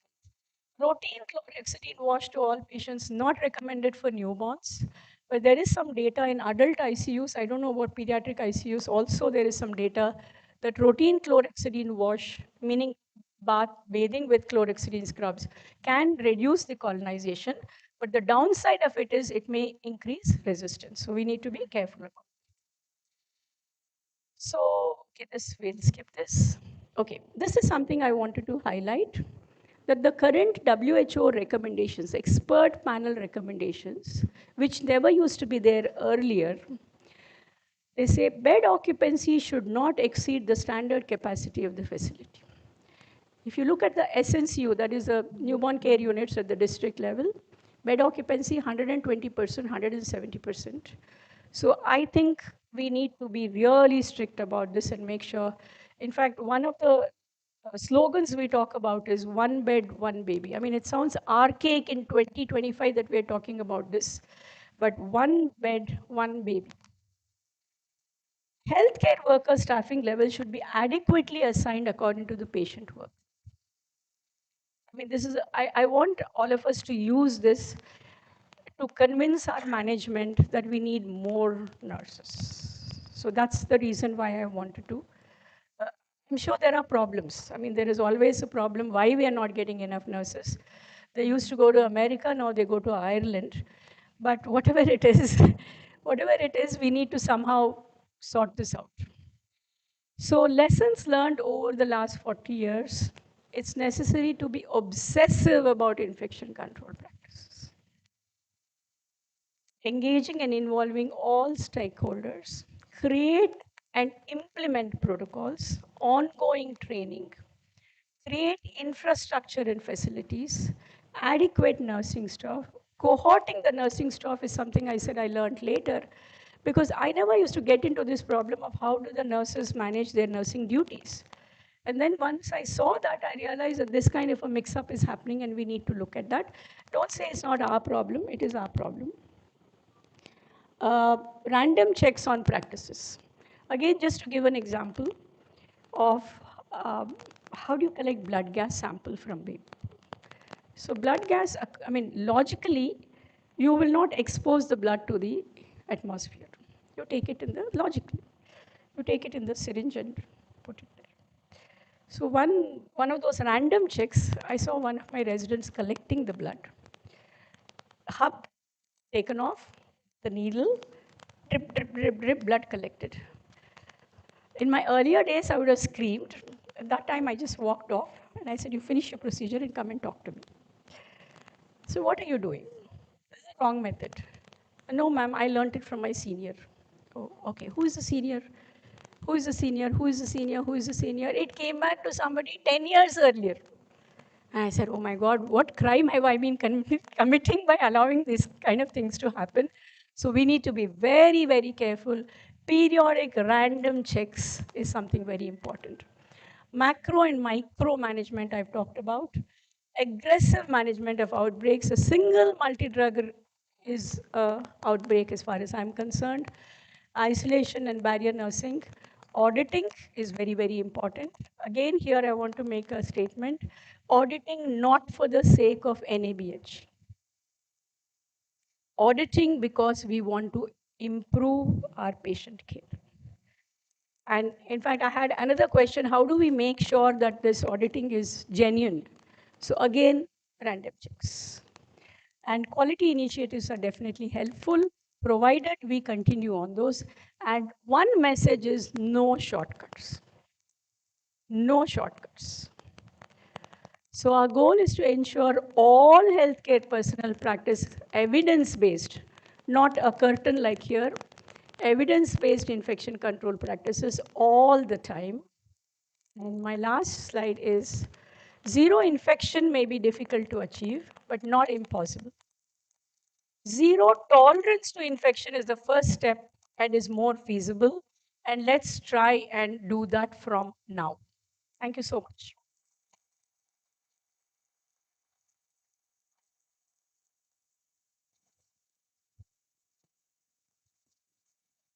Thank you, ma'am.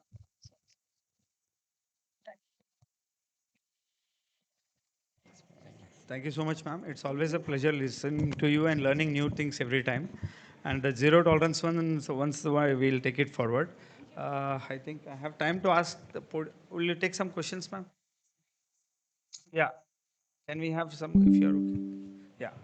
Yeah. One or two questions.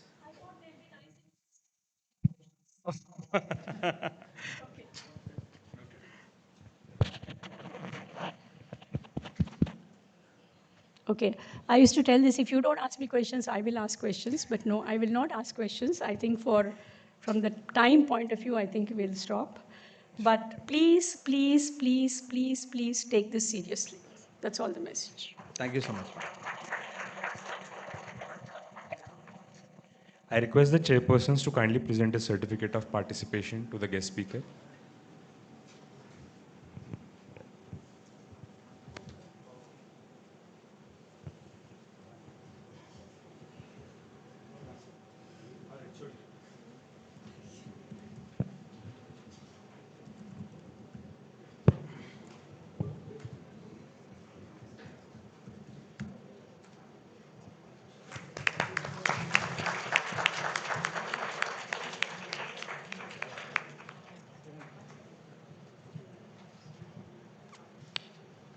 Thank you, sir. The chairpersons will now receive the certificates from Dr. R.M. Honutagi, Professor, Department of Medicine.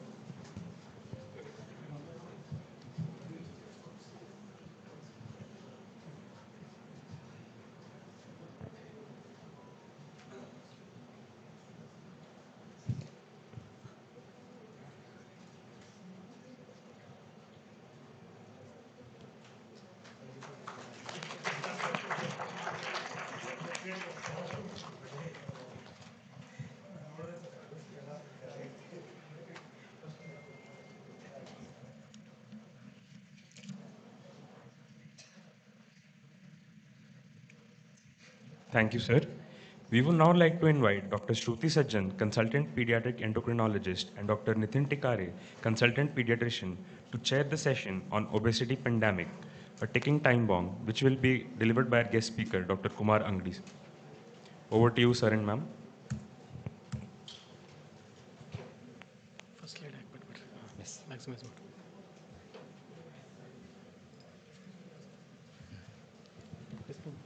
Good afternoon.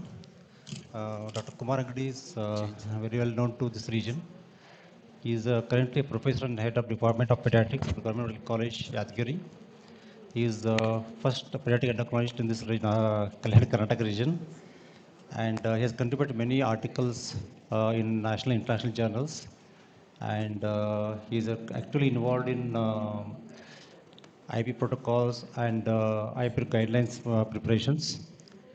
And he's organized secretary for the established NM organization. And currently is very well associated with Doordarshan's Janspandana program and Seva Bharti for community health and health education. Over to you, sir. Just before proceeding, we know that sitting is a new smoking, and I'm an endocrinologist speaking here. Except the people sitting in the front row, others can please stand up. Stand up for a while. Okay. Sir, you are exempted. I said, except people in the front. Okay, just turn to your right, turn to your left. If you can raise your hands, rub your hands, palms. Yeah, thank you. This will wake you up and this will keep your metabolism active. Yeah. Sir, you can be seated. Thank you, thank you. Very good. Keep it. All right. So I've been asked to speak on the pandemic that is called as obesity. I think we have evolved a lot. Do you agree? Humans have evolved, and we have evolved a lot, so much so that, yeah. Why obesity is a global health threat? You can see innumerable things just in the newspapers. Forget about scientific evidence that has been produced. I can go on and on and on and on. Obesity is one of the most serious public health challenges of 21st century. And all the more in pediatric and adolescent population. Let us begin with a case. So here is a 14-year-old boy. You can see height is 156, weight 75, BMI 32. And there is a trick in interpreting pediatric BMIs. We'll come to that in a while. Fasting sugars is 120, postprandial or after 2 hours of glucose tolerance it is 200, cholesterol 200, and SGPT is 90. So anybody in medicine and pediatrics would agree that this child has got dyslipidemia, dysglycemia, and what not all. You can see the picture, he has already developed gynecomastia. Mind you, it is not lipomastia. What is it? Gynecomastia. This boy already has gynecomastia. So this is the state of affairs. Me and Dr. Shruti, we keep on seeing these cases quite often in our OPD practices. So coming to obesity, how am I going to deal with this? So first thing is whether we need to classify them as exogenous and endogenous causes. What is it? There are many students I can see here. Exogenous and endogenous. Exogenous means what? Something which is coming from outside, not within. Okay. So what is that? I keep on telling it as malnutrition. What is it? I'm not saying mal. It is mall. What we get to eat in malls. Pizzas, burgers, okay, soft drinks, etc. That is exogenous, which is the elephant in the box. And we have endogenous causes, which are very less, not more than 1 to 2% of the causes for obesity, which has caused the pandemic are endogenous. They include endocrine causes like Cushing's and growth hormone, hypothyroid. They can be presenting with obesity. At the same time, some genetic causes like MC4R, leptin resistance, leptin deficiencies, Lawrence-Moon-Beadle, we have Prader-Willi. All these are some syndromes which can cause obesity. And secondary obesities like hypothalamic or drug-induced obesities. So is it clear how do we classify obesity? One, exogenous, malnutrition, and endogenous, which is elephant in the box, exogenous, all right? So, how am I going to deal with this topic today? One, what qualifies to be obesity? It is different in children and adolescents compared to that of adults, number one. Second question, whether am I dealing with a normal or so-called exogenous or a disease pathological state? Number three, if it is pathological, then what is the cause and what is going to be the effect of such obesity on the child and adolescent? So, first is we need to, any child or any patient walks into a clinic, we need to define whether this child or a patient is obese. So in pediatrics and adolescent, we call them as children. So we don't call them as patients, so you have to bear with me. Whenever I call child, it's going to be a patient walking in my clinic. So it is not increased weight. Obesity is increased fat. Okay. So how are we going to measure this? How much fat is there in the body? Something like body composition, DEXA, etc. These are all research tools which are not so useful. Whereas what can simply be done by this audience sitting here is clinical method of measuring BMI and waist circumferences. And we have very good Indian data and Indian percentile curves that we have to classify them into different categories as overweight and obese. So when do we call a child or a patient to be overweight? When the obesity is more than 95th centile. If the BMI crosses the 95th centile, we call it as obesity. And when we call it as overweight, when the child is above 85th centile. All right. So I know you centiles are that for pediatricians, but we need to know them. Otherwise, whatever we classify them as, this classification of more than more than 23rd centile for adults is overweight, and more than 23 BMI for adults, and more than 30 BMI for adults. We classify them into obese and overweight. That classification doesn't hold good in children. So we need to plot their BMI on these, sorry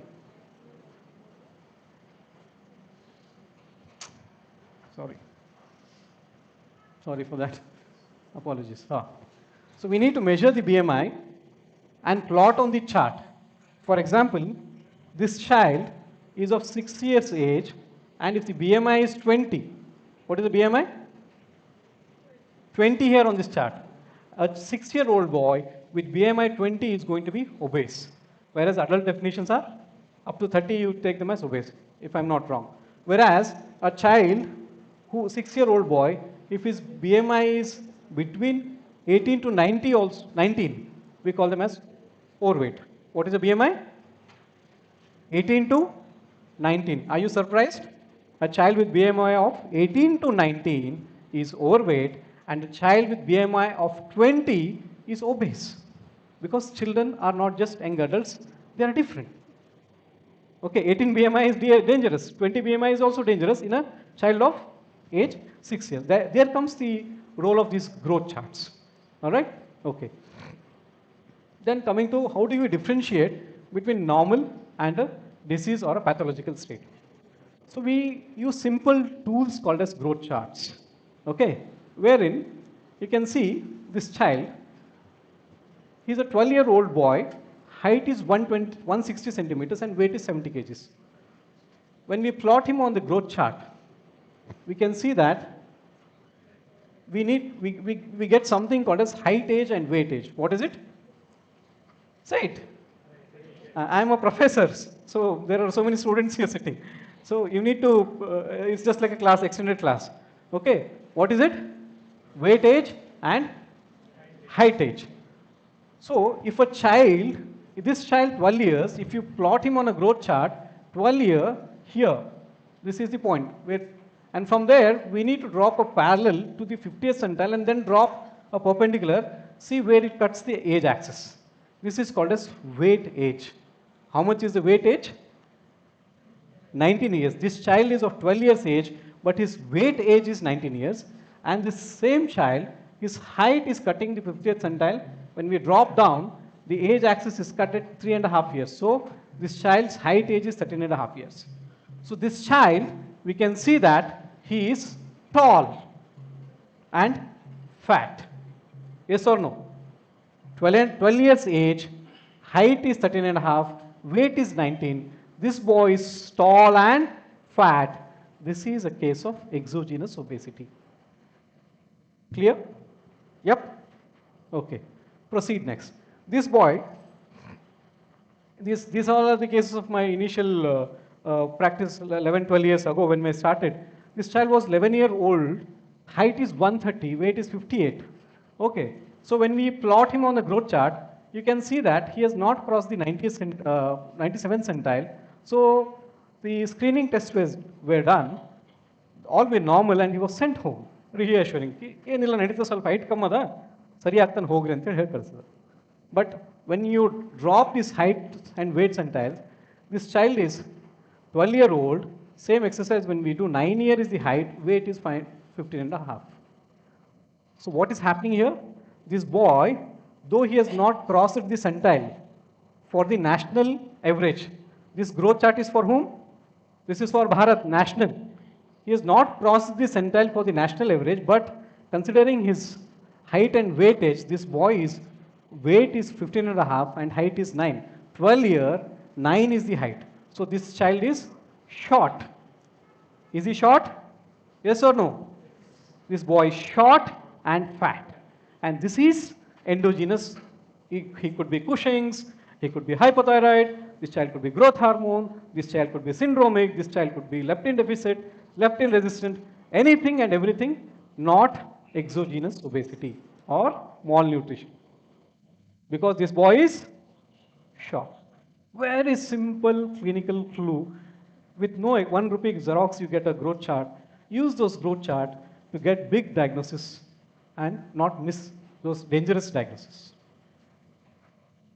Clear? How do you differentiate exogenous and endogenous? All right. So when we did the screening, because this child was very clear, TSH was more than 150, this was a case of hypothyroid. What are the pointers towards pathology? Okay, when we grossly examine these children, the pointers towards, you need to tell me when I have to stop, okay? I'm a teacher, I keep on continuing. Okay. So, pointers towards pathology are, if there is delay in growth, like what happened in the last case, okay? If there is delay in puberty, child is not progressing in puberty, or if there is delay in development, developmental milestones if there are delayed, if there is delay in the growth, child is short, or if there is delay in puberty, this is something which is pointing towards pathology. Second point is, if there is dysmorphism, if there are any dysmorphic features like polydactyly, etc., there we suspect pathological. If there are any visual complaints, a child has night blindness, evening times he is not able to see. So we are dealing something with genetic cause, maybe Bardet beetle, all right? So these are some of the issues, these are some of the pointers where we think of pathological causes, and few, if we have to add, if the onset of obesity is very early in life, say less than 5 years, a child who is less than 5 years and is drastically going on gaining weight, then we are dealing something with genetic or syndromic. If the child has got severe hyperphagia of age less than 5 years, ಊಟ ನಿಲ್ಸೋದೇ ಇಲ್ರಿ, and he steals food, ಕದ್ದು ತಿಂತಾನೆ, ಮುಚ್ಚಿಟ್ರು ಕದ್ದು ತಿಂತಾನೆ, stealing food, stealing behaviors, we are dealing with genetic obesity. Okay, so 5 ವರ್ಷಕ್ಕಿಂತ ಮಗು ಅಷ್ಟು ಹಸಿವಿರೋದಿಲ್ಲ, severe hyperphagia and onset before the age of 5 years, visual complaints, dysmorphic features, developmental delay, and if there is hypotonia, very classical history given by mother is, I could not breastfeed this child. That is feeding difficulties. Hypotonic child, feeding difficulties, we are dealing with, anybody? Prader-Willi, okay? These are some of the pointers towards pathological causes who need extensive evaluation. These are some of the pitfalls which keep happening. Even today in my practice, I keep receiving such kind of cases. Here is a 12-year-old boy, 160 and 70. Screening was done, TSH 7.91. He was advised thyroxine. Okay. So we have been taught since our UG days. So many undergraduates are here, I suppose. See, thyroid function test in children is T3, T4, TSH. No. T3, T4, TSH is good for adults. Let them be there. For us, it is free T4, T4, and TSH. Okay. This case, TSH of 7.91 is what made the pediatrician, unfortunately, think that this child is hypothyroid and started treatment. Apply what I taught just a while ago, how to diagnose hypothyroidism.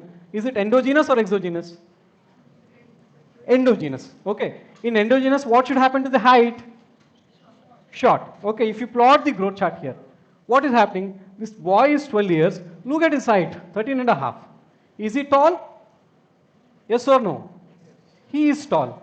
And forget about his weight. He's obviously fat.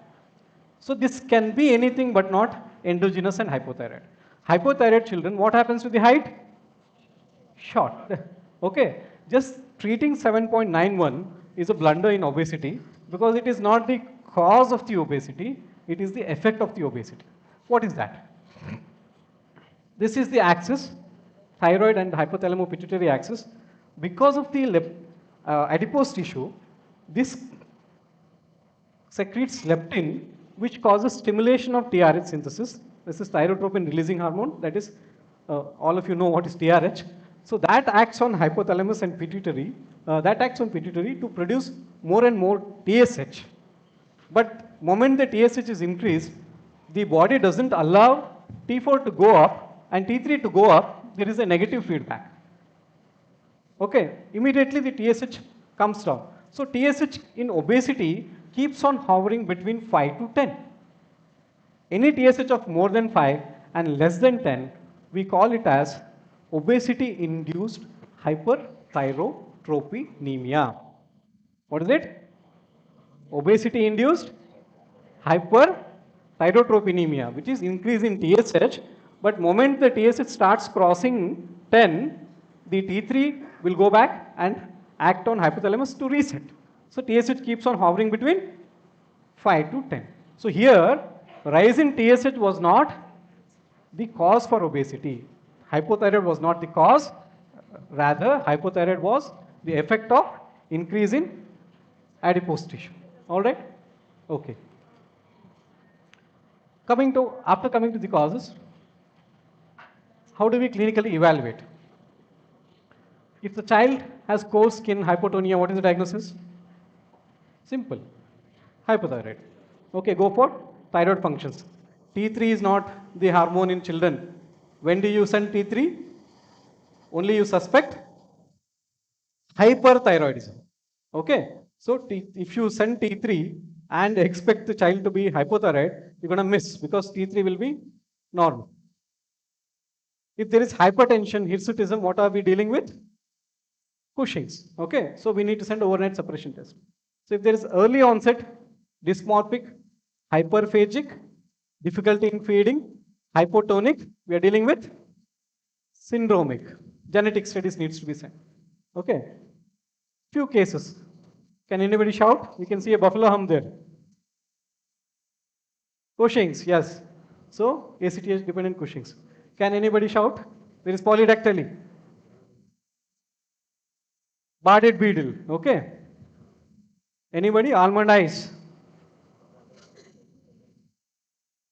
Hypotonia.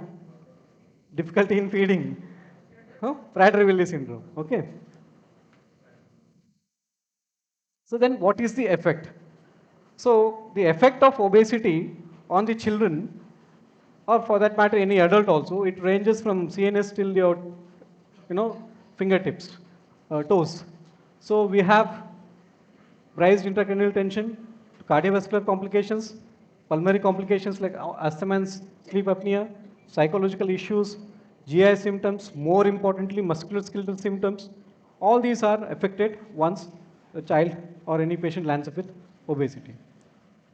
Some of the misleading points in clinical practice. I keep on getting even today the references that they ask the, in fact the parents themselves go to the doctors asking for the help because the child has micropenis. If you see this picture, does it appear to be micropenis? Say yes or no. What are you seeing? It appears to be small for the age.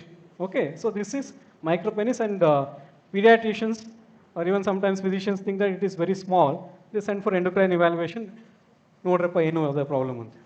So when we evaluate, what we need to do is we need to separate the suprapubic fat. Okay, so it is not penile length what we call it as. What to be measured is stretched penile length. We need to stretch the penis, remove the suprapubic fat, and measure the penile length. So here again, the cause for appearance of micropenis is the suprapubic fat which is there. This is one more, problem for which they seek help. In fact, fortunate that at least these misleading points, they ask them, they warrant them to seek help. This child, if you see the breast is a boy, so they think it is gynecomastia. No, it is not gynecomastia. It is, what is it? Lipomastia. That is the fat under the breast tissue. Okay. Or for that matter, the girls also are confused, saying that my daughter has entered early puberty.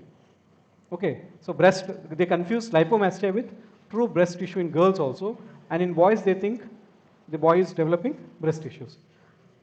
So how do we differentiate it? Use your index finger and thumb finger and palpate. First you palpate your abdomen. Most of us are obese, so there will be some fat in our abdomen, belly. Okay, you'll get to know that it's a very hard kind of a feeling. Okay, and then use the same index and thumb finger, palpate the so-called breast tissue. It could be breast or it could be fat. If you feel that there is a rope which has been coiled and kept in the breast tissue, then that is under the breast, that is true gynecomastia. Understood? Gland appears to be a rope which has been coiled. One hagga sulli sutti breast tissue kalagittan kanastadu. If you palpate the breast and fat.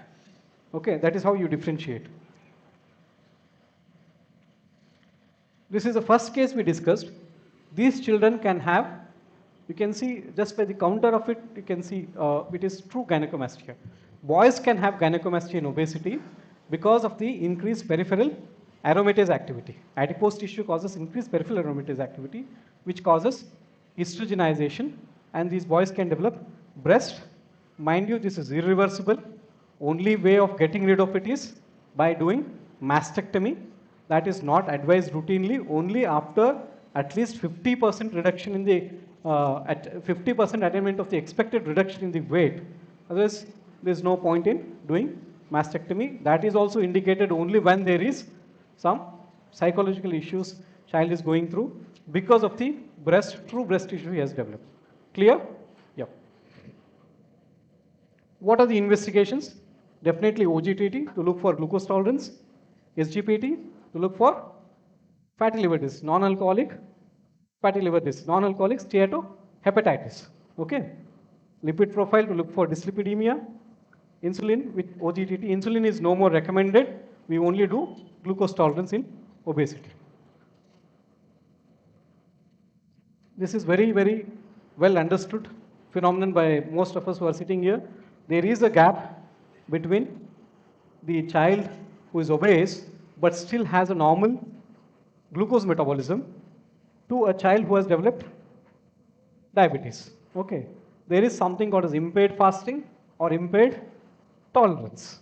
So this is a phase where we need to intervene, and we may be able to pull this child back to normal glucose tolerance and back to normal metabolism. What is worrying is this is a study which shows the fall in beta cells in children. The fall in beta cell in adult is 7% of beta cell function per year, but whereas the children lose 25% of their beta cells every year because of the inflammation which is happening secondary to obesity. So it's like children burn out faster than adults. So they are going to be more sooner insulinopenic in comparison to the adults. That's why the title, Pediatric and Adolescent Obesity Pandemic, is a ticking time bomb. And time is very less when it comes to pediatric and adolescent populations because of the rapid burnout which happens. Management. Obesity, apart from the 1 to 2% which is endogenous, rest of it is exogenous, which is more of lifestyle disease. That's why I keep on telling about these 4 pillars: diet, physical activity, education, and medications. So needless to talk about these things, the sizes of burgers, screen time, what they're eating, all those things. So what is a diet for a child who is obese? Is there anything called as obesity diet? No. A normal diet for any healthy child is just a diet which is prescribed for a obese child. Okay, this is the food pyramid we have been learning since our school days. Forget about MBBS. Balanced diet food pyramid now kalitidivilla school alli. So the same thing applies to any child who is obese. Okay. More importantly, the second point, first is diet, what the child is eating. Second, yes, 5 more minutes, I'll do it.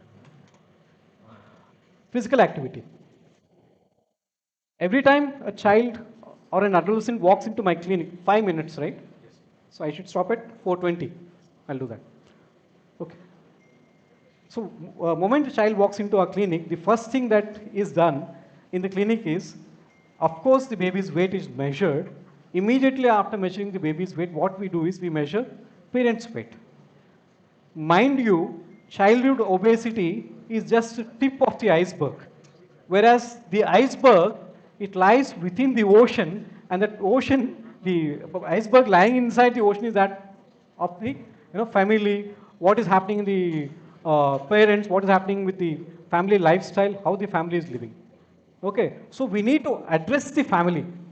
Okay, the counseling we start about obesity therapeutics is, we start counseling only parents.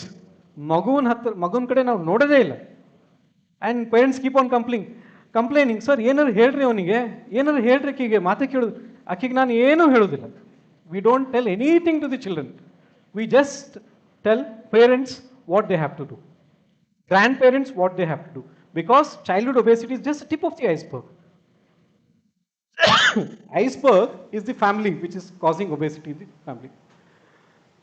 So, I mean, no wonder I could not get any Indian, these are all Google images, because have you ever seen in Vijayapura at least any family going for, workouts like this?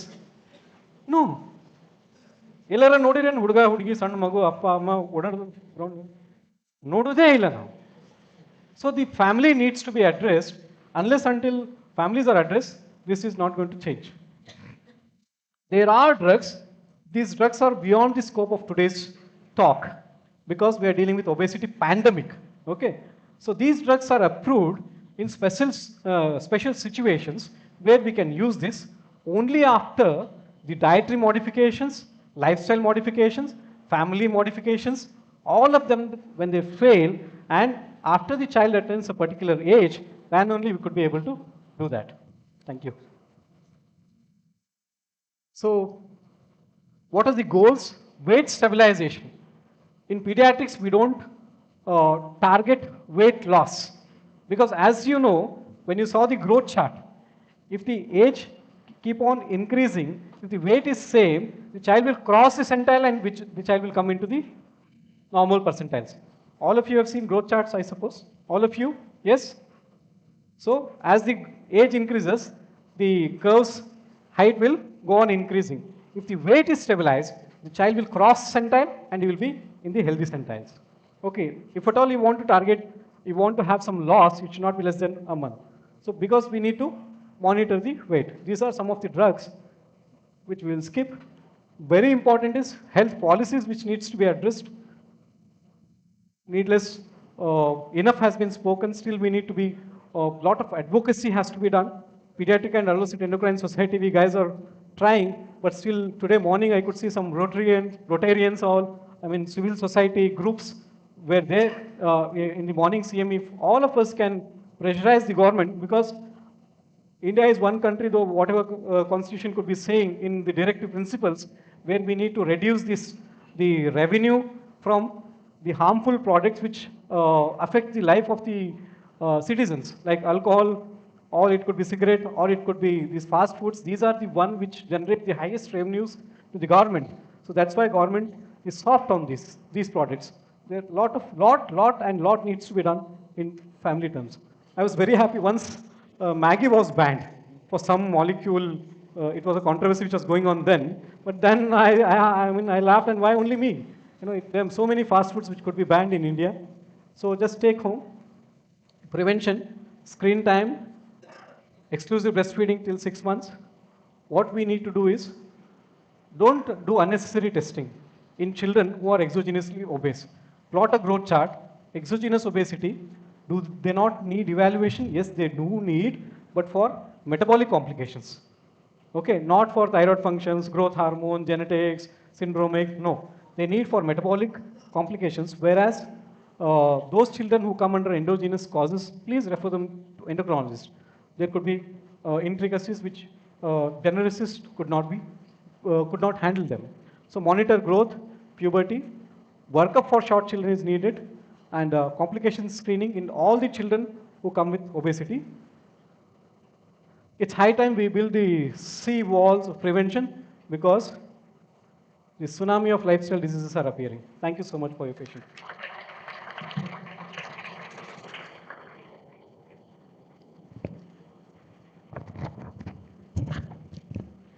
Thank you, sir.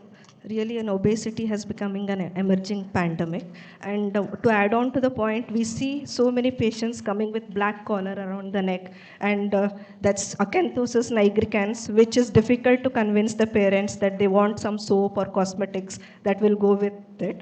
But it's an insulin resistance that need to be addressed. Thank you so much, sir.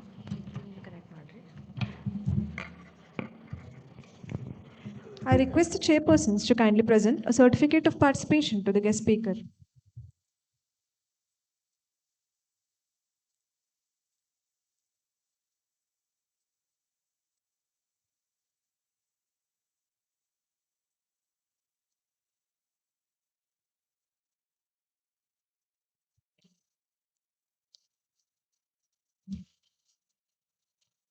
The chairpersons will now receive the certificates from Dr. S.M. Biradar, Professor, Department of General Medicine.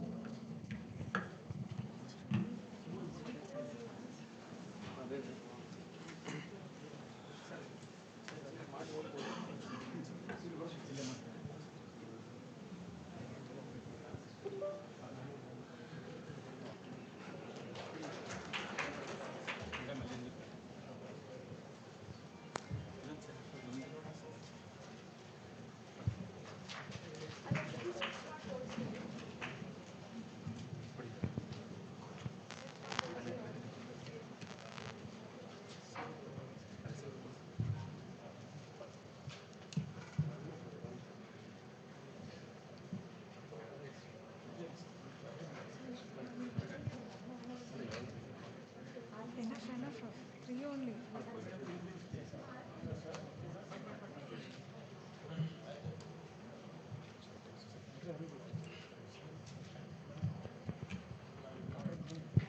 Thank you, sir. We would now like to invite our respected chairs, Dr. Shailaja Bidri, Head of Department of Obstetrics and Gynecology, Dr. Savitri Nirune, Professor, Department of Pathology, and Dr. M.M. Patil, Consultant Radiologist, to chair the next session.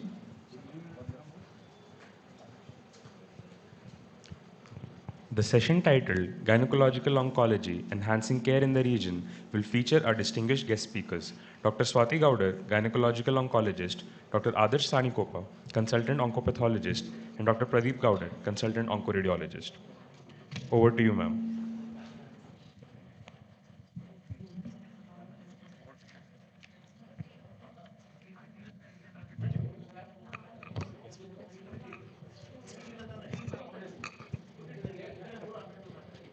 No, sir.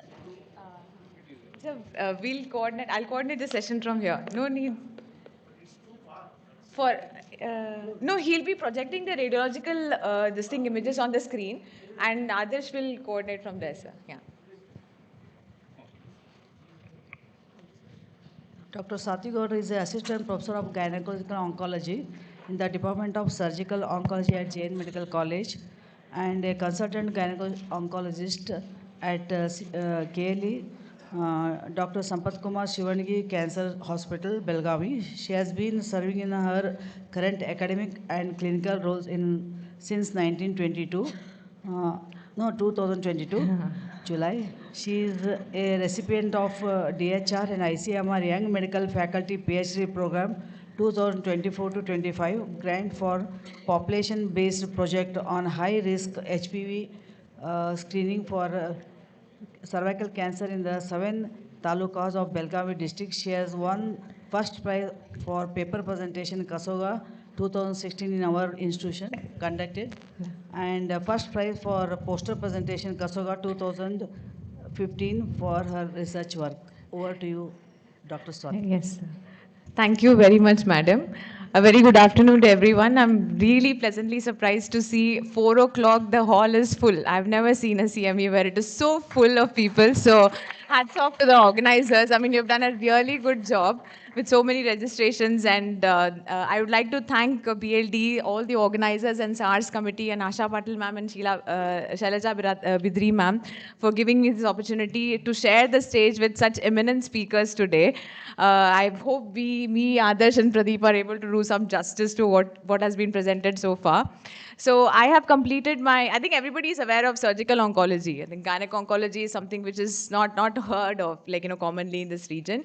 So MCH gynecological oncology is an upcoming subject, and I'm one of the second NEET SS batches for it in the country. So I've completed my MCH in gynecological oncology from Amrita Institute of Medical Sciences, Kochi, and immediately post-graduation, I've joined KLE Cancer Hospital as consultant gynec oncosurgeon. So I'm currently serving in Department of Surgical Oncology. So gynec oncology is focused not just on diagnostics and surgery, but also optimizing outcomes, focused on outcomes and the quality of life issues in gynecological oncology cases. So this is where I work. This is the KLE Cancer Hospital. Our president had come for the inauguration on January 3rd last year. So it's, this January, we celebrated our 1-year anniversary. This is Belgavi Department of OBGYN, Belgavi Institute of Medical Sciences. So Jain Medical College has a tie-up with the Belgavi Institute of Medical Sciences, where we provide OPD consultation services to BIMS across all specialties, super specialty departments, and oncology services as well. So we go there, see the OPD patients. If any patient requires intervention or anything, we get them back to KLE Cancer Hospital and treat them. What I would like to focus on is that North Karnataka and especially Belgavi is a resource-constrained region. So cancer, as such, is a bit expensive. Most of the patients that we get here are able to afford the treatment and everything because it is covered under scheme. So what I'm trying to highlight here is the in conjunction with Belgavi Institute of Medical Sciences, which is nothing but the district hospital of Belgavi. So what we're able to what we've been able to accomplish so far, despite all these limitations. So I would like to discuss a couple of common case scenarios that we come across in our day-to-day practice and how their outcomes can be optimized across, starting from basics like diagnosing in terms of clinical workup, that is radiology and pathology. They're the cornerstone of oncology. Without them, I can't do my work. I mean, 70 to 80% of my work is in pre-operative diagnosis, and then we go ahead with surgery. So, I'll be discussing a couple of cases for endometrium ovary. So the first case, I'll be starting with carcinoma endometrium. So this is something which we are commonly seeing now. Young reproductive aged women being diagnosed with carcinoma endometrium. So a 35-year-old, so bear in mind all of these cases, most of them I've got from BIMS, District Hospital. So a 35-year-old nulliparous case of secondary infertility with heavy menstrual bleeding for 3 months, 2 endometrial biopsies reported. Now again, this was reported as complex endometrial hyperplasia with atypia. Now others will comment on the terminology because this is not the correct terminology as of now. Then always, I would always ask all the clinicians to please do a radiological workup before you do any intervention like biopsy or DNC. Because once you do biopsy or DNC, it causes artifact distortion, especially when you're trying to read any myometrial invasion or any abnormality invading into the junctional zone. So especially if you're working up a case of postmenopausal bleeding or abnormal uterine bleeding, always do a radiological investigation, at least a screening ultrasound first. Don't go in for a high-end investigations like MRI, but look, at least get a baseline screening MRI ultrasound done, and then go in for any intervention on the endometrium, because that causes artifact distortion. So I'll ask Dr. Pradeep to highlight the radiological features in this case. So, thank you, Dr. Swati. This particular case was referred for MRI pelvis for valuation of endometrium and to rule out the endometrial carcinoma. So, basically, on evaluating endometrial study on MRI, we basically, as a part of checklist, look into the tumor size and how much is it invading the invasiveness of the tumor into the myometrium, whether is there an invasion or is it less than 50% or more than 50%? Is it involving the adjacent structures? Is it involving the urinary bladder wall, the rectum? Is there any lymph nodes? These are the few things we generally focus while reading a MRI image for endometrial valuation. So in this case, typically the helpful sequences for endometrial valuation would be the T2 weighted sequences, the STIR sequences, and another helpful is diffusion weighted imaging, and then the contrast imaging. So here is a image of T2 weighted study where it is showing showing hypointense as compared to the bladder intensity. So typically the endometrium appears less intense than usual when it is involved. So it is not so bright, but it is hypointense. And then we can see there is an invasion of the junctional zone, which is usually T2 hypointense. And then we can see that there is some extension into the myometrial tissue. So assessing the extent of myometrial invasion, an imaginary line can be drawn to the inner margin of the myometrium, and then a perpendicular line from there touching to the serosal level, which gives the thickness of the myometrium, and then the extent of the invasion. The ratio of that will give us the value, whether if it is more than 50% or it is less than 50%. So in this case, it seemed to be less than 50%. And further on diffusion, the lesion showed restriction, and where it is appearing typically bright on diffusion, and further on ADC correlation, the lesion appeared showed signal loss. So there was mild signal loss, giving the diagnosis probably it is a malignant lesion. Further on screening, there were no lymph nodes or any omental involvement. Thank you, Pradeep. So we did an office endometrial biopsy at our hospital, and the report was endometrioid adenocarcinoma grade 1. Because it is already a proven case of carcinoma endometrium, it is useful, especially in case of serous or type 2 cancers, what was earlier known as type 2 cancers, that we do CA-125 even for monitoring purposes, for prognostication. So CA-125 and LDH levels were normal. We always do a preoperative molecular prognosis or molecular classification on the preoperative endometrial biopsy. So we have the molecular classification for endometrial carcinoma, which is nothing but poly mutated, and MMR deficient, that is mismatch repair deficient, and then P53 abnormal. If it is none of these mutations are present in the tumor tissue, then we go ahead and label it as non-specific molecular profiles, that is nothing but NSMP. So the stepwise is in a cost-effective manner. First, we would like to do P53 by IHC. If P53 is wild type or if it is abnormal, then you classify it as P53 abnormal. If it is wild type, then we can go ahead and get poly mutation done, or you can do a MMR by IHC. So if that again is negative, so then you can go ahead and do a poly. So right now, cost-effectively, P53 first, followed by MMR, followed by poly, because poly has to be done by next generation sequencing. So KLE Cancer Hospital has a tie-up with MedGenome where we get this thing, all of these genes in one panel that is called as molecular prognostication for endometrial cancer panel. So we look at MLH1, MSH2, MSH6, PMS2 for mismatch repair efficiency, and poly for poly mutation and P53 abnormality. So now in this case, she's a 35-year-old nulliparous woman with secondary infertility. Her preoperative MRI showed less than 50% mymetal invasion. This case is a multiple classifier of poly and P53. In poly and P53, it is a multiple classifier. We'll always go ahead with poly. Now, why should we do molecular classification? So this is called as PROMIS classification. So PROMIS is nothing but proactive molecular risk classifier in carcinoma endometrium. So traditional histopathological criteria, as madam would agree, are incomplete surrogates to understand tumor biology or tumor behavior, because there are a lot of indolent tumors that have excellent outcomes, and you have aggressive tumors which have very low risk criteria as per standard histopathology, but it is not reflective of the tumor biology per se. So along with this, it is also can also be used for targeted or immune therapy. So MMR deficient can also be used where, so they have targeted therapy where you have immune checkpoint inhibitors. So specific to that mutation, we can deliver the chemotherapy drugs, and the response to them is much more favorable than traditional drugs which have already been employed earlier. So this goes in favor of precision medicine.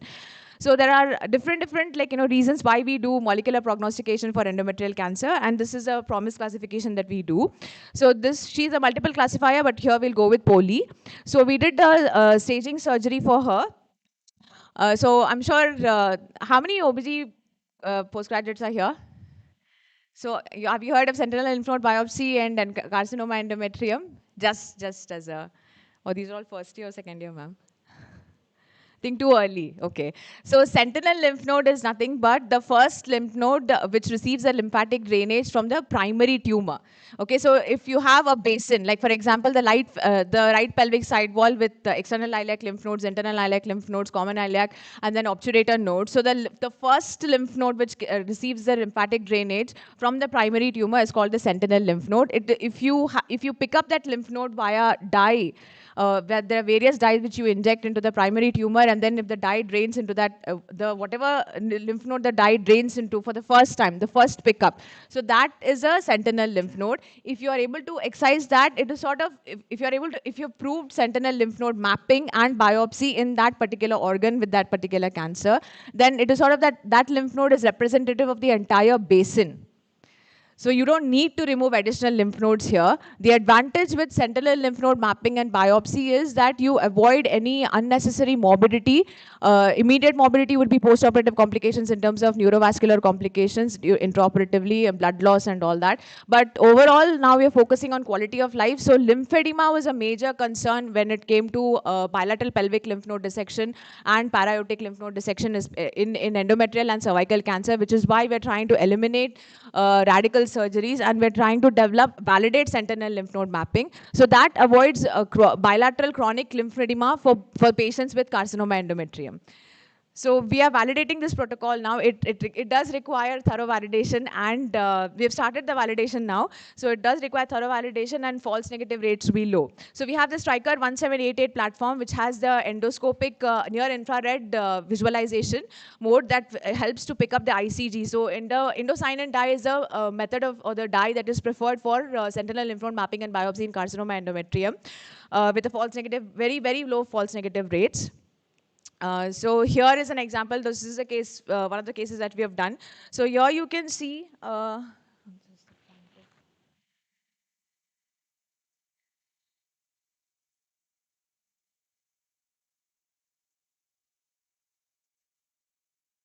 So this is the cervix here. We've injected the dye at 3 and 9 o'clock position in different concentrations. So there's a protocol. So we follow the Memorial Sloan Kettering Cancer Center protocol for algorithm for sentinel lymph node mapping and biopsy in endometrial cancer. So we've injected the dye into the cervix. So this is a primary tumor site. And then now you can see sort of a slight afferent going up to the lymph node here. So that is the first sentinel lymph node, which is nothing but the external iliac lymph node. This is the external iliac lymph node.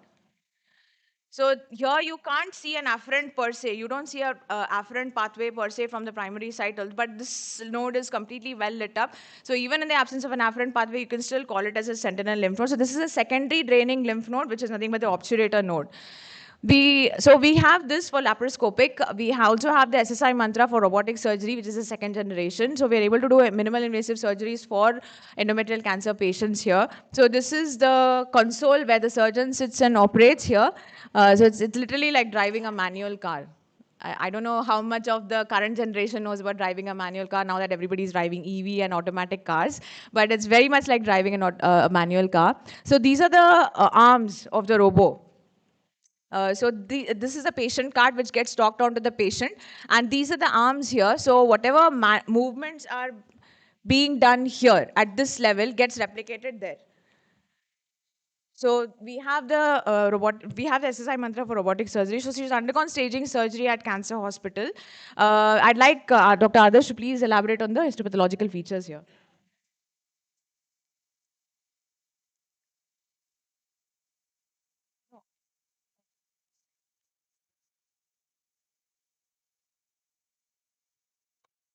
As you can see in this photomicrograph that this is the endometrial glands and this is the myometrium.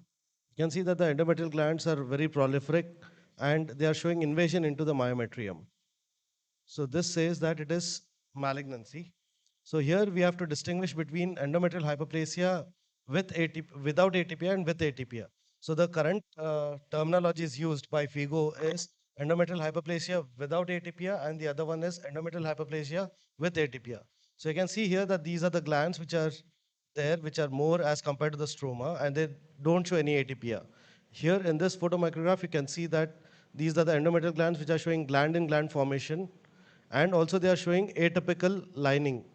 So this is endometrial hyperplasia with atypia. So this is our histopathology report. So that was the first case, a 35-year-old nulliparous reproductive age woman with carcinoma endometrium with myometrial invasion. So myometrial invasion again is a contraindication for medical management of endometrial cancer, and here definitely surgery would be advised in this case. So case B is again another common scenario of 52-year-old multiparous woman with endometrial biopsy done outside reporting endometrial hyperplasia with atypia. She went ahead and got a hysterectomy done outside. Final histopathology was endometrial adenocarcinoma. So slide and block review at a hospital confirmed the same. Here the problem is, this is I think one of the common scenarios that most of the gynecologists also come across here. In Belgaum we have come across this, where the patient undergoes surgery for say a Pippel's biopsy outside, and then the final histopathology comes as endometrial adenocarcinoma. So endometrial hyperplasia with atypia always harbors the risk of carrying concurrent endometrial carcinoma of around 5 to 10%. That risk is always there because carcinoma endometrium is notorious for intratumor heterogeneity. So you have to make sure that you either do a hysteroscopic guided endometrial biopsy where you have complete resection of the endometrium, or you have to do a thorough DNC so that you don't miss any foci. So if you end up doing an office endometrial biopsy or something, you might end up missing a foci somewhere else, because that is what happens in case of endometrial carcinoma, as madam would agree. So 5 to 10%, so atypical endometrial hyperplasia has 5 to 10% risk of carcinoma endometrium. So in this case, the lymph nodes were not addressed. So post-op, her CA125 and LDH was normal, baseline MRI was normal. One of the most common dilemmas again for a radiologist as well as a pathologist is differentiation between myometrial invasion and adenomyosis. So others? Yeah, so here you can see on the right hand side that these are the neoplastic endometrial glands, and there is infiltration over here. You can see this one gland which is infiltrated into the myometrium. So there is infiltration of these endometrial glands into the myometrium. The left photomicrograph shows there is these well-formed glands, okay, and there is stroma also. So as you can see, because of the stroma and the glands, this is more of adenomyosis as compared to the invasion by the tumor. So as per the guidelines as of today, adenomyosis cannot be considered as malignancy or invasion in cases of endometrial malignancies. So this has to be reported separately because a lot of studies are still going on to address whether there is any genetic abnormality seen over here in the adenomyotic patch, or whether it is an true extension of the tumor itself. So for as of now, you have to report adenomyosis in endometrial carcinoma case if you find any. I'd like Pradeep to please talk about some of the features and adenomyosis and malignant invasion. So this was a case which was she was undergoing IVF treatment and during the treatment she had hyperplasia and then multiple DNC she underwent, and further she also underwent the histopath study where some TPS cells were reported, and further MRI was asked for to characterize whether it is having any malignant features or it is just hyperplasia. So again, evaluating T288 sequences, here the image shows widening of this anterior myometrium, and as you see, there is irregularity in the junctional zone.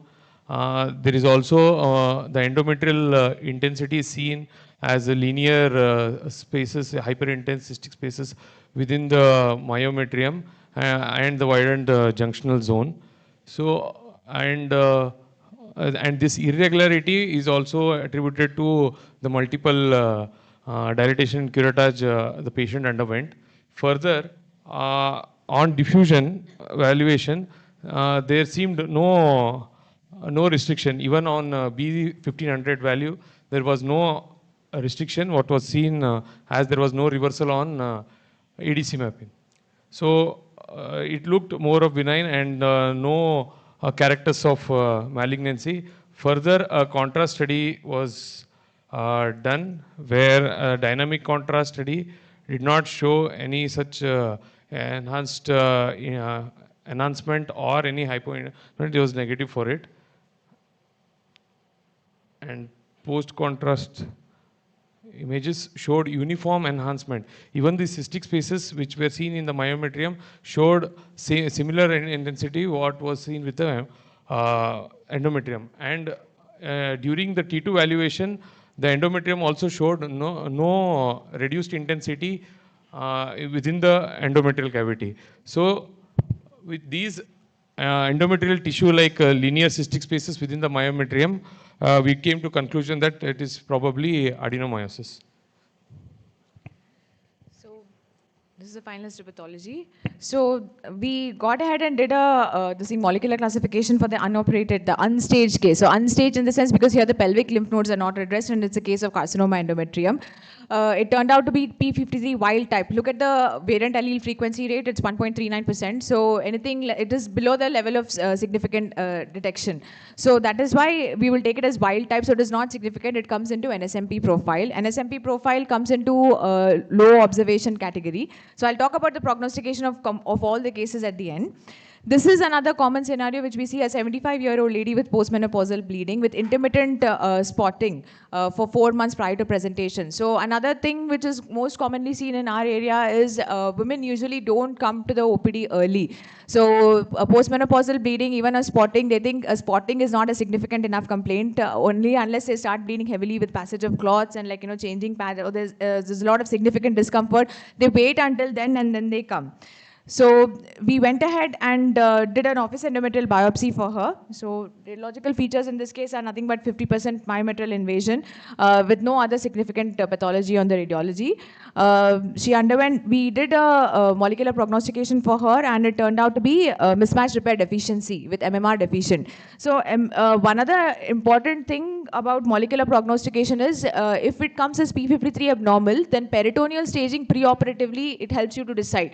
Peritoneal staging is nothing but infracolic omentectomy, peritoneal biopsies from bilateral paracolic gutters, bilateral hypochondrium, fluid, and pelvic, you have to seriously consider the pelvic lymph node and para-aortic lymphadenectomy in these cases, because these tumors behave aggressively. That is nothing but serous, clear cell and P53 abnormal tumors. So they end up needing adjuvant chemoradiation even after surgery. So staging surgery has to be complete first and then followed by chemoradiation.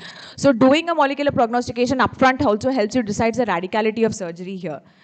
So she underwent staging surgery, and these are the histopathological. I asked others, yeah. So these are the photomicrographs of the case in discussion. So you can see that these are the, again, neoplastic glands of the endometrium, and there's infiltration of the endometrium into the myometrium. And here you can see that there are few areas which are solid areas. We will show it to you. And you can look at this, this photomicrograph as a comparison for giving grade 1 and grade 2. So in grade 1, you're seeing a lot of well-formed glands. So the FIGO classification says that if the gland formation, the solid formation is less than 5%, then it is grade 1. If the solid tumor is seen in the range of 6 to 75%, it is grade 2. And if you see more than 75% solid tumor, then it is grade 3. So here you can see that in this photomicrograph, these are the few areas which are showing the solid component of the tumor. And in this slide, they were amounting to around 6 to 8%. So we had classified it as grade 2 endometrioid adenocarcinoma. So this was the final histopathology. So case D is 56-year-old again with postmenopausal bleeding, 2 episodes with minimal spotting. So she underwent DNC at OBGYN at BIMS again, endometrioid adenocarcinoma. Sliding block review at our hospital confirmed the same. We got and did a molecular prognostication. It turned out to be T53, again wild type. Post-staging surgery, histopathological features. Yeah, this is a photomicrograph where you can see the entire endometrium and the myometrium. So you can see that the endometrial tumor has infiltrated more than half of the myometrial thickness. So the myometrium actually starts from over here approximately, but here you can see that the tumor has infiltrated more than half of the entire myometrial thickness. So this is T1B, where the endometrial tumor has infiltrated more than 50% of the myometrial thickness. Here you can see that this is again the tumor invasion which is seen. Okay, and there are solid areas over here. So that is why it was classified as grade 2. This is another photomicrograph where you can see that the solid component is approximately around 10% of this field. So because of that, we have called it as grade 2.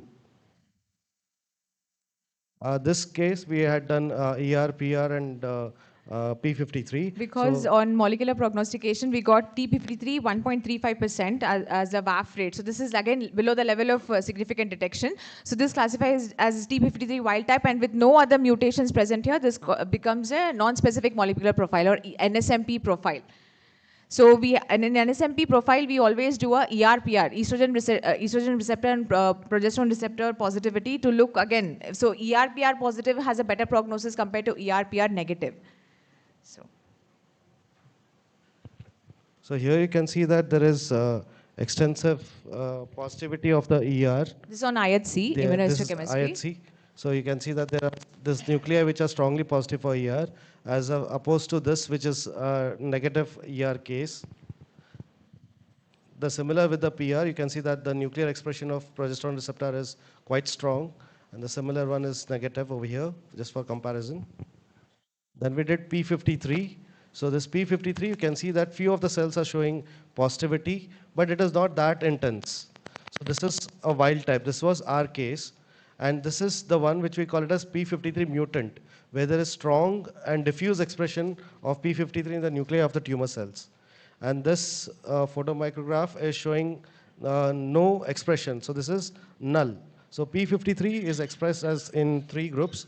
That is null, wild type, and mutant type.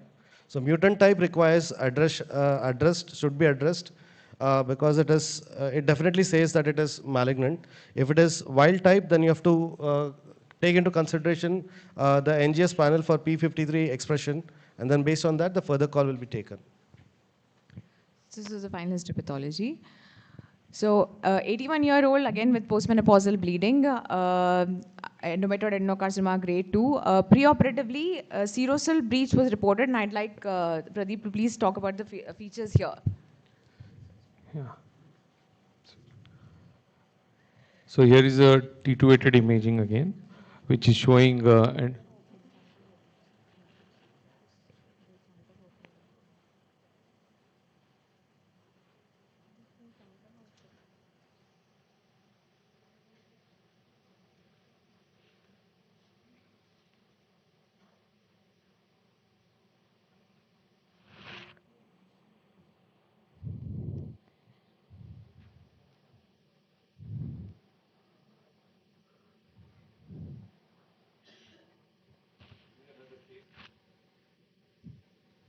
which T2-weighted imaging is also showing extensive widening of the endometrial cavity, and there was further thinning of the endometrium in the fundal portion anteriorly, where there was suspicious breach around this region, where even the small bowel loop is seen adherent to it.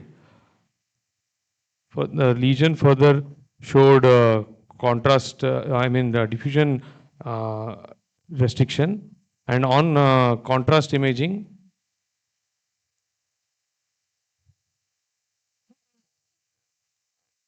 the breach was seen here where the adherence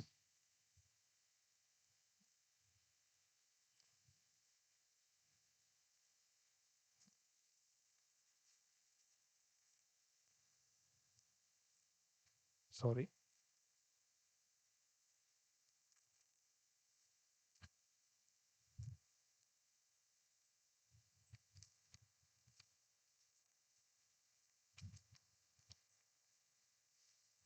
So we did the, till Pradeep's images load up, so we did the molecular prognostication in this case, and it turned out to be NSMP, that is non-specific molecular profile, and it was ER-PR negative.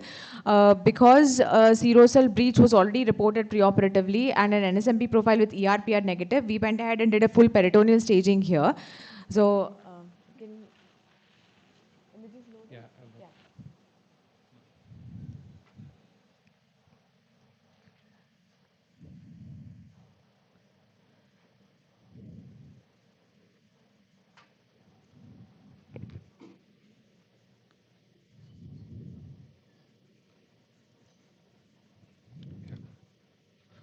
Coming to the on contrast, the invasion was confirmed where the enhancing lesion is seen to extend beyond the serosal region and seem to be involving the adjacent bowel loop, which is adherent to the uterus. And there are also seen few iliac lymph nodes, suspicious lymph nodes. And on abdominal screening, there was no peritoneal involvement. yeah. Over to you, sir. Thank you. So, Adarsh, would you like to comment on the histopathology here? Yeah, so as you can see that this photomicrograph shows the tumor cells, and you can see there's no myometrium as you could see in the previous cases. So the tumor has completely infiltrated the entire myometrium and has come over here. This is the serosal lining of the endometrium. So in the higher power view, sorry. So in the higher power view, you can see that this is the serosal layer of the uterus, and the tumor is infiltrating completely into the serosa of the uterus. So in this, we will also look in for lymphovascular invasion. So you can see this lymphovascular space invasion. These are the tumor cells which are seen in the lymphatic channels as well as in the vessels. So, and here also you can see there are around 2 vessels over here, but here you can see close to around 4 or 5 vessels which are showing tumor emboli. So this suggests that there is lymphovascular space invasion. This has to be commented upon, and you have to comment whether there is extensive, focal or no. So focal is when you see less than 5 lymphovascular spaces invaded by tumor in a slide. And if you see more than 5 vascular spaces being invaded by the tumor in a single slide, then it is called as extensive. And if you don't see any, then it is called as no lymphovascular space invasion. And this case had extensive lymphovascular space invasion in this. So also this case had got nodal metastasis. So you can see that this is a photomicrograph showing the lymph node of the case, which is showing reactive lymph nodes over here. And then you can see these tumor cells which have infiltrated the node. So in comparison, this is the normal lymph node structure which shows this germinal centers and follicle. Further, the same section in continuation had got tumor extending into the extranodal fat. So this we call it as extranodal extension of the tumor into the adjacent fat. This was a final HPR. And also this deposit also was sent to us for the final histopathology. But however, there was only just granulation tissue. There was no tumor deposit seen in this case. So this is another case scenario which we come across, that despite adequate preoperative counseling, that surgery is not the treatment, is not the only treatment for your current condition. Most of the patients harbor the delusion that if you operate and you remove the disease, then they don't have to take any further treatment, and that is the complete treatment that is required. So that is one of the most common misconceptions here. But we have repeatedly always do this. This is the first step that we do, that we, like, when we counsel the patients for surgery, first we always advise them that if after the surgery, once the final histopathology report is obtained, you have to go ahead and complete. If your adjuvant chemoradiation is required or adjuvant radiation treatment is required, until you finish that course, your treatment is not complete. So even if you have undergone surgery, if you don't take the chemoradiation, you're probably going to have a recurrence here again. So this is a 65-year-old lady with postmenopausal spotting. Again, became embarrassing. She came for us for consultation. She was also unwilling for any preoperative biopsy and wanted to go for surgery directly. So this case, we went ahead and did a frozen and proceed. So we have frozen facilities available there. So we did a staging laparotomy. We did, after on the frozen section, it was confirmed to be as endometrioid adenocarcinoma grade 3. So we went ahead and did grade 3 with extensive areas of necrosis. So extensive areas of necrosis, there's always a high suspicion of a P53 abnormality here. So we went ahead and did a complete peritoneal staging in this case as well. So others? As you can see here in this photomicrograph, you can see just sheets of tumor cells and in the myometrium. And in the next photomicrograph, this is a higher magnification where you're seeing this sheets of tumor cells. As compared to the first case which we had, which was grade 1, you're not seeing any tubule formation. So that is why it was graded as FIGO grade 3. And you can see here all this pink structure is the extensive necrosis, and just around the vessels, you can see the tumor cells are still viable. And this case was showing focal LVSI. You can see these two vessels which are showing tumor emboli. So this was showing focal LVSI. And the tumor was infiltrating more than 50% of the myometrium. So this was a final histopathology report. So in this case, on the final histopathology specimen, we got the NGS done, but NGS should ideally be done on the preoperative, your endometrial curettage or the DNC material. So this definitely again showed TP53 mutation on NGS. This is a 72-year-old lady again with postmenopausal bleeding, which is the most common complaint. DNC HPR reported as serous carcinoma. So this will obviously be reflective in their TP53 levels. So TP53 is common in serous carcinoma. So you can see the variant allele frequency rate is 33.49%, which is quite high. We went ahead. So here in serous carcinoma, again, you have to do peritoneal staging of infracolic omentectomy, peritoneal staging, and biopsy. These are the histopathological features. Yeah, this is serous. Yeah. So here you can see that this is the endometrial lining, and the tumor is arising from here. And you can see that there are these papillae which are there, and these papillae are showing pleomorphic cells which are showing hobnailing. And here you can see that there is lymphovascular space invasion over here.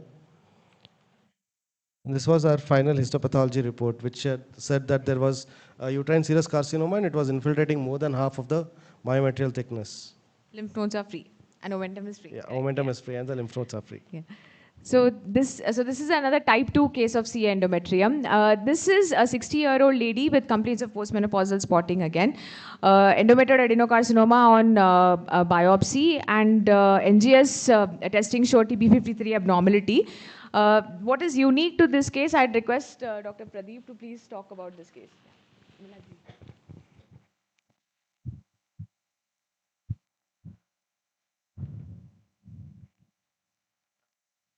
This was a case effort for MRI. Here, T2 stir sagittal image shows two foci of involvement where the lesion is hyperintense on T2 stir, involved in the lower segment and involved in the upper segment.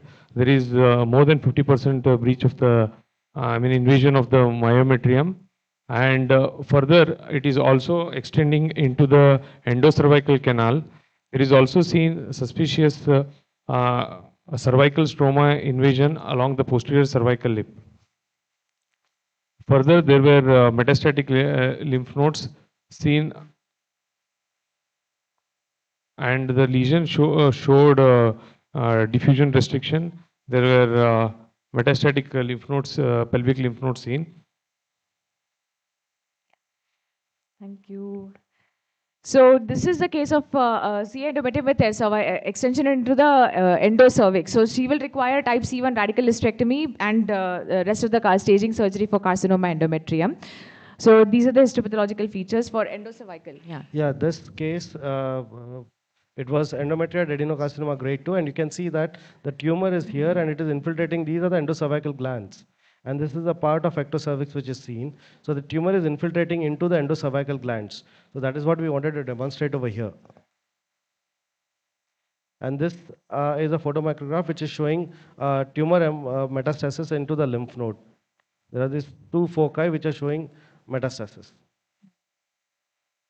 This was the final HPR. So we have the current FIGO 2020-23 staging for carcinoma endometrium. It is a surgical-pathological staging. And we have the ESCO, ESTO, ESP guidelines for management of endometrial cancer, which is updated in 2025. Molecular, I've already reasoned out as to why molecular classification is important for this case. So these are the different risk groups. So here you can see the prognostication risk-based criteria on earlier criteria what we had, and these are the current criteria what we have. So there is definitely, for example, in case C, earlier it would have been just high intermediate, and then now it has jumped up to high on account of P53 abnormality, and here she will require adjuvant chemoradiation rather than just adjuvant radiation. So similarly, even in the last case with endocervical extension, even though she would have been earlier classified as high intermediate as per the earlier risk criteria in 2016, but now because of P53 abnormality, she jumps up, or there's escalation of treatment to adjuvant chemoradiation plus BBT. So there's escalation of treatment in order to address the tumor biology directly, so which we are able to know on account of the molecular, on account of the testing that we have done. So in the earlier case, if you look at this, the 35-year-old nulliparous woman. So here, if it is multiple classifier, in the sense there's poly and TP53 mutation. So if we had just done a P53 IHC and it had come positive, then she would have gone into high risk criteria. But now that we have poly, we can definitely go ahead and say, based on evidence, that poly has a much better prognosis, and always it is a genomic driver, and P53 mutation here will be secondary. So we'll consider poly, and poly always has very excellent prognosis, so we'll just keep her on observation. She will not require any adjuvant chemoradiation. That's why molecular prognostication is very important in endometrial carcinoma. So we have fantastic radiation oncology team, and a medical oncologist, Dr. Rohan Bisse, and Dr. Sapna is a radiation oncologist. We have TrueBeam, which is a high versatility LINAC, and Halcyon Elite as well. So adjuvant radiation in postoperative patients we deliver through VMAT technique, that is volumetry modulated arc therapy. So here you can see the green part. So this is, we are covering the pelvic basin, which normally contains the pelvic lymph node, so we can cover the LVSI and any lymph node metastasis or anything here. The yellow part, what we see is the vault region, which is a target region which is being delivered here, along with the pelvic basin. So because of VMAT therapy, we are able to deliver almost precision dose to the target areas of the pelvic basin and the vault region by sparing the vital organs like bladder, rectum, and the femoral heads. So this is these are the things which we have here. It is irrespective of whether the patient is under scheme or whether the patient is self-paying. So the same treatment planning and treatment and the facilities is being given to a scheme patient or a self-paying patient here. So this is the case of carcinoma endometrium. Next, we have the most common complex scenario, which is a 30-year or reproductive age woman who's coming up with us with a complex ovarian mass, a solid cystic ovarian mass. So this is a common scenario which we come across in our day-to-day practice, and this has important fertility implications for a young woman who's planning for fertility and just 5-10 minutes, who's planning to conceive, and like she has a solid cystic ovarian mass. So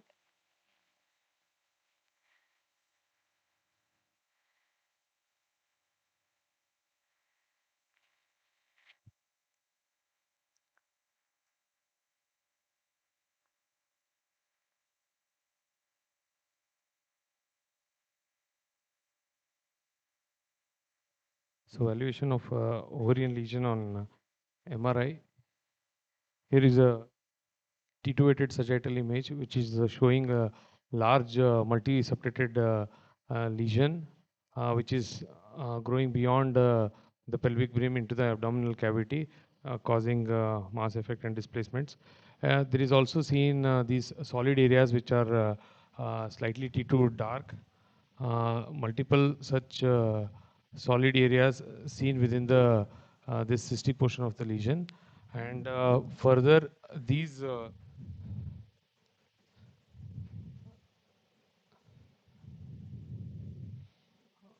further on diffusion weighted imaging, the solid portions showed mild restriction.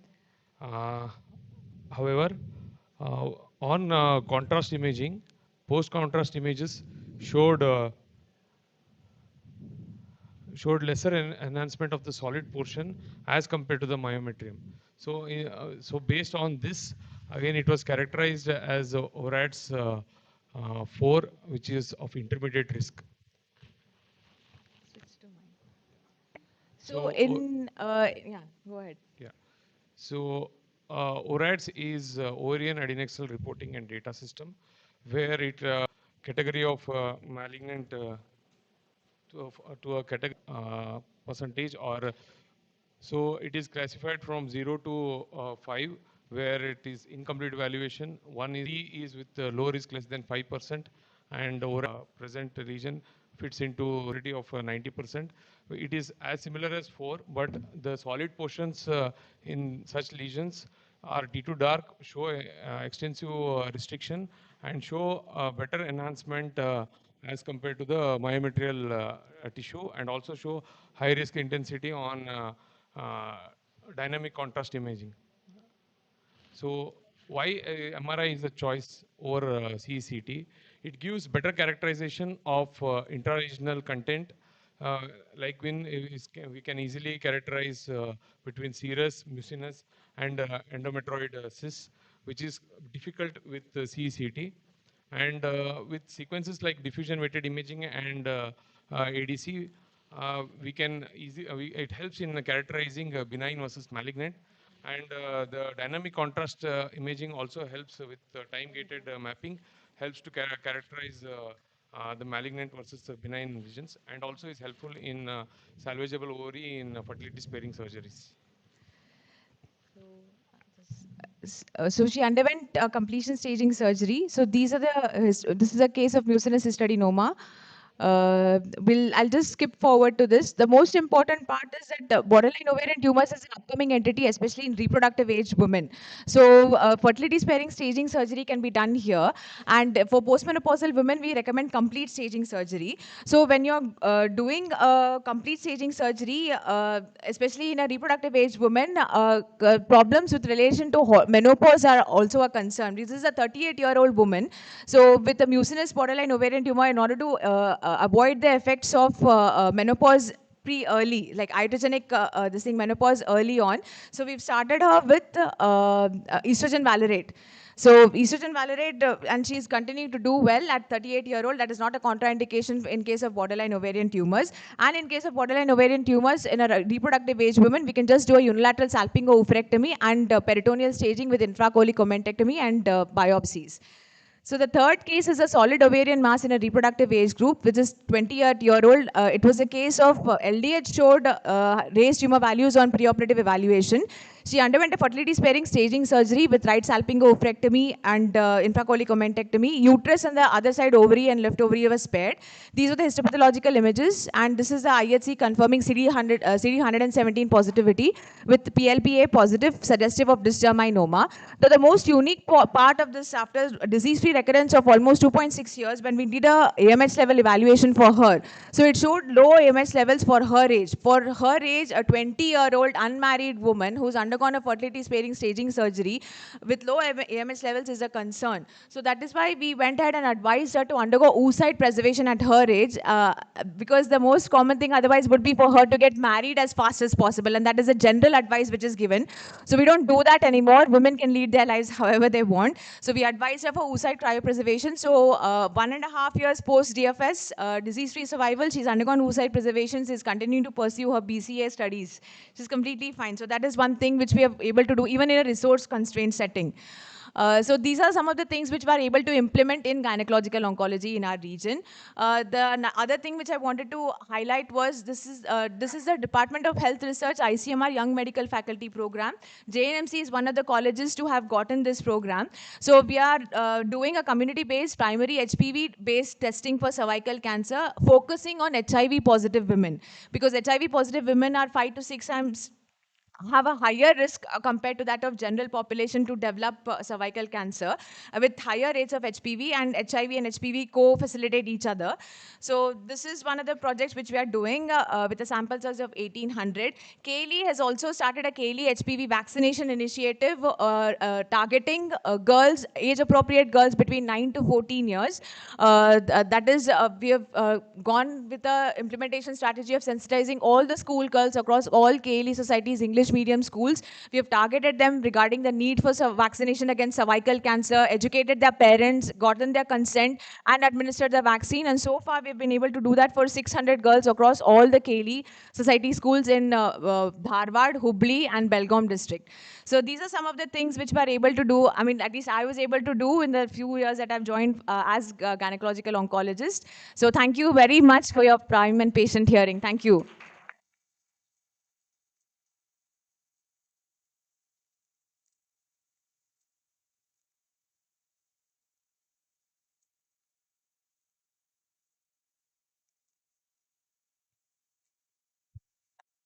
Thank you, Swati.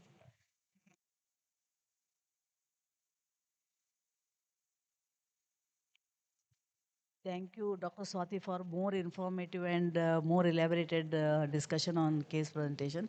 But I would like to ask one question. Basic gynecologists who are handling with the postmenopausal patients. Yes, ma'am. Whether a basic to get it done MRI before going for a diagnostic DNC. Ma'am, that's what. Because we want to treat further also here as a first stage. Ma'am, a woman comes to you for postmenopausal bleeding, get a screening ultrasound done just to know if there's any actual gross lesion which is present in this in the endometrium. If you see a polypoidal lesion or a thickened endometrium or suspicious features on the TVS itself or the ultrasound itself, then you can go ahead and get a MRI done. But we usually follow that protocol there, where postmenopausal women, high risk, we get a MRI done, ma'am, there. No, we want to know when to refer to oncologist. Get a preoperative MRI. You can go ahead and do a DNC, ma'am. Once the DNC shows either endometrial hyperplasia with atypia, because here we'll have to do a sentinel lymph node biopsy here. I mean, there's a role of sentinel lymph node biopsy even in endometrial hyperplasia with atypia. So for endometrial hyperplasia with atypia and endometrial carcinoma onwards, you can refer it to a gynec-oncologist or surgical oncologist. Hysterectomy, total hysterectomy. Sorry, ma'am? Hysterectomy. Whether we can do or you have to refer. Ma'am, that's what there is a role for. There is a role for sentinel lymph node. We always, as a gynec-oncologist, back then even in Amrita, so the gynecologists were doing the DNC. If it was atypical endometrial hyperplasia, they were doing a baseline P53. If that was, again, because there's a role for P53 positivity even in atypical endometrial hyperplasia. So atypical endometrial hyperplasia was generally referred to us. So we used to do a sentinel there also. Whether to go with the hysteroscopy? Hysteroscopy and guided endometrial biopsy, yes, is the first choice, ma'am. If it is not available, then DNC also is good enough. A thorough DNC of all the 4 walls, procedure-wise, is also good enough. Because in resource-limited settings like BIMS, for example, Belgavi Institute of Medical Sciences, they don't have a hysteroscopy set. So they make sure that they get adequate, thorough curettage material through DNC itself. Thank you.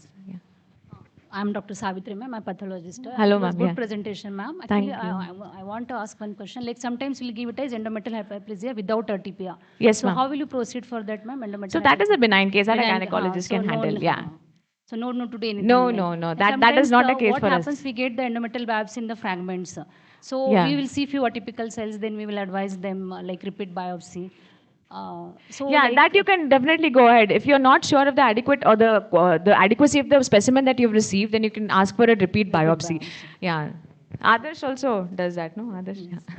So far, because we've been trained in some of the procedures, like Pippel's endometrial biopsy, not everybody is confident. Not everybody knows how to like do the procedure. So if a beginner or like somebody who's not experienced starts doing that, there's very high chances that you're not curating the entirety of the uterus there. So you're likely to miss a foci somewhere in the endometrium. that's So, what yeah. we are concerned about. Like many times we'll see atypical cells, but we'll not be able to tell whether like frank malignancy, like borderline cases. So, I think so that others time, can address that. Yeah. No, ma'am, there's nothing to worry. The thing is that we pathologists shouldn't be scared to ask for a repeat biopsy because based on this reporting only, the entire line of treatment of the or the management of the patient is being decided. So we all are here for with only one motive to address the patient in a more adequate manner. So proper interaction with the clinician and asking them the radiological findings, discussing it with the radiologist, whether what the radiologist feels about it. And then coming to a conclusive diagnosis makes more sense rather than just all of us working independently. No, We we are working doing as a that, team will definitely help the patient in a much better way. So in our center, I don't hesitate to talk to the clinician and tell them or ask them for a repeat biopsy. So we are also doing like that. yes, also. ma'am. We'll That is discuss the it. best practice which we are following, and that I think should be followed globally. Thank you, sir. Endometrial hyperplasia, ma'am, normal endometrial hyperplasia is a gynecologist. So half my job at BIMS is screening cases. If it is ORADS 3 on MRI evaluation of any ovarian masses, or if it is endometrial hyperplasia without atypia, all those cases will directly go to the gynecologist. Unless and until there's, so out of 70 cases that I screen there, I will only get around 5 cases. Rest, everything goes to the gynecology department because it's benign. And many times, ma'am, secretory endometrium, like thickness will be increased even in secretory endometrium. Yeah. So, like they will say, no, it is like endometrial thickness is increased. That time, so it's, what is your takes around that? Like secretory endometrium thickness will be increased, and we'll say, no, there is no malignancy. So, how you deal with the such cases, sir? No, you have to talk to the Postmenopausal, clinician. Yeah, you have to talk to the clinician. You have to take a thorough history, and sometimes what happens is the patient comes to the referral center, but they would have visited other local gynecologists and they would have taken pills also. So that is another scenario which we have to discuss with the clinician whether there was pill endometrium, because even in pill endometrium, the endometrium is thickened and they may give history of passage of clots. So the clinical suspicion of malignancy will be high, but histopathologically will be not seeing any evidence of malignancy. So this again we have to discuss with the clinician, discuss with them, ask the history, and discuss with the radiologist or the gynecologist if they have done a TVS or a TAS, and then finalize the report, ma'am. Yes, thanks. Thank you, ma'am. Now I request the chairpersons to kindly present a certificate of participation to the guest speakers. First, we have to introduce, no? I will introduce Dr. Pradeep Gaudar. I am Dr. M. Patil, senior radiologist. Dr. Pradeep S. Gaudar is a consultant radiologist with over 10 years of experience, and currently he serves as associate professor in the Department of Radio Diagnosis at KLE, Dr. Prabhakar Kore Hospital, Belagavi. His areas of interest include oncological, thoracic, fetal, imaging, and non-vascular interventions with multiple publications in the national and international journals. I thank Dr. Pradeep S. Gaudar for enlightening us the ovarian carcinoma and also endometrial carcinoma, different MRI features. It was a nice. So it's my privilege to introduce Dr. Adarsh Sanib, sir. He is an experienced oncopathologist and associate professor at JNMC KLE. He has completed his UICC fellowship from Tata Memorial Hospital, Mumbai, and fellowship in oncopathology from Kidwai Hospital. He has set up many ISC laboratories, flow cytometry and frozen section. And he has presented many oral papers in the international and national CMEs, and actively involved in the validation of fish, ISC, and cytology and flow cytometry. So it was a wonderful interaction, sir. Thank you. Now I request the chairpersons to kindly present certificate of participation to the guest speakers.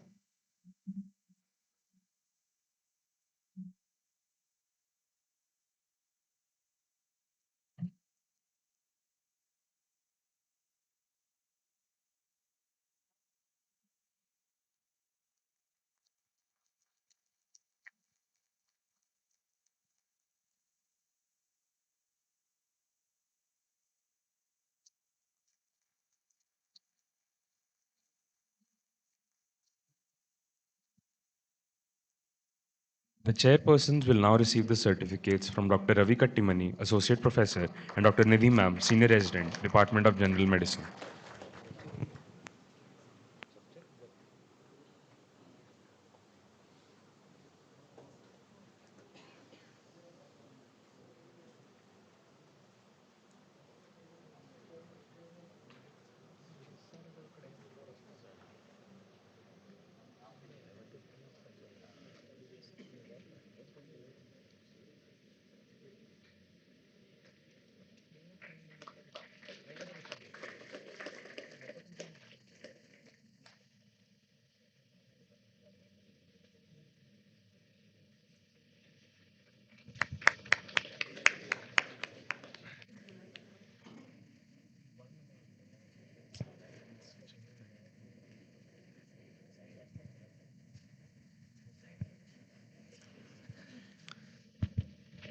I thank the organizing team and Asha Patil madam for giving us this wonderful opportunity.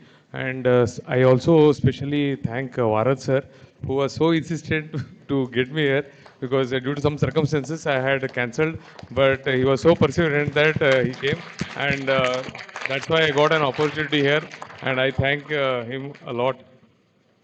Thank you one and all.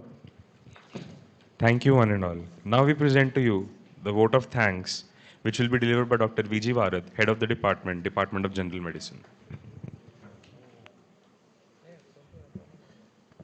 Everybody, good evening to everybody. It is my immense pleasure to propose the vote of thanks on the occasion of Dr. C.R. Bidri National Level CME.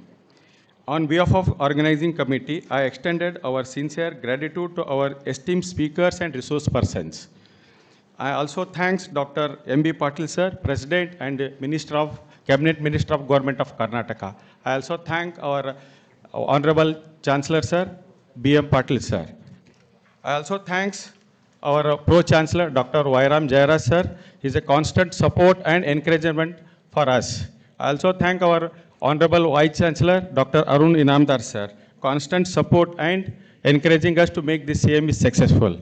I also special thanks to Dr. R.C. Bidri sir, Professor and Asha M. Patil madam and Rajendra Ravi Bidri and Vijay Bidri and C.R. Bidri family member for setting up footstep for such a successful national CME program.